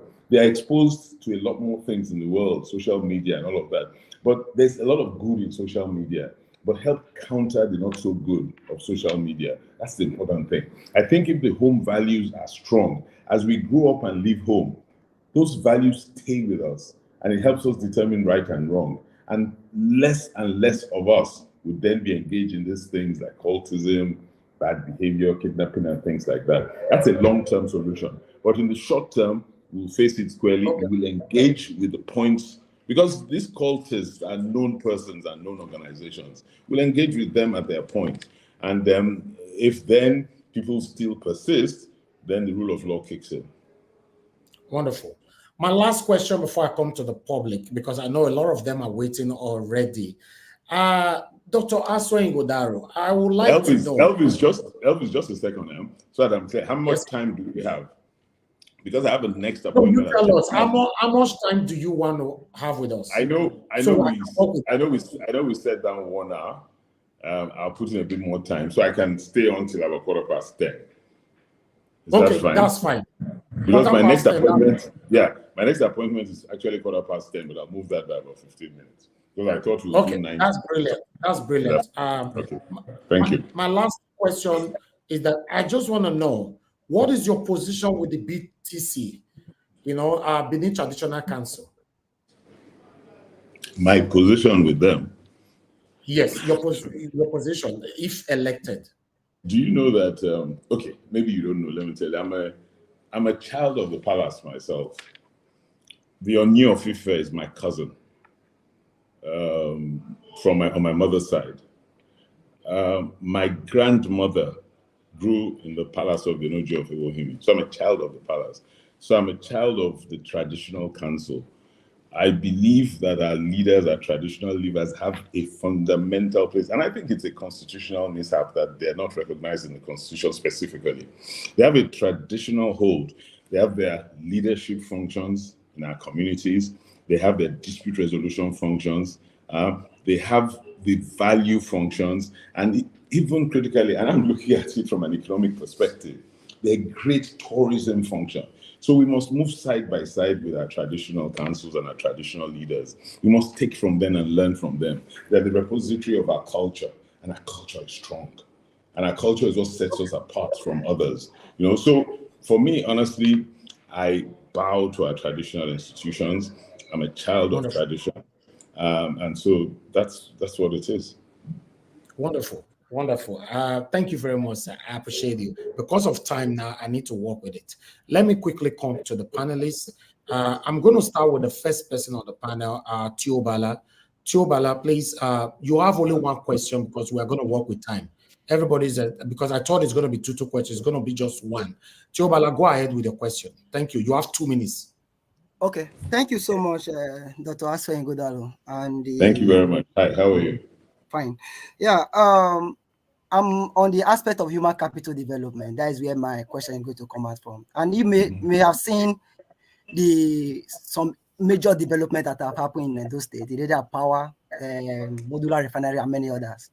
Now, how do you intend to continue that legacy for a better one? And those that are not good, how do you intend to leave those ones? And again, what is your plan towards what's it called? The electricity plan and internet, because this is what we need for human capital development. What's your plan for internet and lights? Thank you very much. Very quickly, that's easy. What brought those companies into Edo State, Logo, Kobaha, and all of that areas, and all the new investment zones that we have in Edo State? There was an enabling environment. There was something that attracted them to Edo State. So that enabling environment that has been created that attracted those industries, I will ensure we maintain and improve on the enabling environment. Most of those companies are around the gas pipeline. So we know that gas is critical to the manufacturing sector and the industrial sector. So we'll ensure that the gas availability will still remain strong. So those things, and then you go to the OVS side and you have the palm refinery and rubber. I think most definitely those things that have been properly done, we will still do them, and then we'll do them better. I used to be on the board until we sold the company, Main One. If you know of Main One, the subsea cable company, the first subsea cable company that was brought into this company by private investors. I was one of the 3 entrepreneurs that established Main One and brought it into this country. And Main One in distributing cables through soil cables through as part of the work we were doing to establish connectivity and digital penetration. We came into Edo State and started the work of laying fiber optic cables. And I think Edo State is probably, maybe after Lagos State, the second state to have the most fiber optic connection and cable laying all over the state. And I think that has opened up the state to major digital penetration. And people can stay in their villages and access anywhere in the world on their laptops, on their phones, and things like that. And so, yes, we are creating a state that's the first world state in communication, in tele-penetration, and in the other day, I think it was last week, the governor, I saw it, I think in the news, that there's a telemedicine. He had gone to commission a telemedicine operation, I think in Irua, one of the hospitals in Irua. So that's the kind of power of technology that we're seeing. So we will continue along those lines. My experience with Main One will also serve to help me in supporting the state in this area. My connection as a lawyer for a lot of the telecoms companies will also serve to support in this area. But we need to open up the state. We need to have our youth sitting down in their houses in Agenebode and being able to work anywhere in the world. That's the kind of economy we want to create. Okay, thank you very much, Doctor. I watched one of your videos this afternoon. I was very impressed how you were taking comments from people on social media and all that. So when you talk about technology, I think, yeah, I like that, that aspect. But let me quickly move on to Black Panther. Black Panther, please, anybody that I call in, if you can turn on your camera, please do that and tell Dr. Black Asue Panther. Is Black Panther a person? An organization? A unit? What is Black Panther? I am a person, and I have a very strong background in the fight for the emancipation of the black man all over Africa, and we are going to start from Edo State. Nice to as meet our you. beloved state. Nice to meet you. Okay, go ahead with your question, sir, please. Thank you very much, sir. Dr. Ighodalo. God bless you, sir. My question goes directly. You made mention of a lot of capital intensive project you want to embark on, and there are free trade zone, economic trade zone, Benin Port, and the Auchi Road, which is a government road. And these are all high capital intensive projects. And definitely you are going to borrow more, because from the DMO that I'm watching, right, that I followed all throughout last year down to 2014, states rightly that those states in internal debt, Edo State currently is owing over 116 billion naira. And external debt, which is in the dollar, we have increased by $75 million, accruing it up to $258 million. Now, are you going to borrow more to increase the Edo State debt, juxtaposing it with what you just said about the free trade zone, which a lot of states have, but it hasn't, they built it, and if you go there, like the one you have in either Abia or Anambra State, there's no yield back, there's no yielding in terms of capital. They are not yielding anything. And I want to ask you now, are you going to borrow to increase the debt of the Edo people, coming from 12th position to number 4 position in Nigeria, according to DMO? Thank you. Thank you, Black Panther. Black Panther, thank you very much for your question. And it's a great question. I'll look at it from a number of areas. Number one, the full fiscal picture of the state, I don't have it. I'm not in government. I'm not part of government. But hopeful, if by when we win the election in September, we have at least 2 months, 6 weeks to get state information. I can't get state information now. I'm not a state official. I can only guess and look at what is in the public domain. But what I can tell you for free, and if you look at developments of countries specifically, no country develops on its own steam without help and without capital infusion, whichever way that capital comes, either by way of direct investment or by way of borrowing or by way of grants or by way, and in the world now, the way the world is structured now, there are different ways in which capital can flow. There's green finance, there's public-private partnership, there are different kind of bond structures. I spent all my life as a lawyer raising money for corporates. If I can raise money for corporates, I should be able to find where I can raise money for my state. So there are 2 things here that I want to emphasize, and people need to know those 2 things. Number one, if you run, and we spoke about this earlier, if you run a transparent, accountable, and well-governed environment and government, then people will trust you with their money.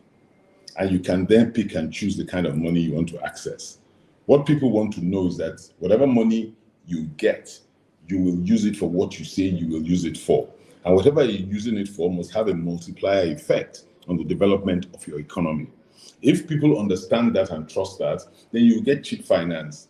The world has over $30 trillion of money that's sitting idle, earning nothing. And that kind of money is ready, or parts of it, even if it's 0.0% of that money, can flow to you if there's trust. So that we must hold in one hand.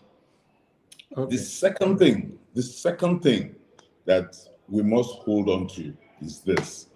You know, people talk about borrowing as if it is a bad thing. Borrowing by itself is necessary and required, especially where you have resources that are not adequate for the things you must do, and especially when you're in a hurry. But you must borrow in a disciplined way. You must negotiate the terms of your borrowing and get the best and lowest rates possible. And you're able to get that if people trust you. They know you'll pay back. So the risk attached to the borrowing is low. But most importantly, you are going to use the money for what you say you're going to use it for. It must be for capital projects that are earning and generating, so that what you borrowed the money for, when you use it effectively for that project repays. The problem we've been having in Nigeria is that we've been borrowing not for capital projects. We've been borrowing for current and other non-essential, non-important, non-revenue generating projects. That's where the problem is. So the important thing is, if you're borrowing, you use it well.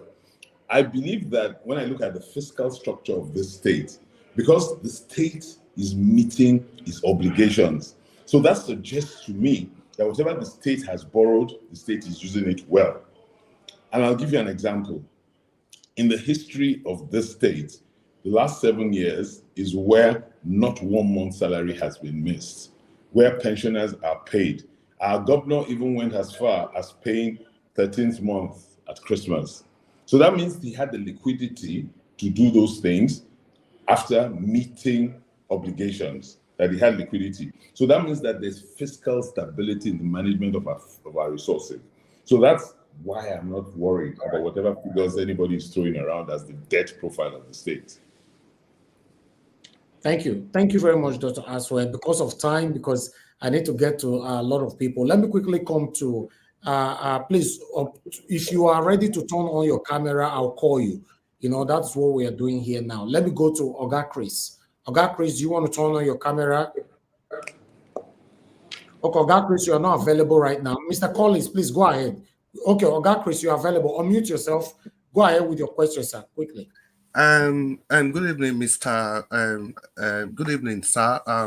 Good evening, everybody on the panel. Just to make this sharp and snappy. And sir, there's no doubt that you have the CV and you can do the job. You have the CV and everything. But sir, we've heard all these campaigns, all these promises before. Not today. We've been hearing them since 1999. So mine is not really questioned. It's not really about capacity now, because we know that a lot of Nigerian leaders, they have the capacity to actually do the proper thing. But mine is a commitment from you. The thing is that, do you have the willpower to do what you have promised to do? Now, my question is this. Number one, if you get to power, are you going to make a commitment that you will not complain about the debt burden? Number one. Then number two, if it comes to security, are you going to commit to us, because we are all listening to you now? When it comes to security, are you going to say that, oh, because it is the federal controls the security apparatus and you are not able to do certain things, but if it comes to using the security apparatus to your own advantage, you can use them. But if it's time to use it for the people, it is complained that the federal has the power over the security apparatus. And the last one, sir, are you going to introduce history back to the education system of our school? Because they said to distort history is to falsify record, is to distort history. Okay, let me add one person to it, sir. Dr. Asue, let me add one person to it so that you can take both of them together. Let me, Mr. Prince, are you there, Prince Collins? Yes, I think. Unmute yourself, sir, please. Okay, can you hear me now? I hear you. You have 1 minute. Go straight to the point. Your question, sir. Dr. Asue Ighodalo, Obusha, I want to appreciate you. I want to say Oburu, Obatokwe. What I really appreciate about you, I'm not going to ask you a question that will prolong your time. I just want to say a few things in 2-3 minutes, and that will be all. What I'm going to ask you is, you have 1 minute. Is your eloquence. You know, what I want to ask is how you're going to, you know, emphasize on the area of agriculture to make sure that food production is enhanced in Edo, because I noticed in our state that a lot of people are hungry, and as a result of that, many of them are into crime. They are into crime that is controllable. So in the area of agriculture, how are you going to make sure that these things are done properly while you look at light and road as a priority? Thank you very much. Okay, thank you. Thank you. Thank you very much. Another great question. But let me quickly go back to Chris. Please, let me assure you that good people of Edo State, by the grace of God, when they elect me as their governor, they're electing me to solve problems. They're not electing me to complain and to moan. If they wanted someone to complain and to moan, then maybe they'll elect somebody else. So as far as I'm concerned, I'm elected to solve problems. I don't believe in going back and saying that somebody else created a myriad of problems, and so that's why we're still in problems. So we're going to sit down, and I'm going to, by God's grace, create the best team possible to solve the problems of the state, and we'll start the work of solving the problems. So wherever there are problems, we'll solve the problems. You specifically mentioned borrowing. Like I said, I'm not too worried about the fiscal structure of the state because I see signs. When there's insolvency and problem, you see signs. You won't be able to meet your obligations. You won't be able to pay salaries. You won't be able to do things. When you can meet your day-to-day obligations, that means there's liquidity. And so whatever fiscal hanging the fiscal hanging that you have is something that's manageable. So I'm not concerned. I'm not too worried about that. But again, the good people of Edo State will elect me to solve problems, and that's the work I have to do. If there were no problems, they wouldn't elect me. So and I promise you won't hear me moaning about anybody. I won't moan about anything or about anybody, and I will focus on my work. Again, I'm not going to be complaining about the federal government. I'm a lawyer, and I've studied our constitution very effectively. There are things that are delegated to the federal government on our list, constitutional lists. There are things that are delegated to the state. There are the powers that the state have. And those powers are quite clear. And we will look at, within the ambit of our constitutional provisions, those things we must do. There are ingenious and creative ways in which we can do much more than people think we can do under the Constitution, effectively, legally. And we will do it. And the Constitution is opening up. See, recently in the power sector, states can now do much more as regards providing power for their people. And so, and it's like that in any other sector. And one of the things that I have seen, even in the exclusive list, there are things you can do, like in the port concession structure that we have for the Benin port. There's a lot of federal government involvement. The federal government has to give concession, MPA has to participate. What the state did, it was the sponsor and coordinator. But they then pushed and worked with the federal government to get things done. And under our laws, if you know how to structure and create and you're strategic, you can even work under this constitution to get a lot more to your state. So the thing is the level of thinking that leadership is prepared to do. Many people don't do the thinking and they then throw their hands up. So I'm not worried about all of that. I think that what we seek to achieve for the state, regardless of the constitutional provisions, we can achieve by working collaboratively and thinking strategically. So again, my brother, we will do well by God's grace. We will do our best and we'll do well. Thank you. Agriculture is the underpinning of our manufacturing process. It's the underpinning of our economy. Edo State probably, if you look at the IFDC reports, Edo State probably in Nigeria has the best soil structure. What we need to do is know what's in every part of the state, and that's why I was talking to you about having economic development agencies for the 3 senatorial zones in the state. What is best planted where in the state for the different soil types that we have? What kind of support do the soil types require? What kind of fertilizer support and other support do the soil types require? The things that are best planted, how do we with research institutes ensure that we create and we get the best seedling possible that produces at the fastest rate possible so that productivity per hectare is enhanced? Those are the things we need to think about and we're going to work on and we're going to do things. And the manufacturing industry develops because of excess agricultural production. And so we also need to find route to markets. We need to create the markets. We need to ensure our farmers move away from subsistence and we help them move into serious mechanized farming with state support. So those are the things we must do. And it's from an agriculture base that will empower our rural areas and rural environments, will empower manufacturing, we empower exports. I love some of the things that's happening in Edo State. If you look through at our palm and at our rubber, Nigeria is now, from the efforts and what's happening in Edo State, regaining its pride of place as one of the leading export countries for palm and for rubber in the world. And we need to do that for cocoa. So from the agricultural perspective, you're spot on. That is where we're going to jumpstart the economy of the state. And we have to work at it in a deliberate fashion, in a consistent and deliberate fashion, using all at our disposal. Okay? So thank you for that question. Let me go to I think that there was one more question. I think did I miss out any question? No, history. The question on history. Yes, that's close to my heart. You know, in my spare time, one of the things I love doing, when I was introducing myself, I didn't say that I teach contemporary political and economics history. I teach it. I've been teaching it in the last 15 years. Nigeria's political and contemporary history, 1886 to present day. I teach it to a group of young professionals, different, for instance, the NLI, the Nigerian Leadership Institute, the Kashim Imam Institute in Kaduna, and I teach, and I enjoy teaching it so much, and I kind of take our people through how we got to where we are as a country, and I engage with them. We look at different scenarios. If we've done this different at this point, what would have happened?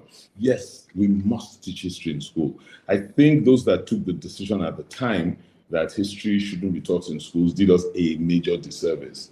I remember I started a project during COVID. I used to have a group of youngsters with my kids. They'll come for dinner, and I'll take them through the history of Nigeria and talk them through it. And you could just see their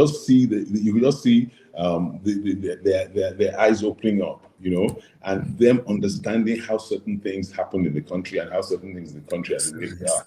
If we don't know where we're coming from, we're not better prepared to go to where we should be going to.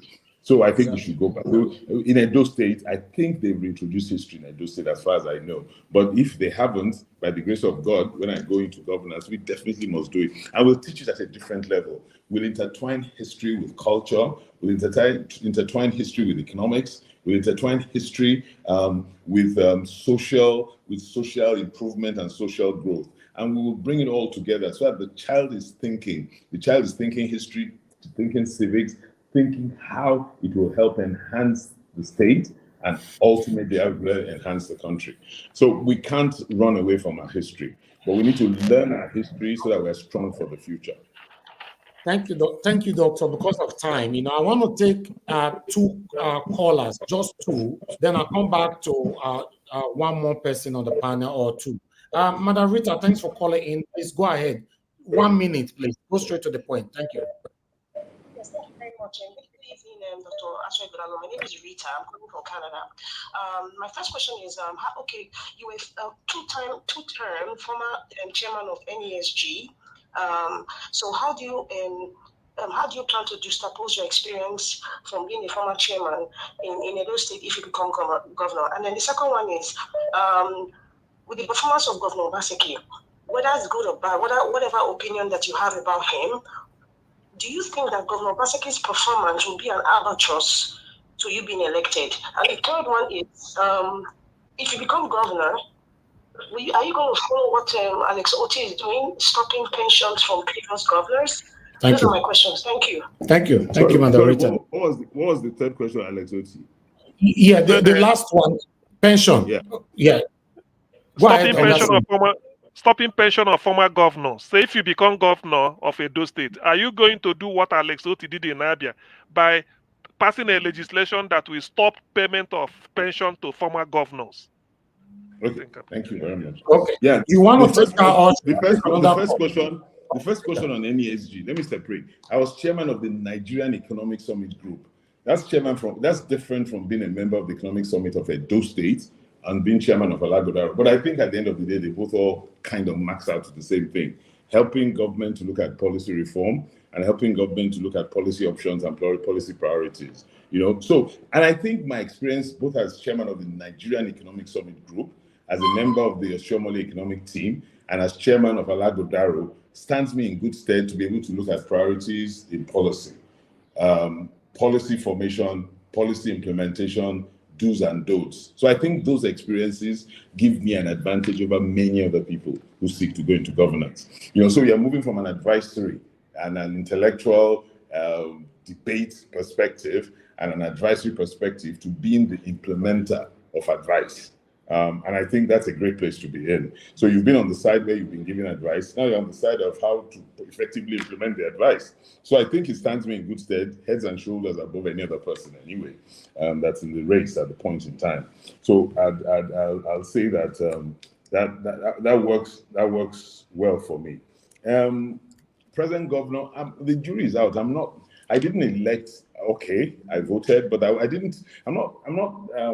The electorate will determine the performance of the elected. At the end of the day, you know, when the fat lady sings on the 12th of November, when Governor Obaseki steps down as being governor, history will judge him. The electorate will judge him. And I don't think it's in my place to judge him now, you know. But what I can tell you from what I see in my advantage position is that I think he's done a lot of great things in the state. And those great things, I will identify them, I will work on them, and I will definitely, where they can be improved upon, improve on them. You know, there's no person that is a complete person. We all have our negatives or our downsides or are not as strong, you know. So we'll work on the balances of the not as strong areas and see what we can do to ensure we improve that in the state, you know. But I'm not, history will judge him. And for me, if I were going to hazard a guess, I will tell you that history will judge him very kindly. But that's not my place. That's for the electorate and for the people of Edo State to determine as the years go by. That's my thinking on that.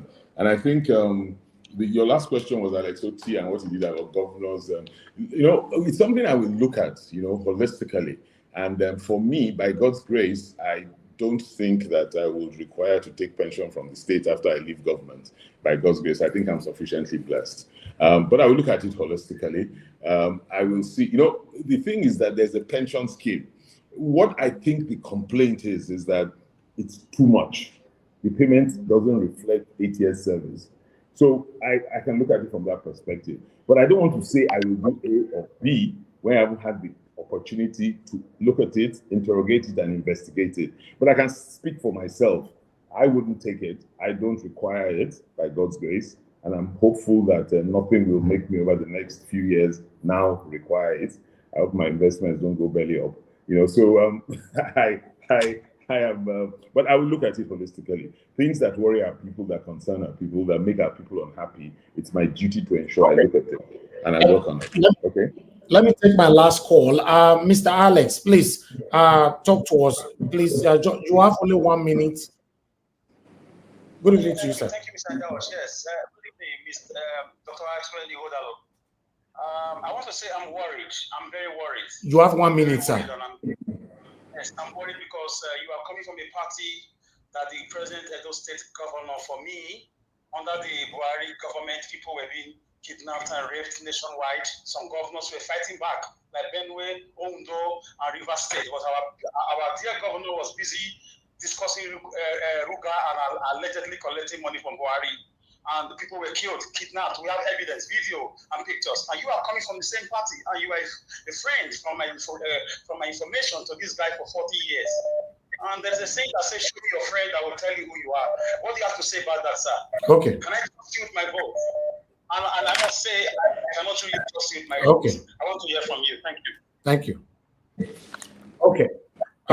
That's pause for now. Unfortunately, so let me answer that question, because I think it's important to answer that question, because we have different shades of opinion. Yeah. And I can understand why people will be worried when they don't have all of the facts correctly.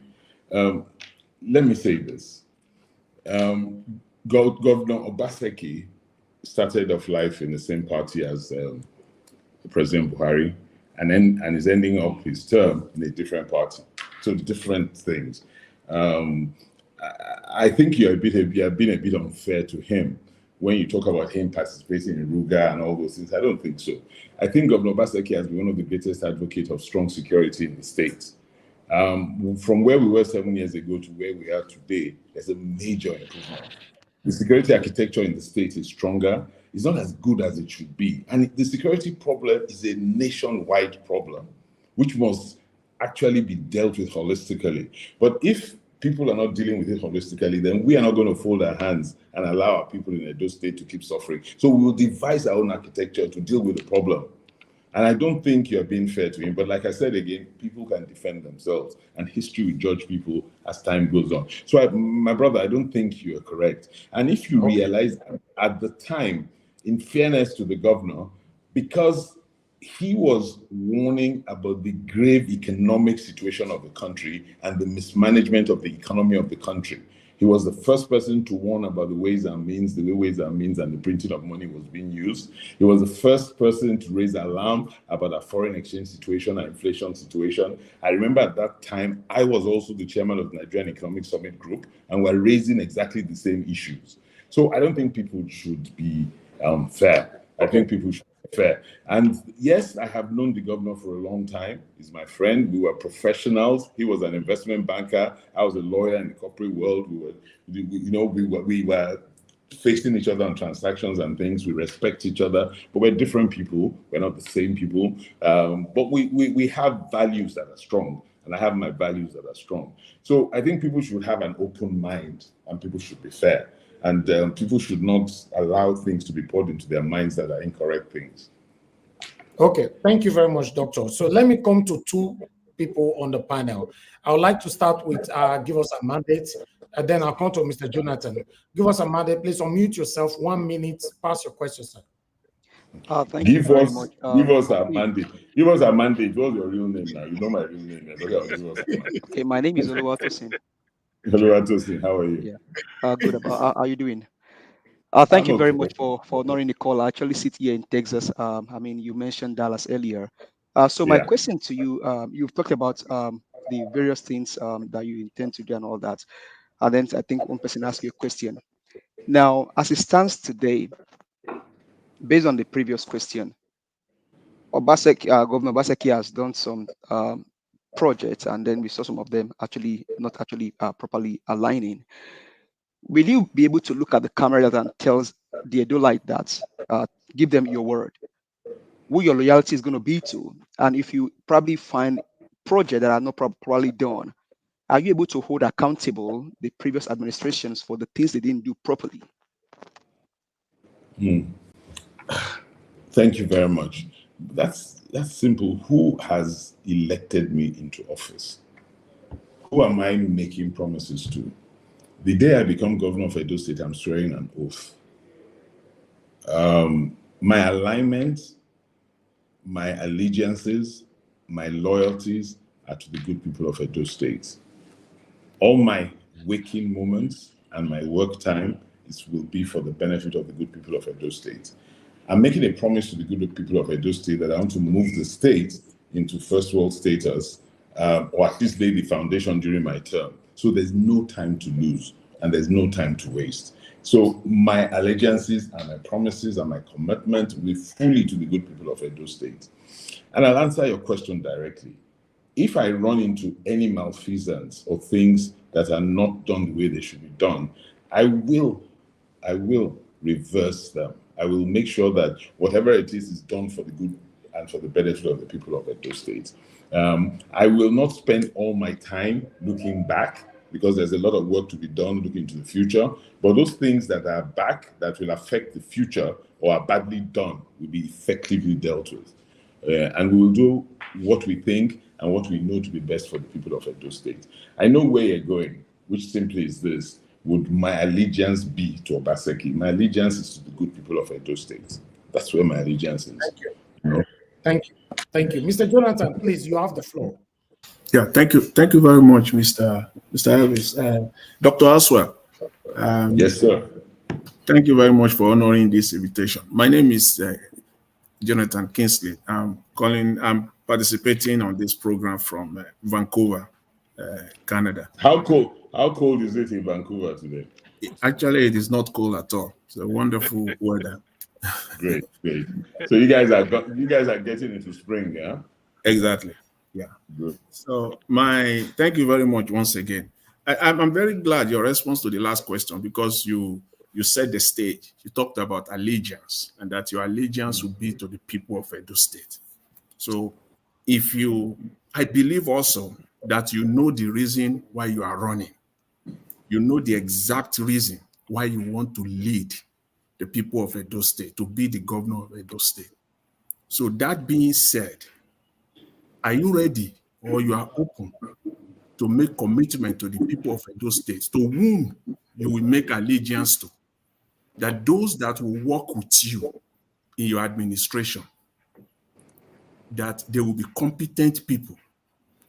It will not be trial by error, and it will not be appointment based on political payback. That people that you are appointing will not just be people that you are paying them back. Therefore, are you open to commit to the people of Edo State that those people that you will work with, especially your Attorney General, your Finance Commissioner, your Agric Commissioner, you have talked a lot about agriculture. Are you ready to commit that these people, you will at least at the minimum, make them known to the people of Edo State during the campaign, at least these core people, so that the people of Edo State can vet them alongside you, that they are people of competency, they are people of character that will deliver alongside you with the people of Edo State. Thank you very much. I wish I had a lot more time, because this is a great question that goes to the kernel of everything we've been talking about. And I'll say this, and please, moderator, give me time. I'm the one that said I needed to go, but I think I need to deal with this question. Thank you. You have to look at each person's antecedents. I started from scratch a law firm that has become one of the top law firms in Africa. And I couldn't have built that law firm to an extent where it's sustainable and I can stand up in December, giving them practically just 1 month's notice that I'm off to go and do politics. And I'm confident that the law firm sustained and is running. I even sometimes believe that since I left them in December, they're doing much better than when I was there, because the kind of bonuses and allowances they've been paying to me have been more than what I had when I was there. So that means they're doing something right. So you have to look at the history. I have worked with people, and that's my modus operandi. I've worked with people smarter than myself. When you work with people smarter than each of my 15 partners, Femi and I started the firm. I think the 13 others are smarter than Femi and I, period. We've worked with lawyers that are first in class. If you look at, IFLR, where the directory of lawyers, where they identify best in class lawyers, you will see that my firm has the highest number of best in class lawyers amongst Nigerian firms. So I've worked with people that are first in class, best in class. I did it in the corporate world. Any company in which I served on the board as chairman, and we had the opportunity to choose our executives and to choose management, we've picked the best possible. Nigerian Breweries, Sterling Bank, any Levin, any of those organizations. And it's there. The records are public for people to see, and the performance of those entities, regardless the vicissitudes of the Nigerian economy. So if I have done that in my private endeavor, if I come into the state, knowing the amount of work that needs to be done from where the state is to where we want to take the state to, knowing the capabilities that are required, I obviously, because I have a tradition, a habit, a history, a precedent of seeking the best, I will seek the best. So that's possibly why I may not be able to tell you that side by side, these are the people that are going to man this position. I probably can't, because until I'm getting to the point where I'm going to appoint, I'm still looking for the best all over the world. Any of those citizens, wherever they may be, who are ready to come to Benin to join me in this process, I will work with them. But we must balance that out with the political arrangement that we have. But that will not stop us from picking the best amongst and in and within and by the political arrangement that we have. We will balance everything in a way that creates an environment of peace, of platitude, and of good governance. So I assure you, and I give you my promise and I give you my commitment that I will do my very best, and by God's grace, my very best will be good enough to do the things that are necessary to move Edo State to the next level. And no, do not be in any doubt whatsoever that it's going to be easy. It is not going to be easy. I'm going to spend all my waking moments, all my thinking moments to work with a team, and they are spending all their waking moments and all their thinking moments to move Edo State. I am devoted and committed to creating a governance structure and an economy that determines that our love for our people comes up. We must move our people from poverty. We must move our people from lack. We must move our people from unemployment. We must move our people from social non-inclusiveness to a height that suggests that we are a happy people, that suggests that we are a people that will continue to grow from glory to glory, from position to position, and become a truly first world environment and a first world economy, well serviced socially. That's the work we set for ourselves. So help us God. And we'll give it our very best. And you cannot do the best without using the best. It's not possible. Yes, somebody asked earlier, I don't know if it was you, about, we hear this every 4 years and all of that. True. I was in the market in Auchi a few weeks ago. Excuse me. And there was a lady, an old lady, that asked exactly the same question, that every 4 years, you people come and tell us the same thing. How do we believe you? Honestly, that's one of the most difficult questions to answer. But let me give you a pointer. If you look at what somebody has done before and how they did what they did before, it gives you an idea as to what they'll do going forward. Okay? All right. That's what I can leave you with for now. Thank you, Doctor. Please, we're supposed to be letting you go. We're supposed to let you go now, but please allow Mr. F. Emmanuel. Please, I'll just take one more question, and I think I need to really run. My bosses are telling me that I'm out of time. Okay, sir. My question is so simple. Just what? Madam Luke, 30 seconds. I'll leave to Niger out. Okay. Good afternoon, sir. I'm speaking from Texas, Dallas as well. I've heard all you said about your project, your plans for education. Can you hear me? Yes, go straight to the point, please. Okay. Yeah. Generally, SMEs are backbone of any healthy economy. I've not heard you say anything about small businesses in Edo State. As somebody who comes from the banking background, investment banking background, what are your plans towards small businesses in Edo State? Thank you. Thank you. Thank you very much. Another great question. Let me add this so that you can hang on both of them together. Madam Luke, please go ahead. Your question. Hello, Dr. Ighodalo. Nice to meet you. My name is Ramosele. I have heard everything you said, and I am not going to ask you to say what you've already said.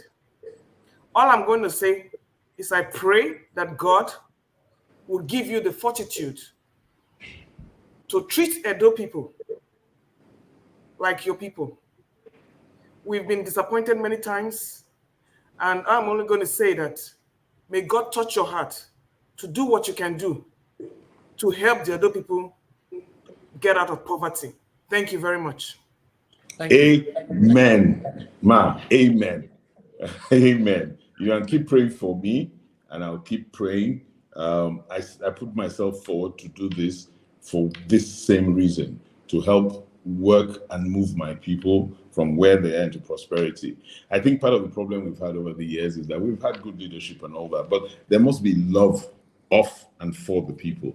If you love people the way you love your children, you don't want things for your children that are not good for them. And if your children are not in a good place, you do everything within your power to put them in a good place. So we must love our neighbor, we must love our people. We reflect that love, then that love gets reflected in performance. And the question on SME, thank you very much. Again, we're rushing. There are many things we could have talked about today. And I mentioned it in passing when I talked about the 4 pillars and our prosperity pillar, and part of what we're going to face in prosperity pillar. There's no economy that grows without small-scale business. Small-scale business is the engine. And if you look in Edo State, you find out that small-scale businesses, and I've interfaced with a lot of our young entrepreneurs and our young businesses, from people who are in food industry, who are in the beauty industry, from people in manufacturing, small-scale manufacturing, technology, digital, and then our guys in the creatives, in all aspects of the creatives, in the movie production industry. So those are the guys that are going to think our economy, they're going to drive our economy.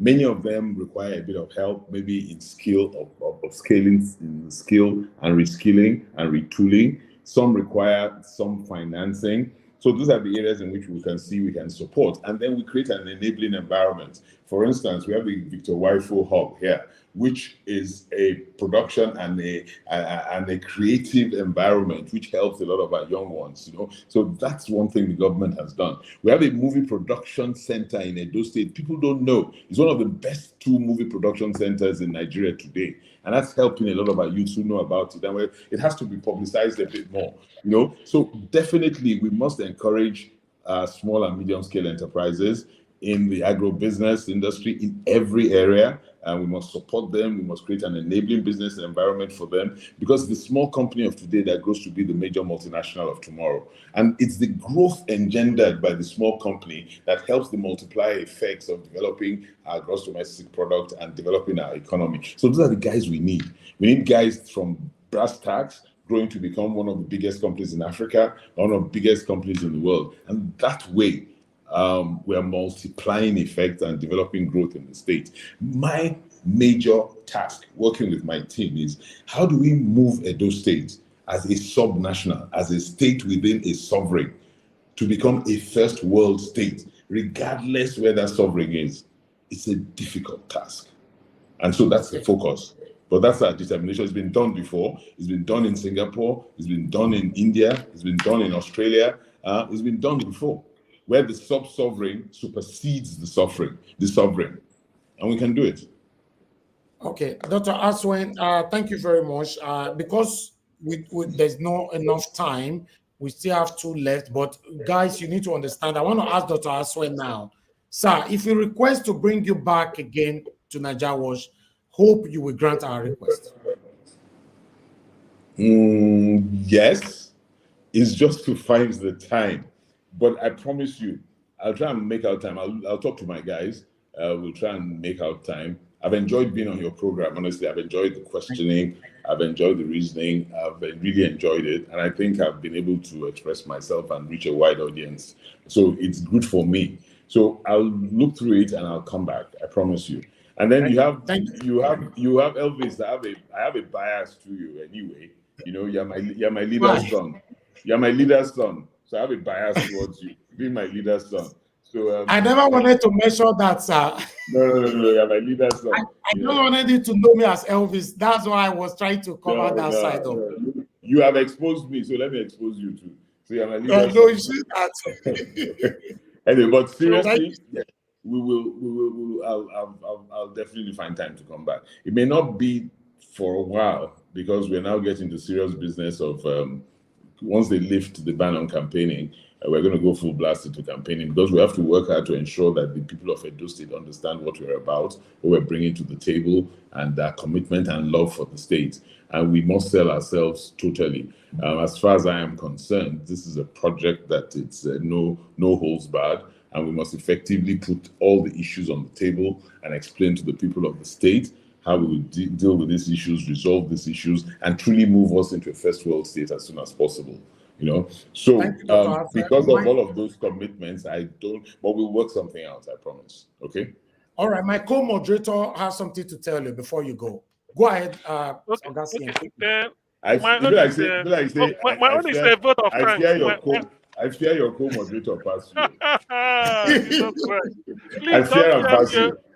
Please don't fear me. Anyway, thank you, Dr. Asue Ighodalo. My vote of thanks is, my comment is made just like a vote of thanks. Like I promised you, the overriding interest here is public interest. All the questions you can see is about Edo State.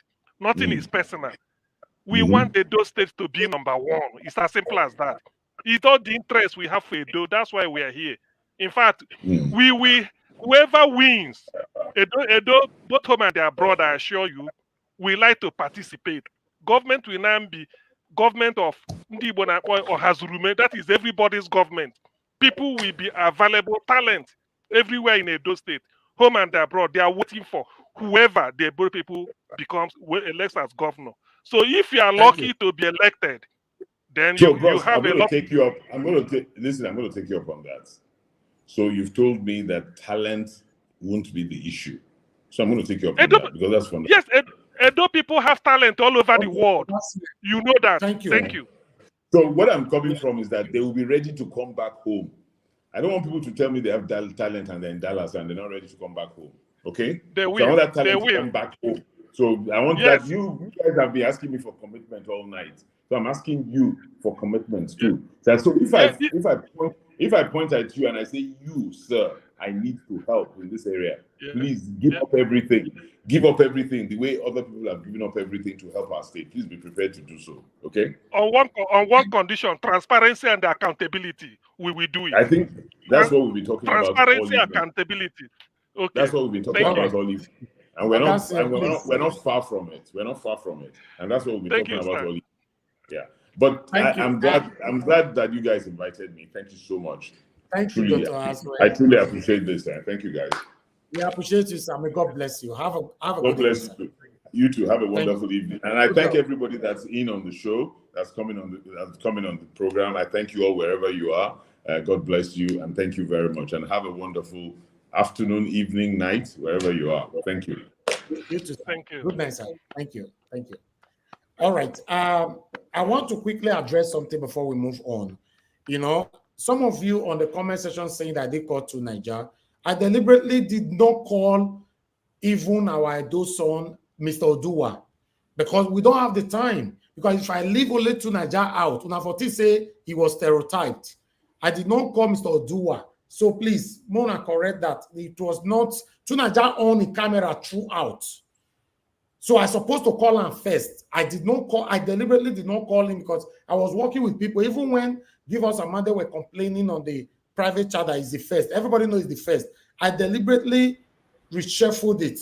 You know, if you see and say for this panel, now only Madam Luke be the only woman that came in. At least she's supposed to speak. You people should understand now. Thank you, Mr. Elvis. Just since the show is still continuing, allow them to talk and say what they wanted to say. Thank you. Exactly, because they are still listening. Yes, he's still going to come again. Please understand with me. Look, a lot of people called in. I only picked 3 calls or so. It's not easy. And I was being attacked continuously. Please understand with us, my people. Manager Watch. Can I give a just one suggestion for those of us that okay, go ahead. Because I want me to Naija be talked to her because the team has Naija, I mean, just for those of us that couldn't speak right here, we should indulge to put our set on so that we can call in. That might be an easy way to pass it. No, even the call in, I could not pick calls. We received more than 300 calls today. I could not. I have a different suggestion. Thank God, Dr. Ighodalo giving a promise, but time factor, he will come back. Anytime he comes back, if 2 Niger is here, I will prioritize the people that could not see. Exactly. You know, someone like 2 Niger will be the first, Mr. Oduwa, and many people that called in, I could not pick your call. Because I know some people will castigate me from tomorrow now. There's nothing deliberate here.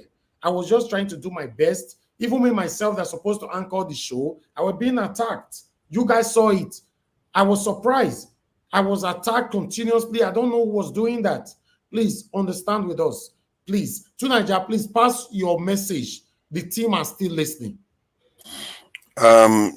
Greetings. Thank you for having me, Niger Watch. I didn't even see any of the messages because I was just listening to what he was saying. Greetings to everyone on the panel, the chat, and to the viewers. What I wanted to ask him was that, there was a sense of urgency regarding what needs to be done. And then when he was talking about security, he could have highlighted the need to take on more manpower.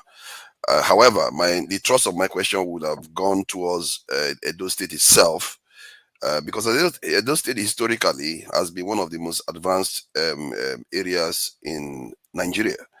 And when I hear them talk about Edo State today, it seems to be like an agrarian society where they want to do agriculture and, have a few businesses here and there, and that's it.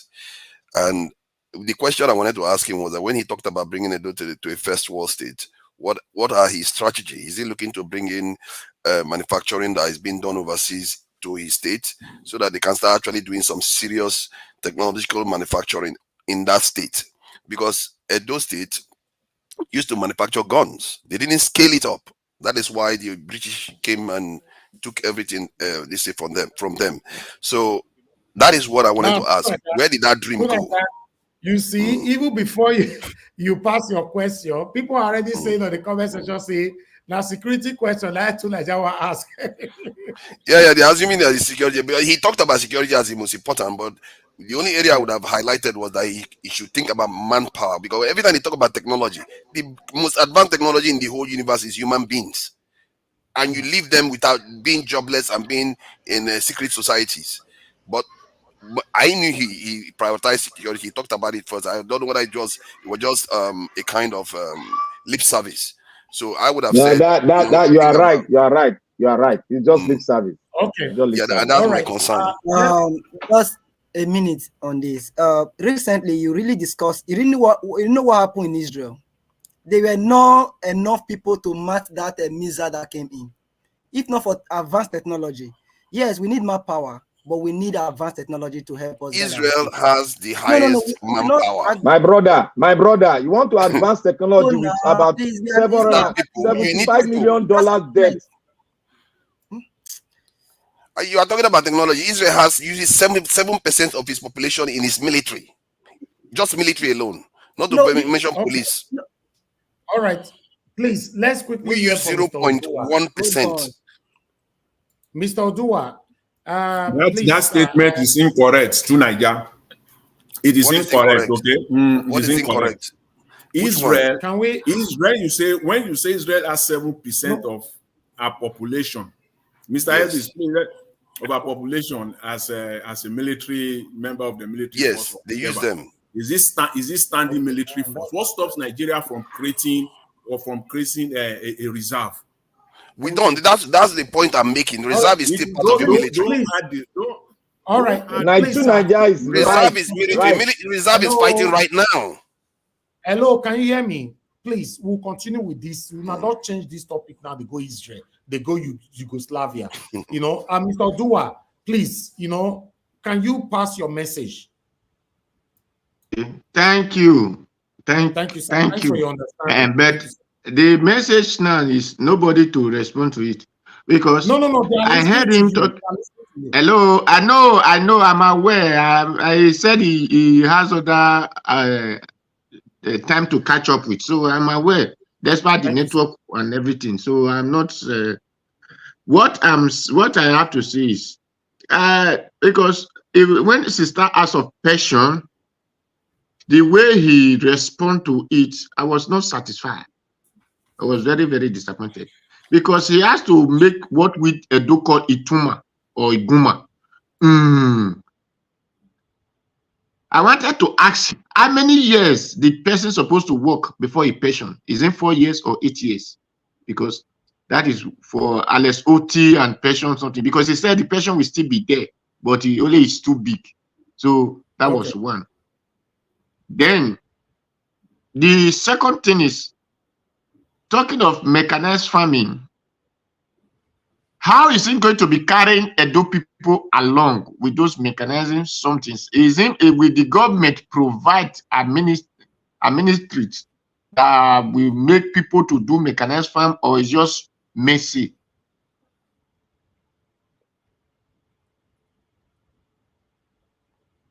All right, Mr. Odua, thank you. I guess your network failed there, but that's fine. Let me quickly pass this on. Oga Prince, we know you're on the backstage. I will remove myself for you to come in so that we can discuss this all further. I want to appreciate every one of you that joined us today. It was not easy for me to manage this, most especially with all this attack that were happening.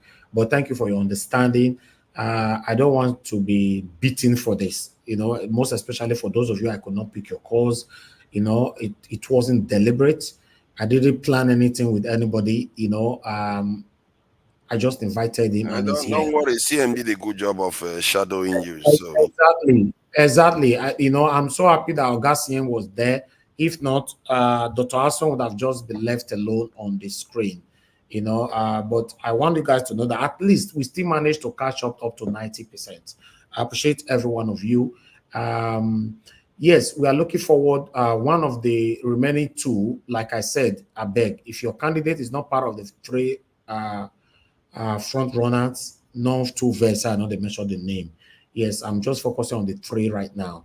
One of the remaining two I've promised sometime next week, but we are still trying to cement that.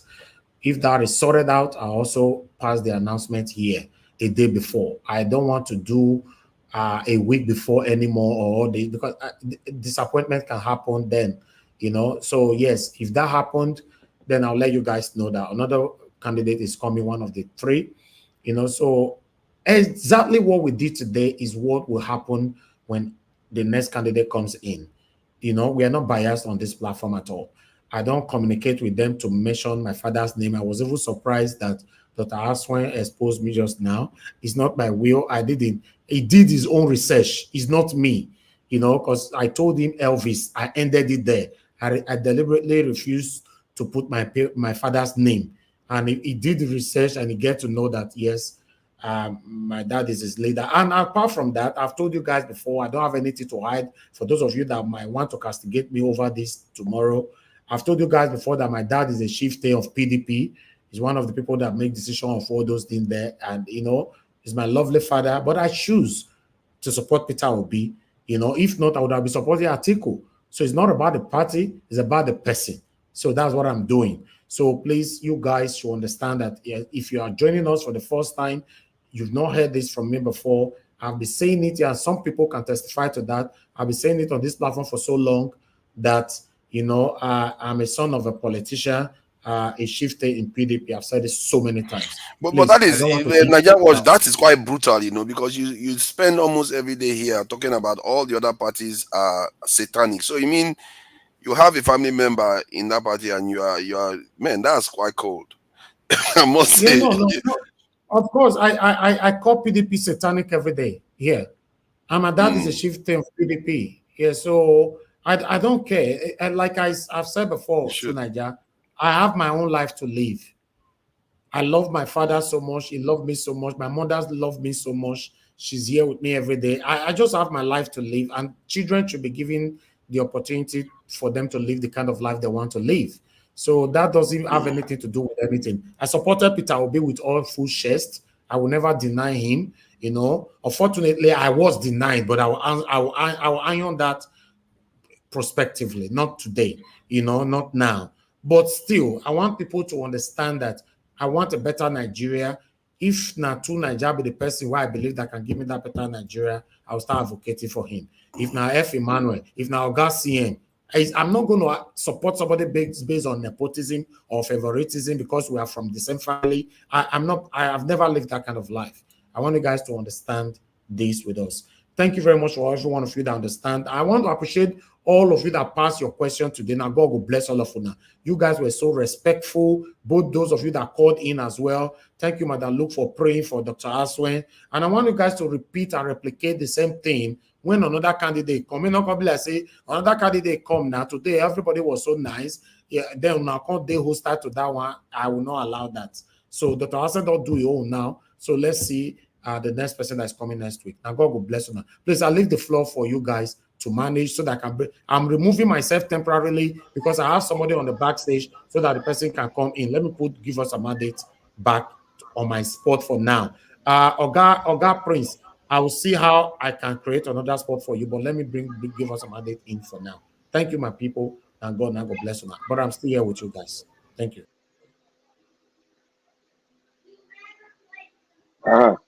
Madam Luke. Madam Luke, can you speak because you just came in and after you two Nigeria go ahead. I can speak. Oh, I can speak. I'm very live. I can speak.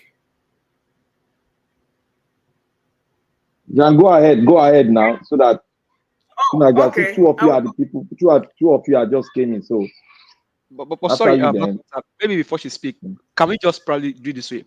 Now, based on what we engage with him today, can we just do like a maybe we are going to analyze everything that you said now? Yeah, maybe just do that. So, Madam, look, you can go ahead.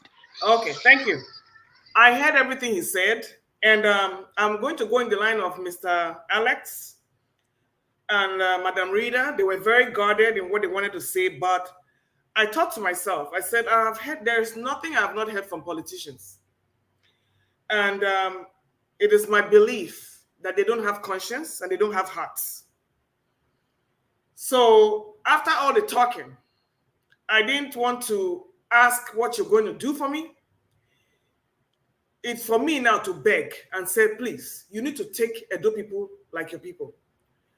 And that whatever God we worship will touch your heart to treat the people that you say you're serving like you really love them and your own people. That's all I can do, because we can talk. This is PDP. We can talk from here to tomorrow. APC is APC. PDP is PDP. So what is going to be? I don't know what the change is going to be. Am I hopeful? That's $1 million question. So I don't know what's going to change, but I'm only looking like for some kind of intervention now. For like when somebody goes there, and he made a statement that from what somebody can do, you can tell from his what he has been doing before. And I was like, well, the question I wanted to ask him was, what exactly is going on with the educational sector in Nigeria? Because from my own school where I went, it's deplorable. Why is it that education is constantly neglected and people who are there are not held accountable to these things? So, my people, I don't have anything to say or analyze. It's for now to just start begging whatever we can beg for people to touch these people's hearts. Because, like I said, they don't have conscience and they don't have hearts. It's but Madam, yes. Sorry to cut you. But 1 to 10, the feedback that you hear from him, what rating can you give? In terms of what? Talking or speaking? Based on what the question you had, people ask him, and then the feedback that he gave, 1 to 10, what can you say? I would say 0.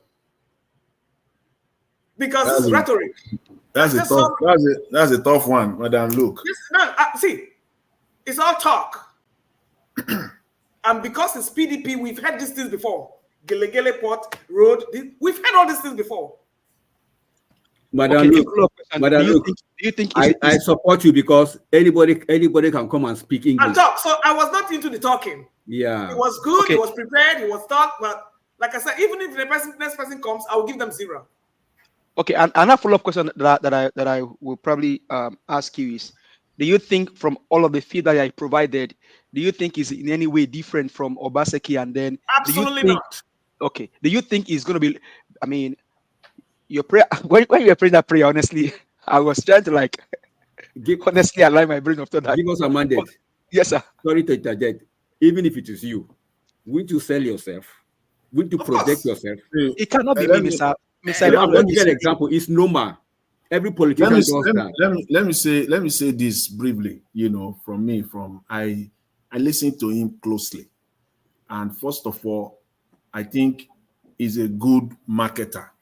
Of course. And he's very good at what he does. Though he was deflective when he said that you can only determine someone based on what he has done in the past and use that, to judge him or to assess him. He practically shot himself in the foot. That is not correct. And the question I asked him specifically, if he believes in that it is based on what you have done in the past, you can use it to assess what someone will do, then I think you should be able to tell us now those people that you also have worked with in the past that and what you accomplished, right? And those people. For example, he talked about agriculture.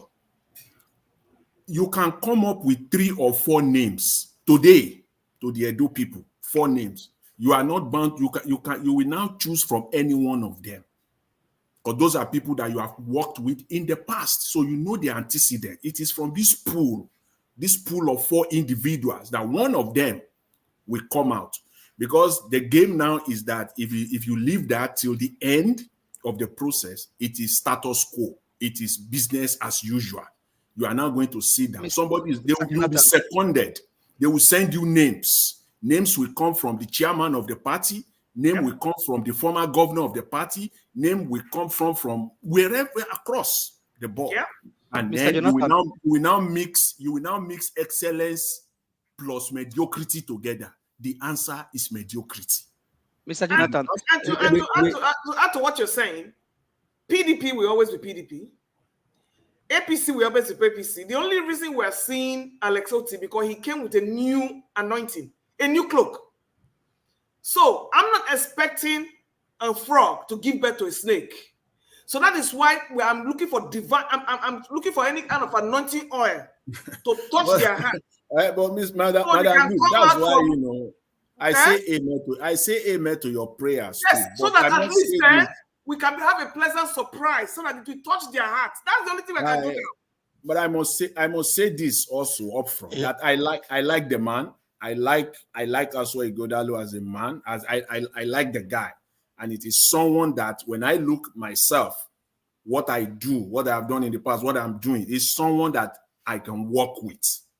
On a personal level, looking at him nearly 2 hours. Okay. Can I take you up? Can I quickly take you up on that? So if you say he's a man you can work closely with. Now, so I asked my question, and then you asked a build-up question to it. I mean, I was telling Madam Rita on the comment section, she probably spied my notes I have a list of questions. Now, so if you say you can work with him, the reason why we are where we are today, where we are today in Edo State, is the fact that Obaseki, I'll keep saying this, Obaseki would have been the best governor that state ever produced. Because one, he has the people. Obaseki would have worked seamlessly in Edo State. So now, if this man now said, which is Asue Ighodalo, now said that he wants to build on what Obaseki, and my follow-up question was going to ask him, can you give us a list of, can you just provide 10 items of the things that Obaseki did that you are proud of or you can vouch for? That's my follow-up question. Because it stands today. Give us our mandate. Give us our mandate. Which state are you from? Sorry, just a question, please. I'm from Oyo State. Okay. Does Oyo State have a power plant? Who is talking about Oyo State having power plants? Does Oyo State have a refinery? So you Edo State have power plants? No, yes or no. Give us our mandate. Hold on. No. It's a question I'm asking. No. Tiobala, I'll answer you. Listen. No, give us our mandate. Let me ask you. Give us our mandate. Hold on. Please, no, I'm asking. Listen. Is Asue Ighodalo going to be the governor for your state? No. Is he going to be the governor for your state? What kind of comparison are you trying to draw? No, I'm going. Okay, let me answer that question. You guys want to start this kind of politics again? Hold on. Is it no? Please, give us our mandate. You are not going to respond to that. Tiobala, I told you, you can presume you. There's no you can presume what you are going to say. Tiobala, what's the relationship between your state and if you want to promote your principal, can't you promote him? Can't you say something like this? And so is give us our mandate the governor for your state? Is there a comparison between your state governor and the Edo State governor here? Tiobala, Chris, it's just let him have his say so that the conversation can flow. At least, he's allowed to talk. Tunaja, we are not here to say have you say, but you want to have your say. You can't block people from talking. You can't, just because you don't like his opinion or his question, you can't block him. No. What is the relevance of that? Chris, this is very unlike you, Chris. Just leave it. No, the thing is that people are trying to do an estimate of what the man has just come to tell us. Now he's drawing a comparison between Oyo State and Edo State. What does that mean? I think if you ask me, I think he's trying to highlight the fact that there are some things that are being done in Edo State. Thank you. No. That is intimidation. He tried to intimidate him and box him. It's not intimidating. Jesus Christ. He tried to box him, not that. And those things that you find out. Okay. He doesn't have to ask intelligent questions. He just talking straight. That, he can do it in another way. First of all, you ask the gentleman which state is he from. Then secondly, forget technology, Jare. Which one you know there? Technology. Wow. If Black Panther was doing it, I'll be fine. But I think, Chris, just let it go. Your boss that It's came not here, a very you know serious about question. Nothing. We have it in Edo State. Does your Okay. state have it? Let us You have it let us have some decorum, please. Can we About telemedicine today. Edo State have can we have some Can decorum? you not see the Let pettiness us in have that decorum. Two Nigerians. I Can see we the have some decorum? pettiness, and the Look, pettiness, listen, the viewers can see that too. But at least please. he's trying to Can you make a not see the point. pettiness? Yeah, The but he's trying. question is He's petty. also trying to make a point. No. Two Yeah, Nigerians, you have the floor. You have the floor. Black Please. wait, I think the issue is this. Can we quickly, Let Two Nigerians have the floor now. Prince, Mr. Prince, please, I think it will be very interesting and important for us to see where Tiobala wants to land. Okay, let him land. Let him land. I think it's very important. Land, please go ahead, Tiobala. On my behalf, please let him land. Go ahead, God bless you, Chris, for that. The point I'm making in the sense that I myself, I'm a critic of all the governors in Nigeria as a whole. But when you are criticizing, you should be able to list out some area where the governor have done well and the areas he has not done well, so we know where to improve upon. Okay, now, I'm not telling you, give me the areas. Hold on now. Yes, I'm going to give you the area. A good example is the fiber optic cable. Apart from Lagos, Edo State is the only state in Nigeria that is second connected in terms of internet access. Now, we are praising Alex Oti today. That project was started 40 years ago.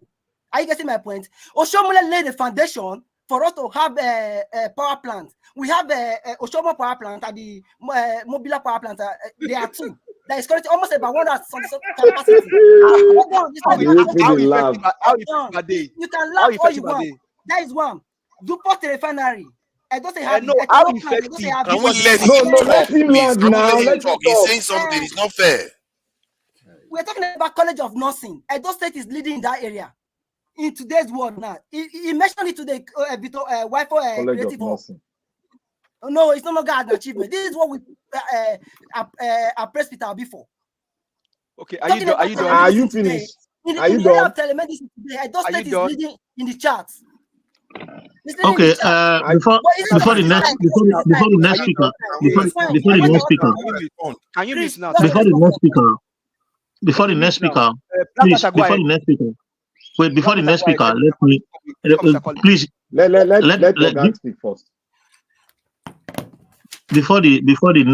speaker, let me quickly, plead our urgent that I should moderate so that we'll be able to learn something, because the way we are going, if everybody is speaking, I know that Elvis is not here. If everybody is speaking at the end, we might not learn anything. If everybody is speaking, nobody is speaking. So let me moderate. I'll give chance to. So the next person should talk. When I say stop, you stop. 2 minutes for every person, please, so that we can learn. No, make it 3 minutes, I beg. All right, 2 minutes. Let's see. Thank you.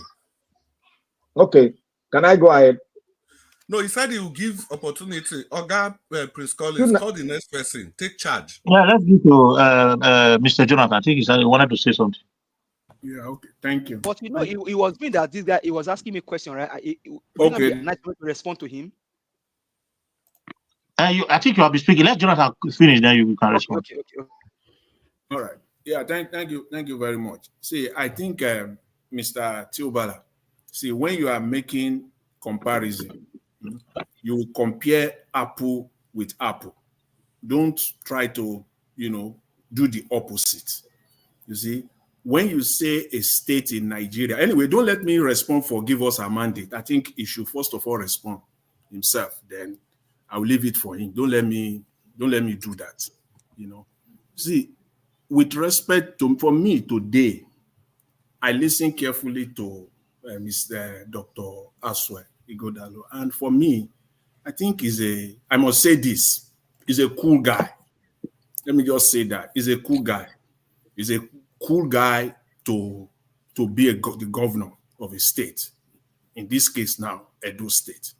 Now, whether he will now do what he outlined or is promising to do is a different thing. Marketing and campaigning is one thing. Governance is another.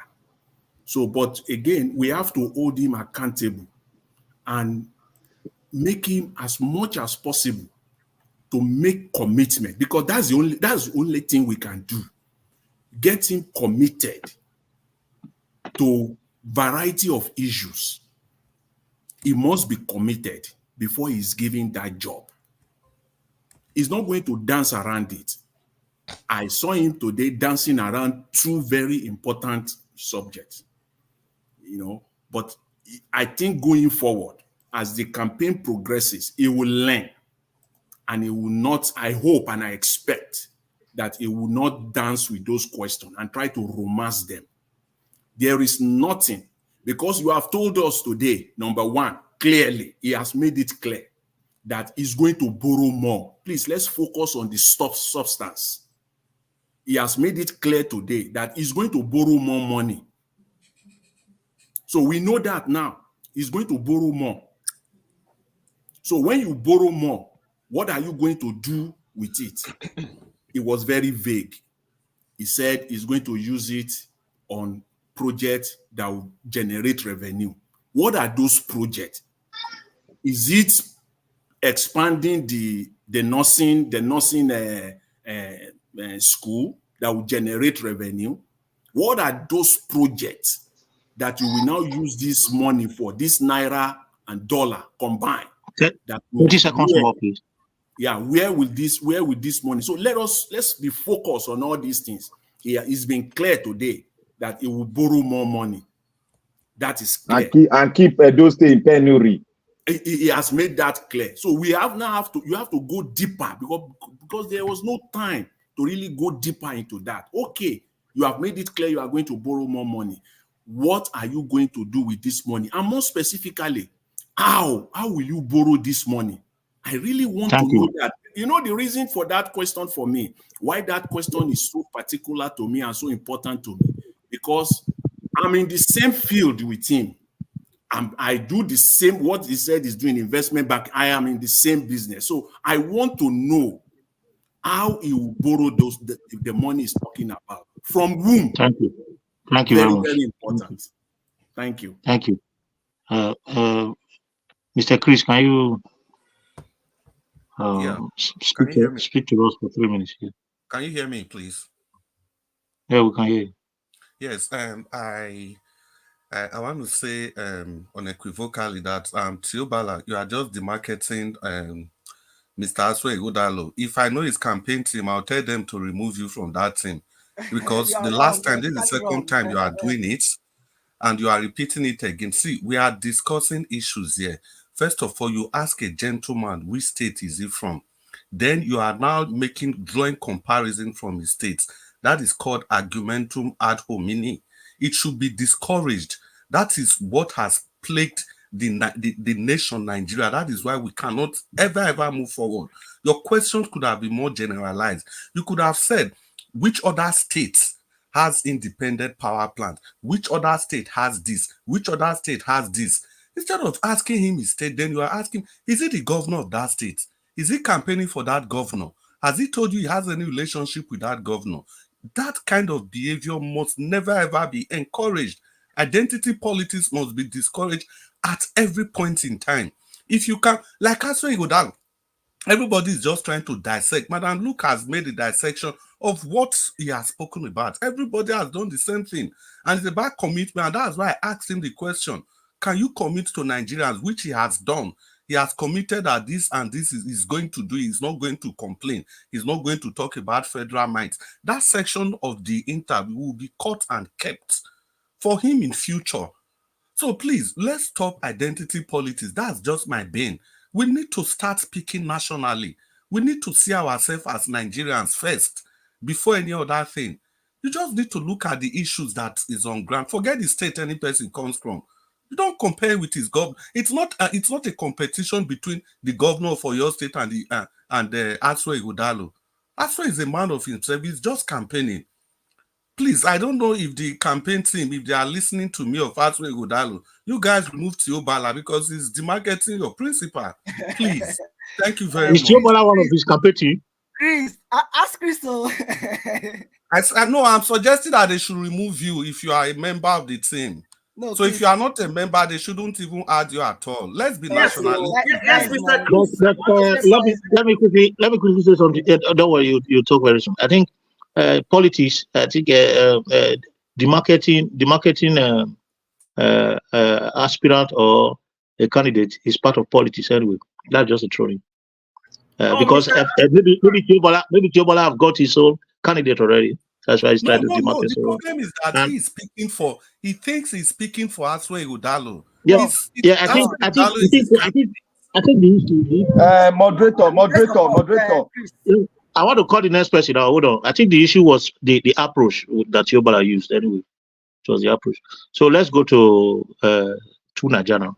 Hold on real quick before Tunaja talks. Mr. Chris, thank you. When I talked, I did not mention anything about, I didn't care where Asue Ighodalo came from. I'm not interested. We need to start thinking in terms of, oneness, in terms of what can we do for people. That was I asked him as the Edo people. I didn't ask whether you are from Central or not. That's not the issue. But Mr. Tiobola is a very, he's so set in that, what will I say, area of we. It's against you. You need to start thinking in terms of the whole of Edo State. And when you start marketing, try by here, please. I know what I'm trying to say. Like your sentiments represent, a section of Nigeria. You support for Asue because it's from one particular area. No. It's not because of that. Because federal government bring out a law that are policies for all the states to have this modular refinery. And it was a law that was passed across all the states. Most of the states did not go that way. Edo State did. Then it takes a power. Oshomole laid that foundation. Then he had the continuity of Obaseki. Bros. Wait, Madam Luke. When next Tiobola is coming? Tiobola. Let me respond to what she said. No, you don't need to respond. You don't need to respond. I'm talking to her. She can answer for herself, please. You are not supposed to be campaigning. You don't need to respond to that. Mr. Blackwater, let him talk. So that is what I said. My point is that, fine, as he may have done something that is not right in terms of governance, which we all expect more. But there are also some areas which this person has also done well. You cannot just say totally. In your good conscience, you feel this man has done well in any area in Nigeria, in Edo State? At least for now, if you rate governors in Nigeria, I think he did well, Madam Luke. Madam Luke, I beg, stop this interaction. Let us speak, I beg. Let us speak, I beg. Tiobola is not a governor aspirant, I beg. Okay, I think Manalu, thank you for your submission. Manalu has given us a submission. Thank you very much. Let's go to our brother Tunaja. Is it there? Yeah, I'm there. I'm here. Yeah, thank you. Yeah, I think, Chris, you see, the way you address the point is clear, and that could have been avoided if you just allowed it to finish, because you were making a good point that you don't have to personalize or tie it to where the state the person comes from. But regarding what Tiobola said, I was listening closely because I really wanted to know some of the developments that has occurred under this government. But I fear that sometimes we miss stuff and we don't criticize precisely. So that because if you criticize people precisely, they will know you are aware of what they are doing, and then they are more likely to respond to you. But if you just come and criticize blanket criticism, they'll like, oh, this person is just a hater. They don't care about what I'm doing, what I've done, stuff like that. So you want to make the effort to understand what they've actually done, then call them out on it. That said, the guest that came on today, he said some things that, like many politicians say in Nigeria, they seem to say some of the right things. And the idea is that the mindset, the way he talked about Singapore, how you can exist within another entity and still be able to perform your duties and function. That's the kind of, you have to have that kind of mindset if you want to do stuff right within a state that's in Nigeria, especially in Nigeria where you have a lot of headwinds against your will in a state. But that's a good way to think. However, the core of our problem within our politics is not because we don't have the knowledge intellectually. It's not because they don't have the qualifications. They do. You see that in Nigerian politics, even in Buhari's government, I was shocked when I checked his cabinet, how many of them have master's degree, PhD, and multiple degrees. They do.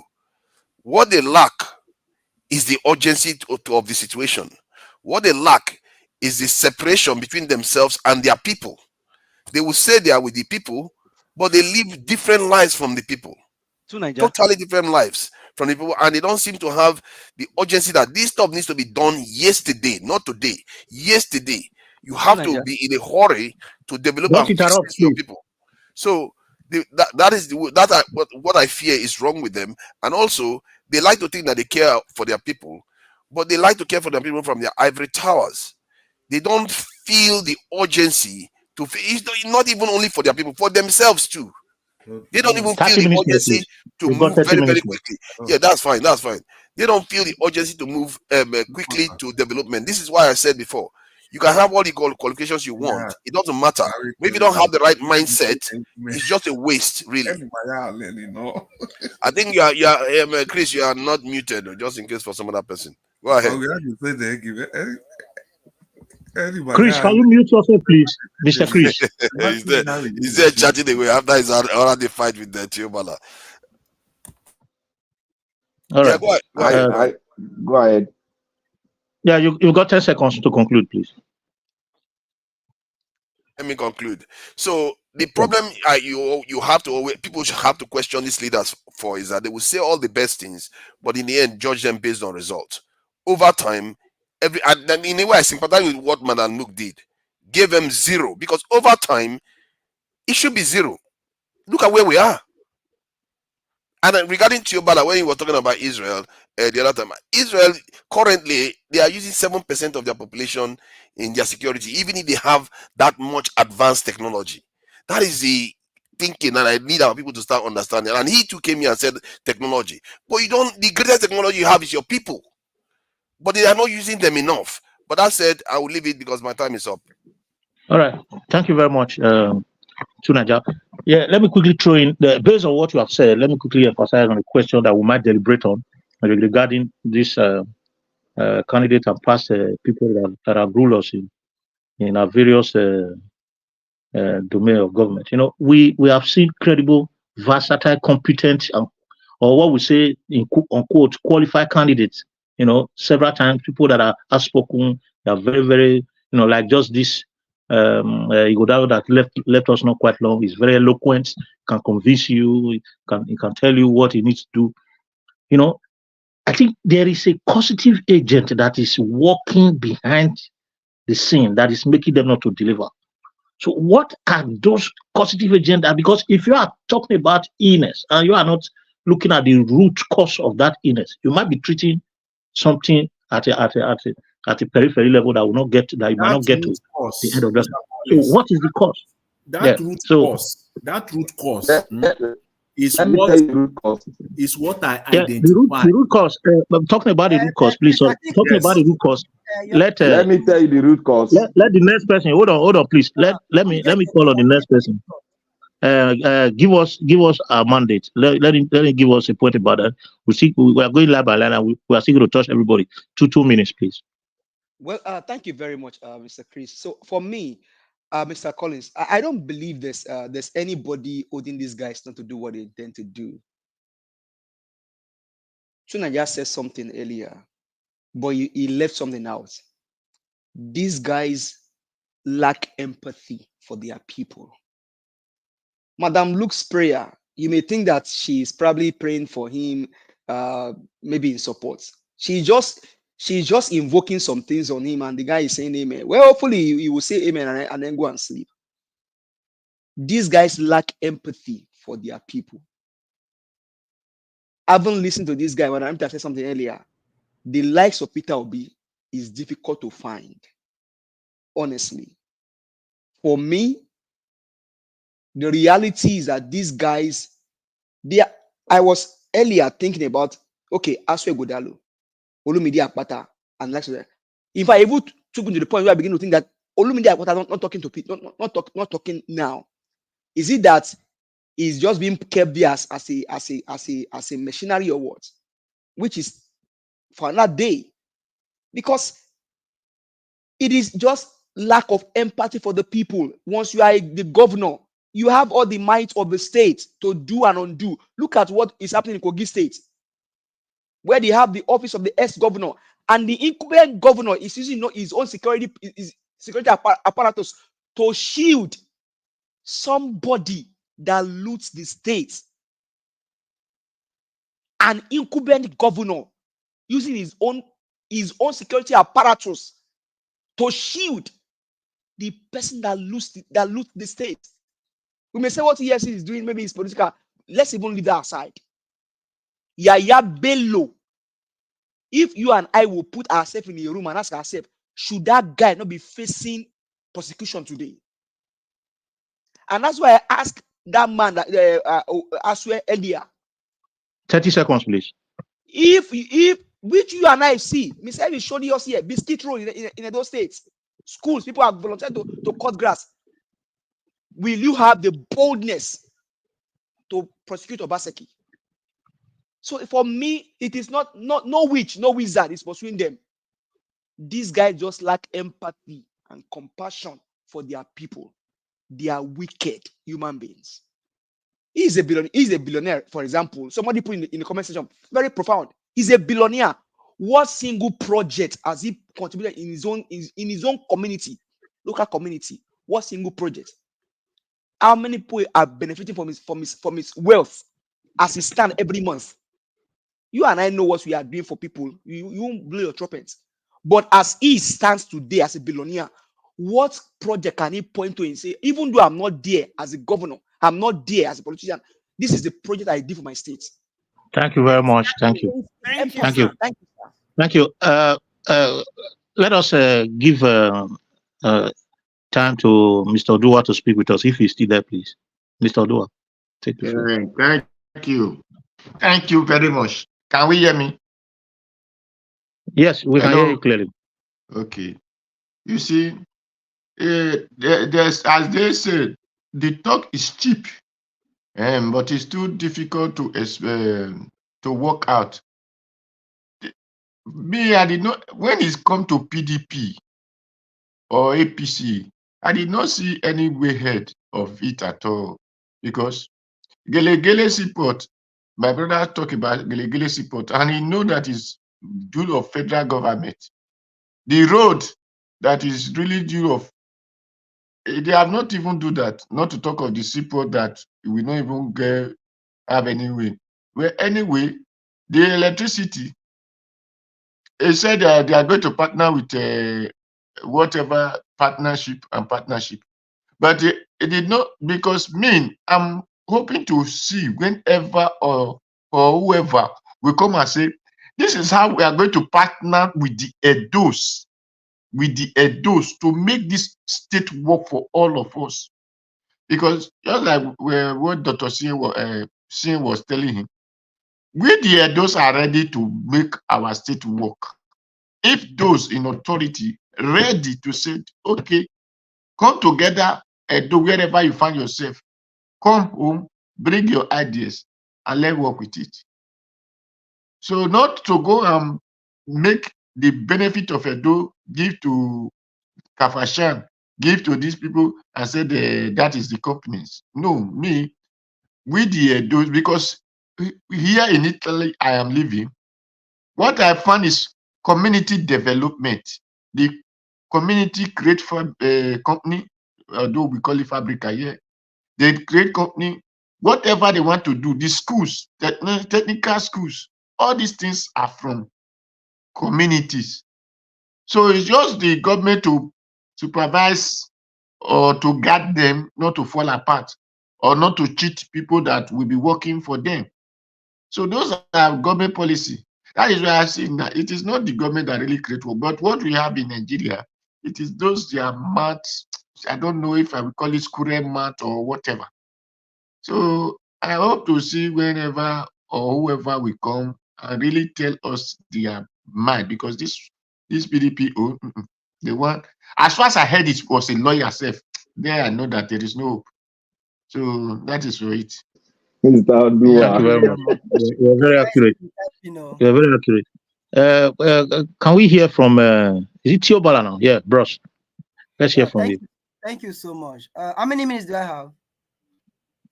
3.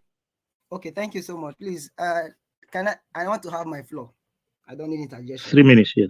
Yeah, thank you so much. The person of Asue Ighodalo is vying for the position of the #1 seat in those states. Now we are looking at least, according to Evie, 3 major candidates that is going to lead in terms of governance. Then we have to put all these 3 people into scale, ask them questions. One of the candidates was invited to this platform. He disobeyed. He did not honor our invitation. Fine. We have someone, by invitation, he came to come and ask, take questions and answer those questions. Asue Ighodalo, in his private life, have done well. He has advised different parastatals, work with different agencies and all of that to move Nigeria state forward. And we can tell in different areas where he has said. So antecedent is one of the major way of assessing somebody when you want to ask for something. That is what they ask of your work experience. I believe this man had the requisite knowledge, the skill to be able to lead the state, in my own opinion. Fine.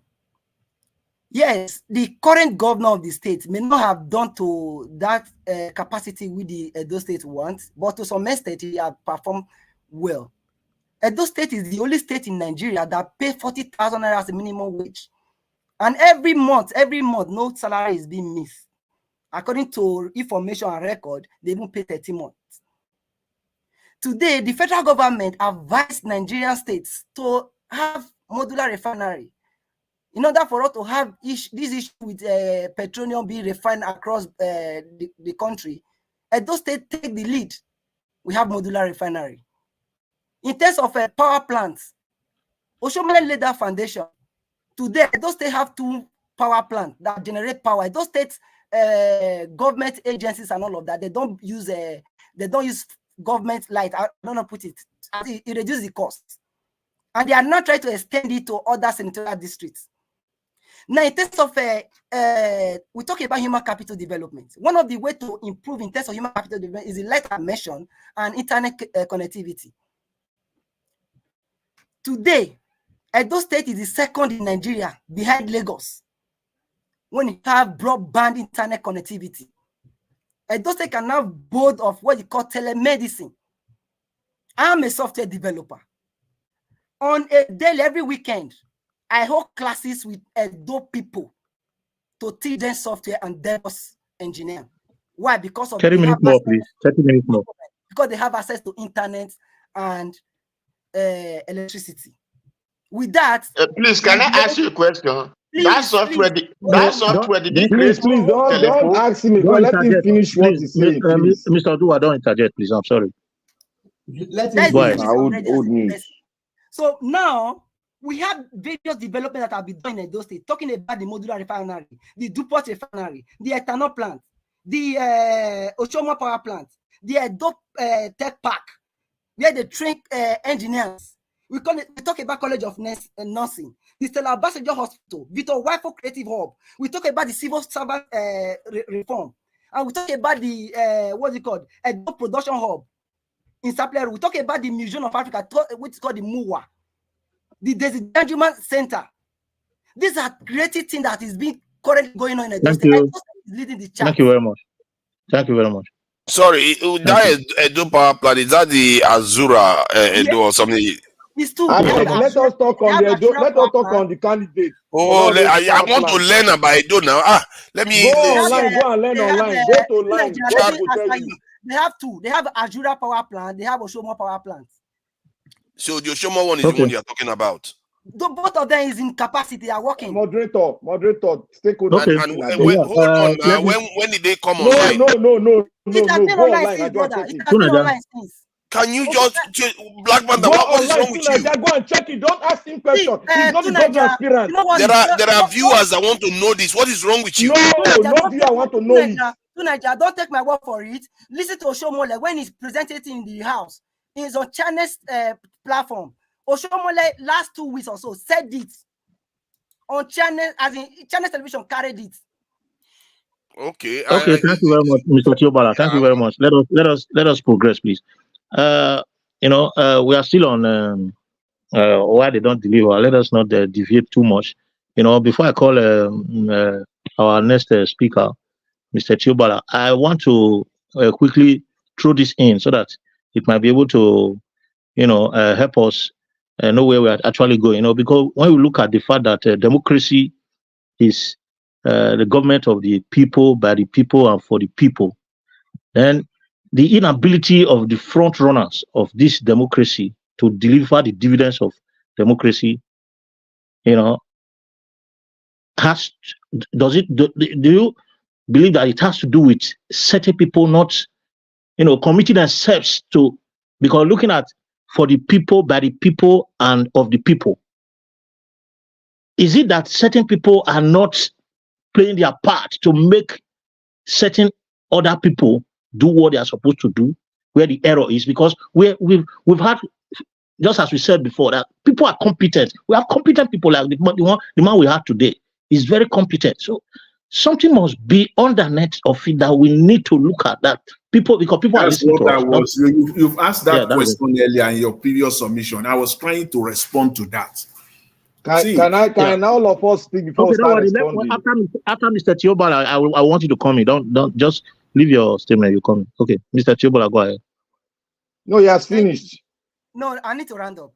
Oh, sorry. I'm talking about Black Panther. Sorry, Black Panther. Sorry, that was a simple tongue. Thank you very much. I want to thank everybody today for what we have done, and we are still handling politicians with kid gloves. That is my concern. And I want to thank the viewers out there. May God bless all of you.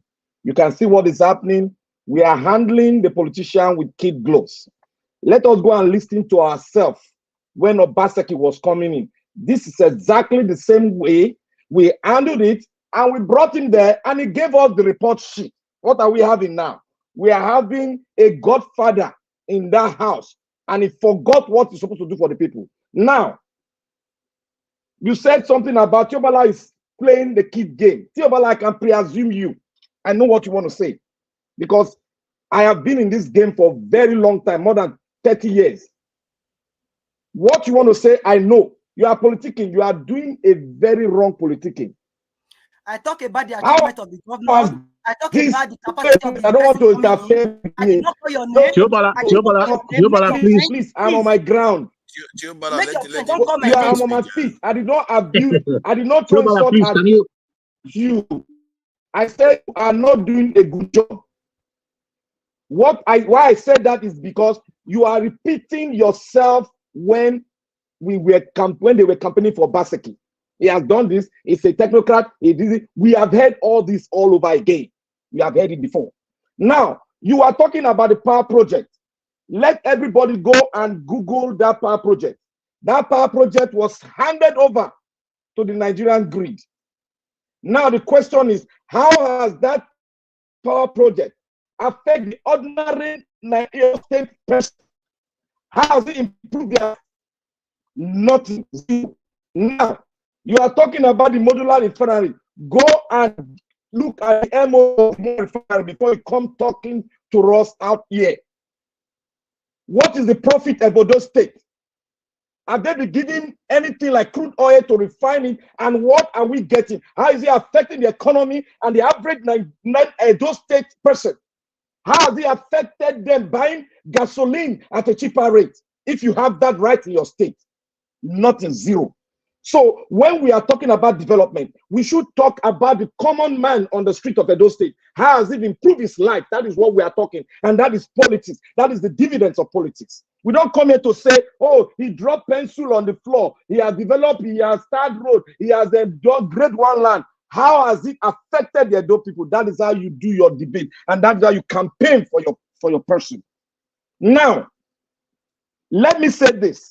He made mention of the economic. He was talking about. I told him about.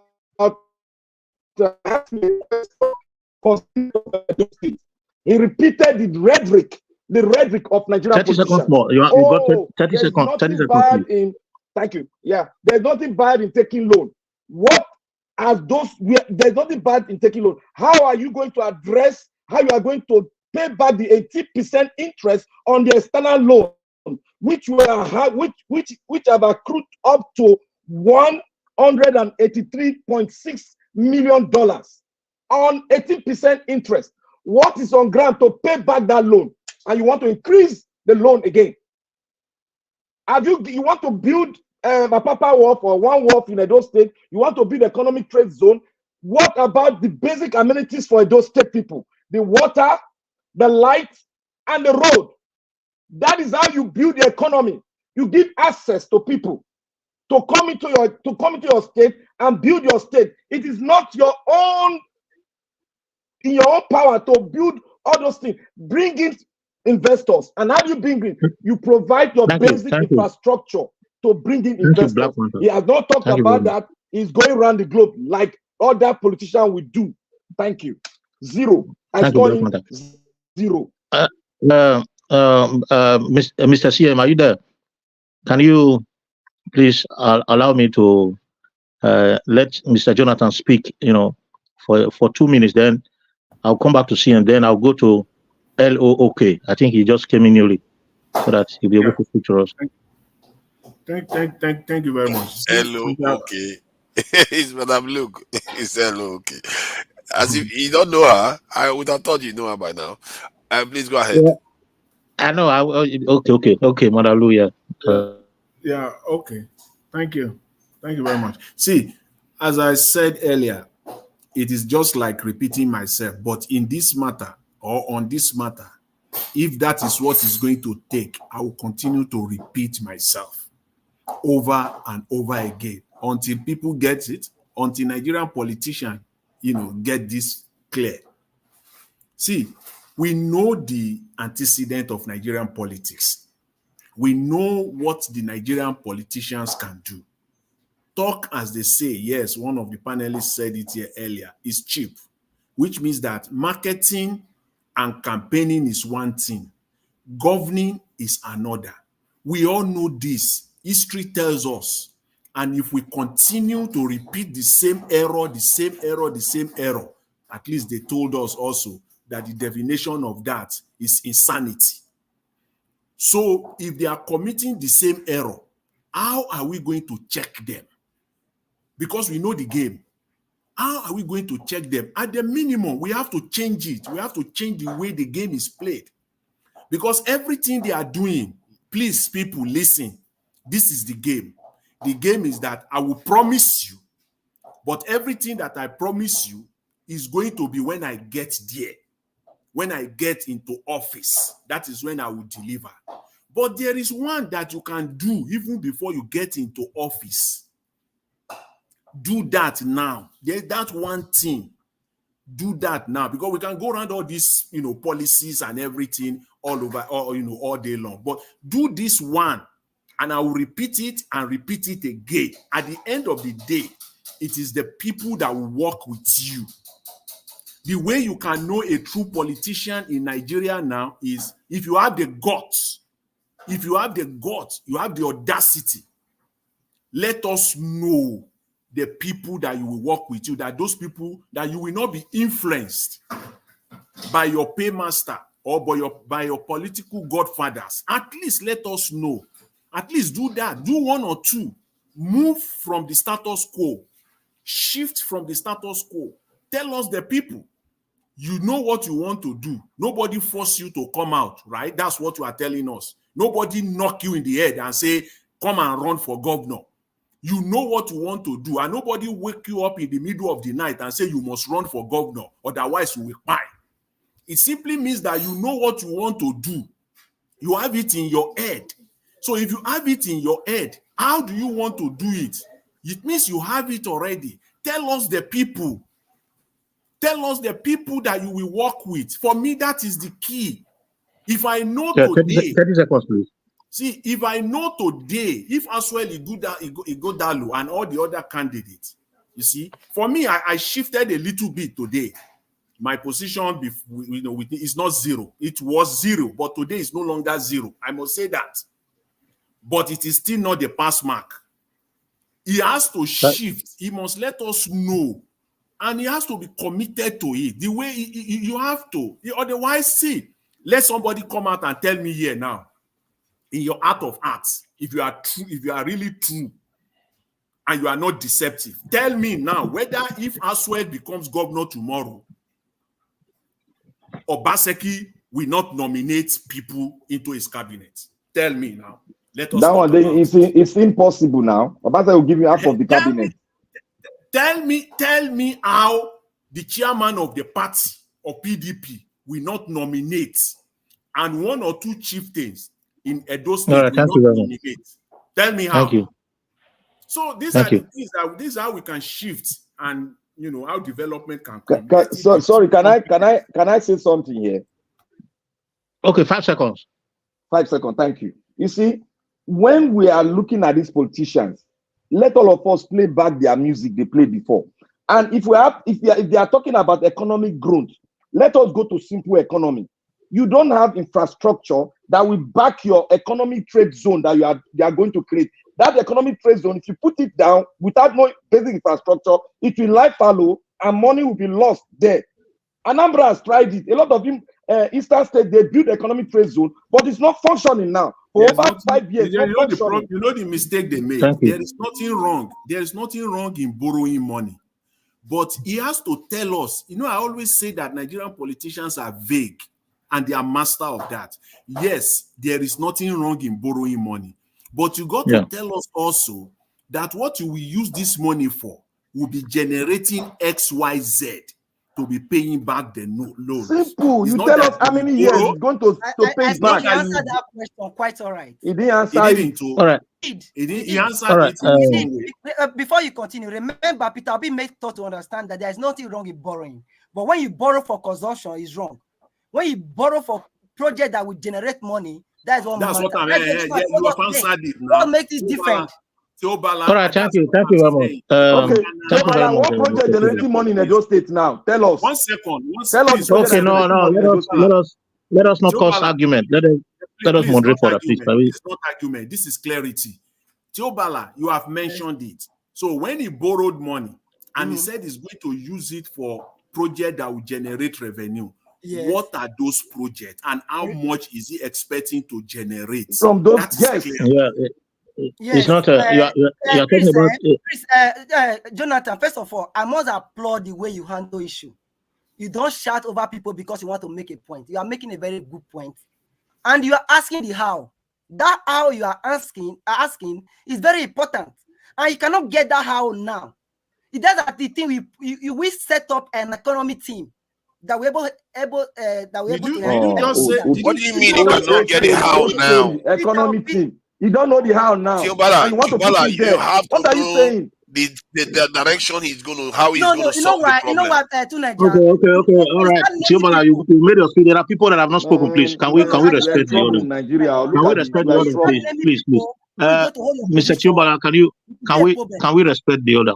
Mr. Teobala, please, let us I was we just emphasize on an issue, we'll be talking about I think checkmating them and seeing how they can deliver, because I believe that democracy is everybody's job, every nationality, not just the front runners, not the politicians, not those that are in power, not those that are acting as an opposite party. Is every single soul that is in that nation, So they are the powerhouse of democracy. So I want Mr. CM to, on that note, throw more light on this if he has something to say, because he has not spoken to he's been a bit quiet. Mr. CM, please take the floor. Okay. Actually, please, gentlemen and lady, I do apologize. I was away to attend to something quickly, waiting he left. So I think I dropped a note. I believe we are doing a post-interview review. Is it? So that I don't speak out of tone. Yes. That's exactly what we are doing here. Okay. I was putting notes down until at a time, maybe I was putting notes down. So in fact, in all that, first of all, I thank him again for honoring our invitation, and that's what I wanted. I was saying, it's good he came. At least it's an honor to us. And then, I mean, whatever he thinks about us, he will know that this is a serious bunch. That is one thing. We are serious. And then the question, I believe, no mainstream media has been able to interrogate him like this, because the questions are so penetrating, so committing, and so demanding. But you know, as a politician or somebody, not really a politician anyway, but let me just say as somebody of his pedigree or his class or maybe his background. He's a lawyer anyway, so he can always know that he's going to answer questions like they do. So what I've categorized, what I've gathered from this, is my own opinion anyway. From the answers he gave, I categorized them into, I put them into three baskets. One, where he was quite emphatic, and that's why I want commitment. For instance, he was asked about, I think it's what Mother Rita's question, what Alex Oti did in Abia by abolishing what is it called, pension for ex-governors. Is he going to do the same? He was emphatic. He said he will not take, after serving Edo State. I think I'm not the only person that had it. He will not take pension. He wouldn't go for that. Now, what I mean, what I understand that to mean is what he can, because when he finishes, he will leave. So he's not expecting pension. I expect him that if we can't take, those behind him or those that are taking should stop. So he cannot just do it only for himself. So I feel that I wanted to probe him further because I don't have to be selfish and monopolize or whatever. So I felt that he was emphatic, and we hold him to that. He won't take pension, and then I'm expecting that he will pass a legislation to the House of Assembly that henceforth any ex-governor of Edo State should not be paid pension or something like that. So such a question, there are others, but let me use that as an example. Then on the second basket, there are those that need further probing. You know, further probing in the sense that I think that's where I put Jonathan's question. There was where I think it's related to my type of question I wanted to ask. My second option said, "What is your idea of a competent cabinet or a cabinet of competent hands?" Because he wouldn't do it alone. Now I know Jonathan was quite pungent by mentioning some ministries, finance, justice, and because he emphasized the agriculture as the what is I think there's one time he used as the bedrock, sort of something like the base of the industrialization or how to grow prosperity based on comparative advantage of what crop is good for one area, what all those type of things, comparative advantage of developing agriculture in Edo State. Some areas will be good for certain things. So that's what Jonathan was saying. Who are their commissioners? So that's why I say this one needs further probing. He wasn't emphatic as to say my commissioner for justice. Though I wouldn't even in fairness to him, I wouldn't even have expected him to say the name of the person here because there will be consultation. Maybe I would have expected him to say, in appointing somebody your commissioner for justice or whatever post, you have to consult with the person and some interest groups in any way because the person has to, maybe if he's engaged in one job, he wants to leave it and come. So my type of answer would have been, consultation is ongoing. We are consulting people that we are going to appoint because we have to read. So that might be political way of answering it, but it's pungent and it's quite critical. Then, and on the other basket, some depends on what is it called? Or depends on so many variables. For instance, when he talks about the fund permitting, I think there was one question he was answering and was saying something like funding. He said something like depends on variable. That's where I place my question on security. Security. I didn't ask him security. I only asked him, let him name the one major problem Edo is facing as at today, 17th April. Then, what strategy, given within the 4 years, does he have? Can he present? Can he explain to us how he's going to handle it or solve the problem? And then, why does he think he's the best candidate to do it? To solve that problem. So when he's talking about security, all I get from him, security in Nigeria, because of the type of federation we run, any governor can always give a very small or flimsy excuse. Not that they don't have to do anything. Like somebody was saying, when you want to secure yourself, you don't say the government didn't do this. But if it concerns securing the people, you now say, okay, I don't appoint IG. The commissioner of police is posted to me. I don't have a say. We don't have this. You see, in that case, that's why there's a leeway. The leeway could, because that's why he was saying he will increase the finance and capital. I understand what he means. A state can vote money just to equip the police or pay. Lagos State is doing it in Lagos. Apart from what federal government gives to police in Lagos. Lagos state government normally even equip them, give them cars. Individuals do it in Anambra just to help. So something like that. But he emphasized that the security architecture. Yeah, security architecture you can emphasize, but it's not absolute. You are not. It's not down to you. You can only make suggestion to Abuja or police if they want to deal with. If they don't want to change it, they wouldn't change it. Although there is need to change security architecture, unless when we have police and state police. So when he says you use technology, yes, that can you can buy them technology. You can the money you bring can help to equip police. In fact, individuals in my state normally buy walkie-talkie. Yes, please. Yes. Which technology does he want to employ in those state? Let me know. The type no, to me, I'm not him now. He will answer, but if I'm to hazard a guess, I will say in trying to bring technology to his security or whatever. Apart from if you can just sorry, I'm so sorry about that. They already set a foundation for that. Yeah, that's what I was about saying. Yeah, go ahead. They've already set a foundation for that. Like that, they've already built a foundation that had to do with emergency response system. Now, currently, it's working with the healthcare, so they can put another layer of it. Anyway, yes. When we say because technology is not something that is unfounded, we know what technology is just to help human footprint. That type of thing, either to improve human footprint or to be absolute where you can't input. No human being can be awake 24 hours, but if you put CCTV camera in a strategic place, that will be awake, so that somebody can wake up and they monitor it. So I know all this. Yeah, I think Mr. C, I'm sorry. I think recently that the issue of that CCTV was also launched. I don't know how true is that. I understand that it was launched by that is to take care, especially the activities of court. I want you to give to us. Yeah. He was supposed to talk about it, to say he was going to emphasize on things like that and go ahead to make it work. Anyway, so based on these 3 baskets, the one I can put down to him is he said he won't. Anybody can go to town with it. He won't take what is it called? Thank God Moderator asked that question. He won't take pension. So which means we can now say Asue Ighodalo promised the people of Edo State hand on heart that he's not going to take any pension when he finishes his term if he elected. So I believe that he should extend it to others, not just him. Then so that is emphatic. Then the other one that needs further probing, I've explained, and then the one that depends on variables, because there are overbearing federalism that will run.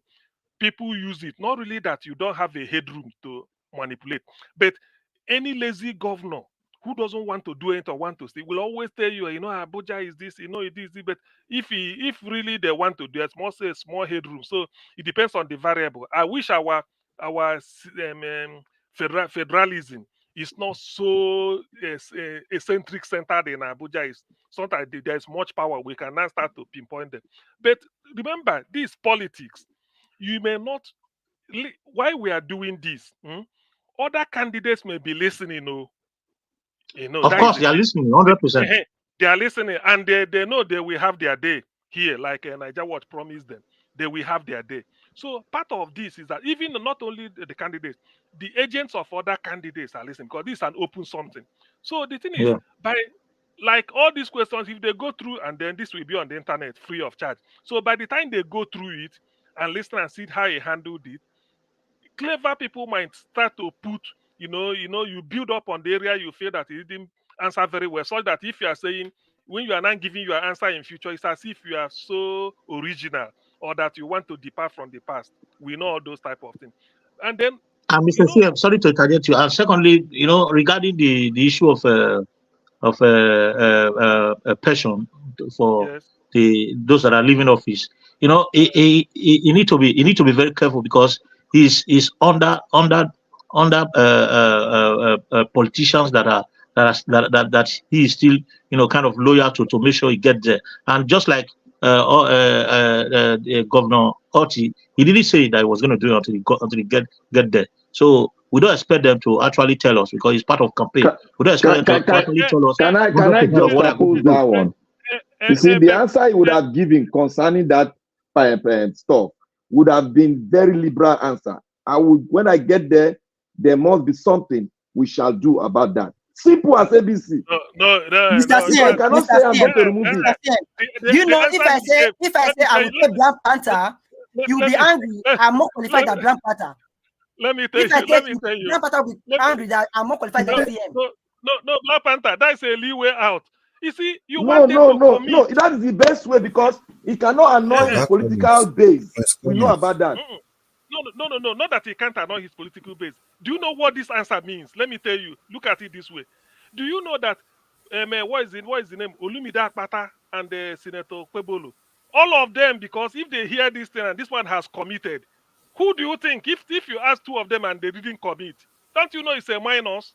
It's a minus on them. So yes, so you see, it's a minus. So don't worry, they know what, because do you know why I like this answer? Because this is a personal decision for you.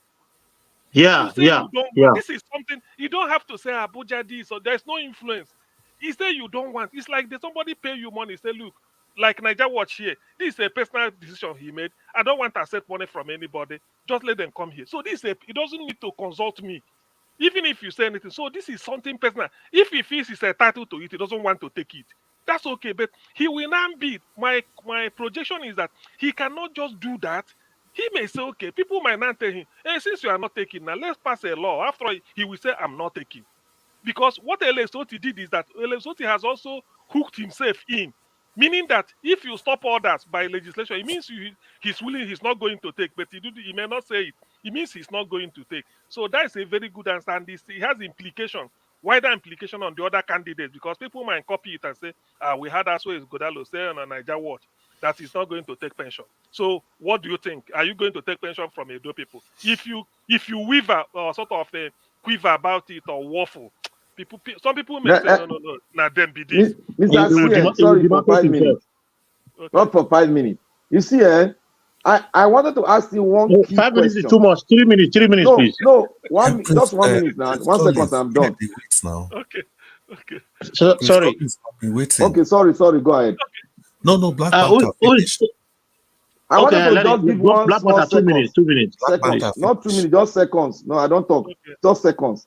You see, it's economic policy that is bringing forth. It's faulty.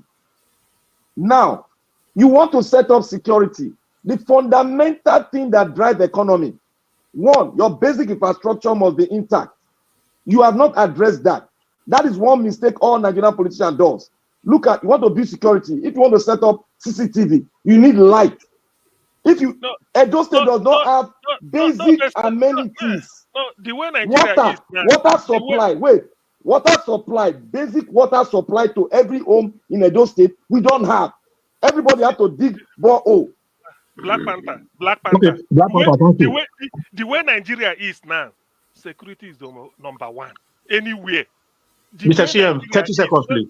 Okay, yeah. The way Nigeria is, whether you are owing teachers or you are owing doctors or one bridge breaks somewhere, people are taking the other corner. Security is number one now in Nigeria. I think that was the first thing he made. So he's in line. Because, in fact, what is even the primary function of government, whether at state or local, is security of life and property. It's just because he has Warsaw. So what he said, I'm in agreement with that security should become paramount, but is the strategy on how to address it. That's why. Can you have security without road?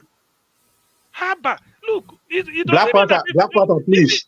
Even if it's on, listen, do you know that people will prefer on third road that they are secure than to be secure than to be secure than every road is like the one you have in Texas, but the people are insecure.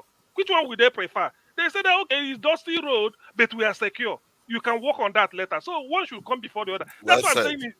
Yeah, thank you very much, Mr. Sion. Okay, let me stop here. Thank you. Thank you. Tuna just said he was going to say something. No, I was saying that he said it very well because Black Panther was being obnoxious as usual. Yeah, well, you are talking to yourself. I'm telling you the basic thing. You are giving them leeway to escape. These Nigerian politicians, if you don't know them, you give them leeway to escape. They will build fake road. They don't want to give you basic infrastructure, and you want security. You want everything as other modern states. You don't have the basic to drive home your own factors. You don't have it. Priority. Something should be number one, another one number two, another one number three. That's what I'm saying. All of them are. Look at the money they borrowed. Look at the money they borrowed. $160 million. Nothing can we talk about that they provide basic infrastructures. Oh, it is now $314 million. So US, United States of America is owing. UK is owing. No, I'm not talking about owing. If you are owing, we must see what you are doing. Okay. Did you Yobala, you said UK is owing. Jonathan, must he come after me? Must he come after me? Can you imagine what he's saying? So when you said no, you see, the thing is that we like to do this cheap comparison. The moment when you talk about borrowing, people will quickly say UK is borrowing. Let him finish. Just come. Give him 1 minute. United States is borrowing. You don't even need to go there because it doesn't add up. It doesn't make any sense. The comparison The point I'm making is that to borrow is not an issue. The purpose of the money you borrow, you use it for. That is what matters. That's what matters. The thing is that when people say that, they find that cheap answer, but they don't know that it is incomplete. When you say it is good to borrow, and thank you very much. Okay, go ahead, Mr. Please come in. For me, I just want to go with the fact that see, there is no way we can talk about governance without talking about security. Security should always be the priority of every state. That's why the function of government is to protect life and the properties of the people. That was why I asked him that critical question. I hope if it comes to security, if he wants to use the military or police for himself, he will be able to. But if it comes to using it to protecting the people, they will say it's Abuja. They will start blaming the federal government. And he has committed that, no, he's not going to do that. And I also asking about the debt burden and everything, that I hope if time comes, he will not start saying that, oh, the debt is too much, blah, blah, blah. And he also committed that, no, that he's not going to blame any person. He's going to take responsibility for everything. We have that on record. We have that on tape. Because eventually, if we are not able to stop whoever becomes the governor, but at least we can hold them accountable for certain things. And the issue of security, if we want development, security must be taken seriously. Anyhow we choose to. Anyhow we just choose to. We have to look at our environment and look at what suits us best. Is it to recruit more people? Is it to invest in technology? Or whatever is going to suit us best? That's what we should do.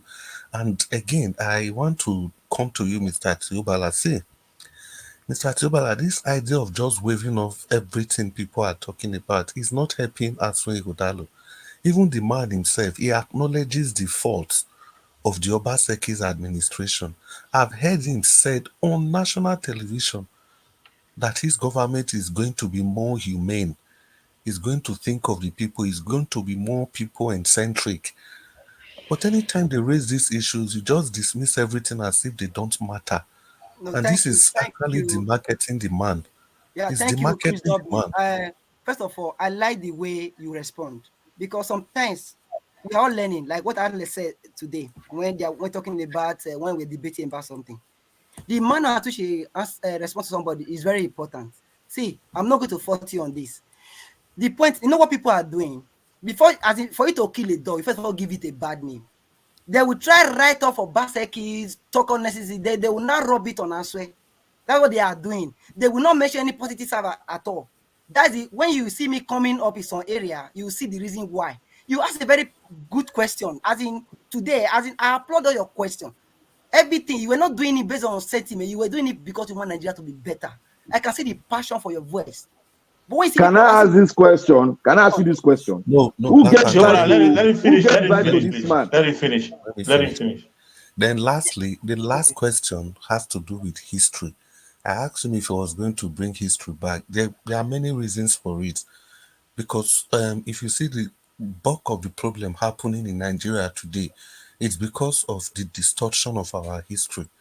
That's why we all cannot forge a common ground for the unity of this country. This is what most countries have been able to do. We have to wake up. Let's forget tribalism and everything. We have to forget those points of division. Because if you bring history back, we are able to know where we are coming from, where we are, and where we are going to. And those states, let's stop acting as if Edo State is an agrarian society. Somebody make that point earlier, whether it's to Nigeria or Dr. CM, I don't know. That Edo State, those days, we were producing guns. We had technology for extracting bronze, copper. We were into chemistry, real chemistry. How were we able to purify copper? How were we able to extract bronze? How were we able? Those are alloys. Copper, bronze, it gives you another form of metal completely. How do we know that you have to heat up this metal before you can shaping them? We had those were raw technologies. So if we're able to go back to our history and know that, okay, Edo State, after all, was a very industrialized nation. It was a technologically advanced society at the standard of that time. It wasn't just merely agrarian society. To Nigeria, it was you, I remember now, that made that point. So that was why I was asking me about history. How does he plan to bring history back to the school? So all in all, this is about the people. We all have to stop campaigning with too much sentiment. And Tiobala, the reason I usually pick on you is because I saw you the last year or the previous year, and I saw your passion, the way you argue democratically. You know, when the election was, the way you Not were just talking. argue. I sent money as well. No, what I'm saying is that the way you bring your point there, it was democratic, people centric. But now it's just person centric. And that's a very dangerous. If you wave off the pains people are going through, if you wave them off, it's not going to help your cause. No, My no, no, own no. plan I is did not to. not. I did not. No, wait, If you wait, listen to let me my last finish. comment, I Yeah, said my own on my plan. own, I'm My helping people back home with based on what I have been able to achieve my within my a own this. plan, my target is not to demarket Asue Ighodalo. My target is to promote my candidates. That is going to be my Okay. target. Can I, Mr. Chris, Yeah. who is your candidate? Can you tell Oh, us? I've said this several times. It's Olumide Agbata. I've said this All several right. times. Okay. Yeah, What for can you now, it's tell us Olumide. about Olumide Akpata? See, for now, it's No, Olumide. we are not talking about Lumida Pata Wait, today because the this is reason Ash is Wednesday. this. The reason is this. I'm very open. Before, I don't have any liking for Asue Ighodalo, but I've listened to him 3 times. I'm beginning to see that, okay, this man to a large extent, he has the capacity, he looks sincere enough, he looks caring enough. But the issue is that I'm looking at the PDP factor. I know that PDP factor is always something, and I'm also looking at Obaseki. That albatross that's around the neck of Asue Ighodalo, I don't know what he's going to do with that. But if Olumide Agbata comes to the scene, we see his campaign and we keep following. But if along the line his campaign is not what I expect, because it's Edo State all the time, then I will make my decision. But for now, come sunshine, come rain for Olumide Agbata, I have a full history on him, what he has But done, what he, let yeah. me throw this question up. Is those of us here, are you people happy that the interview today was centered on Edo State? There's nothing frivolous, no question. Everything was about the betterment or the good of Edo State and the Edo people. I mean, is it Yeah, not? yeah, that's exactly the point I'm making. You Exactly. see, Okay. that's why I said my questions, they were not, it's not time to be asking technical questions that will undermine the person. We are talking about Edo State. That was why I fled up when Tiobala was trying to make comparison with Oyo State. No, we just want to know what's happening in Edo State. Give us a man, they just zero him. Please For not the answer. let's leave that alone because he's no longer here. Please, so And let's focus on the discussion. anyway, gentlemen, let me tell you people the truth. You know about politicians. I know I'm not Asue, but in his No, thinking, he will know that he met a very, very intelligent panelist he today. confirmed that. He confirmed that today, Okay, and yeah. there's no way I will finish without thanking Mr. Jonathan Kingsley. Thank you very much for the thought-provoking See, question. can I say this? I am still giving him an opportunity because he had just started. There are some key things I want him to address. And when he addresses it, I will know that he's ready. But there's some factors I will look very well. The factors I will look, one is political, is base, and the factor of the incumbent. That is what I will look. And I will ask him some fundamental question concerning that and see how he's going to answer it. So the way we answer it will show me that he's a strong man that can lead Edo State. I don't have any candidate now. I have to listen to all of them. Olumide all the way. Olumide Okay. for now, please. LP. Let me quickly come. Olumide for now. Olumide Akpata. All right. Can you guys hear me? No, no, Can hold you on. guys hear me? Yes, we can. Yes. Yes, we can. We can. Yes. Okay. Thank you very much, my wonderful people. Now, God, I go bless you now. Thank you. Before I start, Dr. Aswen said I should thank every one of you. You know, he passed so much thanks and said he's looking forward to engaging all of us again.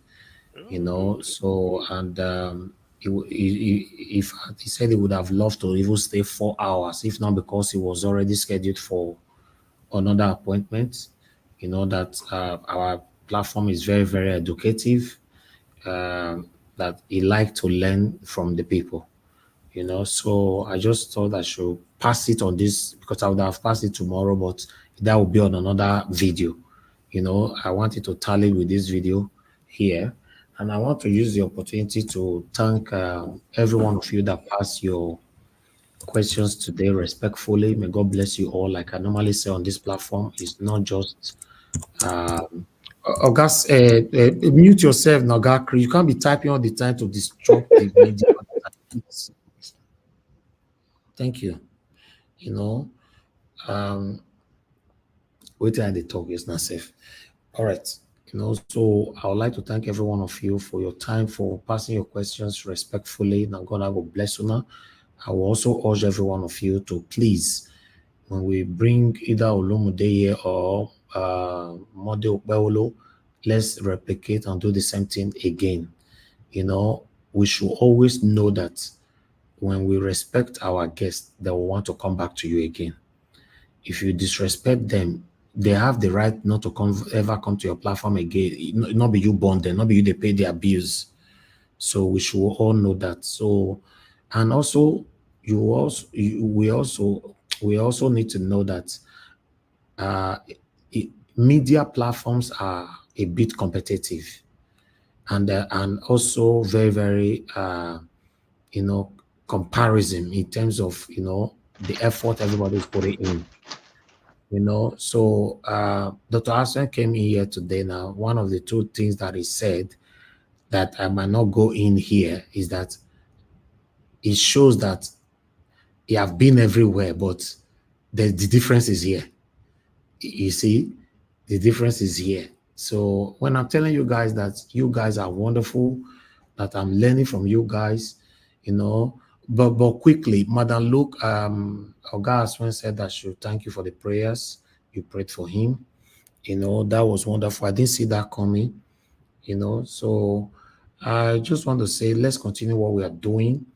It's obvious now that we are fighting for a better Nigeria. We are not biased on this platform. We talk here, we yell, we shout, we do everything. Everybody can now see now that, yes, what we are doing here is for better Nigeria. So, yes, next week, once the appointment is cemented, 12 hours before time, I'll let you guys know the next person that is coming so that we can do it all over again. You know, so, and yeah, that's all I wanted to say. Augustine, thank you very much for the help, because you did a lot for me that time. The attack was just like a missile. It was like a missile, continuous missile. But at this, sorry, Niger Watch, at this time, you're supposed to hazard against who they attack you like this now. You're supposed to I don't know. Don't mind me. You sit down there in London and keep getting attacked every day. It doesn't put any protection. Nigeria Watch, you know they attack you. You need to find something that will filter the messengers that you're getting on YouTube, because that's where they enter. When they throw something, they'll throw it as a word, it will attack you. That one, That is what this. That's what these hackers do. Technology. Yes, so yes. Okay. Yes. That's why they use that now. The latest one. Yes, sir. I say, Madalu, after she don't pray for her, you can score a 0. Why don't come out? No, you didn't understand my Madalu did not score him. That is my Madam Luke. Correct. I tell you. All politicians. Thank you. Even if Olumide comes, You go pray for him. You pray for that, you score a 0. Yes, because you see, the thing is that you have to score them so that they can do better. I can't praise anybody. I like that. No, there's logic to what she's saying now, because you can't be sure. They will just say stuff. They have not proven anything. You can start with 0 first before you begin get pass mark now, Abi. Now their political base, they drag them down. And the political base, you score the 0. You score based on past antecedents. Exactly, and then I'll go pray for them. Make God touch their hearts. That's the only thing I can do. What Madam Luke is saying, I support her because she wants to, from this beginning, put them under pressure. Exactly. That's what I did with Obaseki. I supported Obaseki with this platform from day one. He was sworn into office. I started lambasting and checkmating him. You know, I was not. Some people told me maybe we are just on air only. No, we're on ground. Camera on ground. Everything on ground. My voice on ground. So it doesn't mean anything that you hate anybody. You just want to put them under pressure to do more. So yes, that's it. For me, in terms of scoring and not scoring, it's not my duty to do that. You know, but let's bring all of them first, and we'll now get to know. Campaign will start very soon. Madam Rita, thank you very much. I can see you. Thank you very much, my people. But sorry, let me just add this. One has to admit that it's quite unique to have somebody pray for a politician, then go and score them 0. So that I think I see that's quite unique. That's classic. I have to give it to Madam Luke there. After you pray for him, he scored the guy 0. It's unbelievable. Madam Luke has been very, very expressive. You know where she stands at every point in time. Either you like her for it, or you hate her for it. You know, like and you jump, it catch firewood. You don't send anybody. This it's only those of us here, say 10 of us, you can know what each person is thinking. I told him when at the beginning, I said, Edo indigenes, home and abroad, are tuned in to listen to you. So the conversation is in the air. After the end, people will take it home and they start to digest and make an opinion. So that is the opinion. Only because we know Madam Luke, we've heard what she said. What of those at home all over the world? Do you know what people are saying? Those that will still watch it tomorrow will score their own. So to me, I'm not really particular about Mark. What I want to see is there are still, if I have opportunity, there are some of these questions we have to go to sort of pinning him down, let him now be specific. When you, like what Jonathan asking, the commissioners, have you not finished consulting them? Is there no 2 or 3 names you have in mind so that we know the character that will work with you? That's a very pertinent question. It's about Edo State. It's not personal. It's not personal. We only want to know. If you say you are good, we want to know those that will be with you too. We want to know who they are. That is Mr. CM. Like, yes, please. Mr. CM. You see, we have 3 political parties that are coming in here. We are praying that we get more.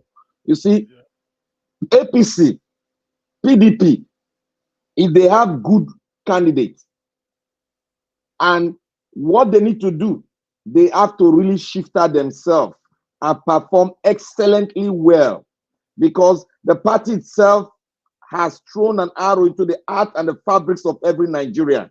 So they need to perform excellently well and deal with issues and go to the fundamentals and deal with it to appease the minds of the Nigerians. That is what they need to do. They don't need to bring up fat infrastructures for us. Is it before being elected or after before being elected? They have to really do a good, diligent work in convincing people. It's not about when I'm trying to say something, somebody will be chastising me. You are doing a disservice to your candidate. I don't care. Let me tell you, Black Panther, it won't be a walk in the park for Labour Party, despite they've not been in government in Edo State before. It won't be easy. I know it will not be easy, but it will be tougher for the two parties than tougher for LP. Because LP can really they have to look at those 2 parties and use the disadvantage of those parties and make it an advantage to them. But I'm not choosing any party, but everybody, I'm playing everybody equal. Let me listen to the personality. I'm going to convince the people of Edo State. That is all. You have to do a good job. Remember, anybody in Labour Party is not starting politics anew. It's either he left PDP to Labour or APC to Labour. When a thief changes exactly, I still be thief. A thief where they live for upper Sakpoba can go to Siluko Street. When he You are right now. That is why I'm putting up there on a plane. So when they say na up and I'm be thief, all the people where they up and the people where they Siluko no be anybody which if you change address, now the same thing. So the thing is, to be honest, this is a good exercise. Whether they like because it is that we not really assess. Although you can never know everything. Those that still want to the one question I wanted to put, I don't know whether it is I mean it might not be tolerated here is that, but let me say it here because there's no candidate. Look at the people in the face and tell them you won't thief their money. Can you commit to that? Simple.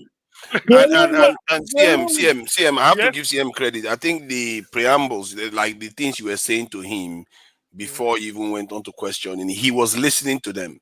And It was those things are sarcastic. actually quite powerful. You were like trying to highlight to him how important what he's here for, and how it's for the people and all those sort of things. And when you were putting it, the way you were putting it to him is quite important. And I hope Nigeria Watch picks up on that too. It's true. So you see, well, I wanted this, but I said I didn't clear it with Niger Watch. If not, I will say, okay. Now the last question for you is look in the camera and tell And the you people, itemize all your questions about three of them. and tell Edo people, home and their abroad, say, my brother, my sister, I not go thief on money. I don't go thief on money. They know, man. You go hard though. You know what you talking. No, listen. You not go fit talk the political base too strong. Listen. Do you know why I'm saying this? Do you know why I'm saying this? We all know that the problem in Nigeria is people will enter office and start to be thief. Nothing more. From Borno down to Lagos to Cross River to Sokoto cross. All of them. Mr. CM, are you trying to tell me in my own submission, or you are agreeing in the same line of what I'm saying, that Nigeria is not practicing democracy but kleptocracy? Thank you. Everybody agree with you now. Everybody's in line with you. Of course. Why are we where we are if not because Stiliocracy. Why are we here if not be say that they do bad thing? Good evening, no. Mr. Rita still talks nothing. I beg, before Madarita talk, I beg, let me quickly appreciate those of you that supported the channel today. Adelaja Gobi, thank you very much. Amazing Grace USA, Martin Benjamin, thank you, Dr. Alexander Gomez, LP Ashoko, thank you very much, ma. Thank you, the Grace King, thanks for becoming a member with Nigeria Watch platform. Thank you very much. I appreciate every one of you right there. Thank you, Dr. Alexander Gomez, once more, and every one of you that called into the show. Now, God will bless you. Now, those of you that were occupying the comment section, thank you very much. We appreciate you all. It's a collective effort on this platform. Nobody's perfect. Continue to manage us, and we are doing our best to also entertain you as well. So continue to encourage us to do more for you. And God bless you. Now let's hear from Madarita. Madarita, please go ahead. Thank you, ma'am. Good evening. Good evening to everybody, and my darling mommy diaspora, my brothers and sisters in the comment section. You know, throughout the interview, I was singing one song in my head: "No more bad government, Nigeria Watch." I don't know, for some reason, I was just singing it in my head. The voice of the voiceless.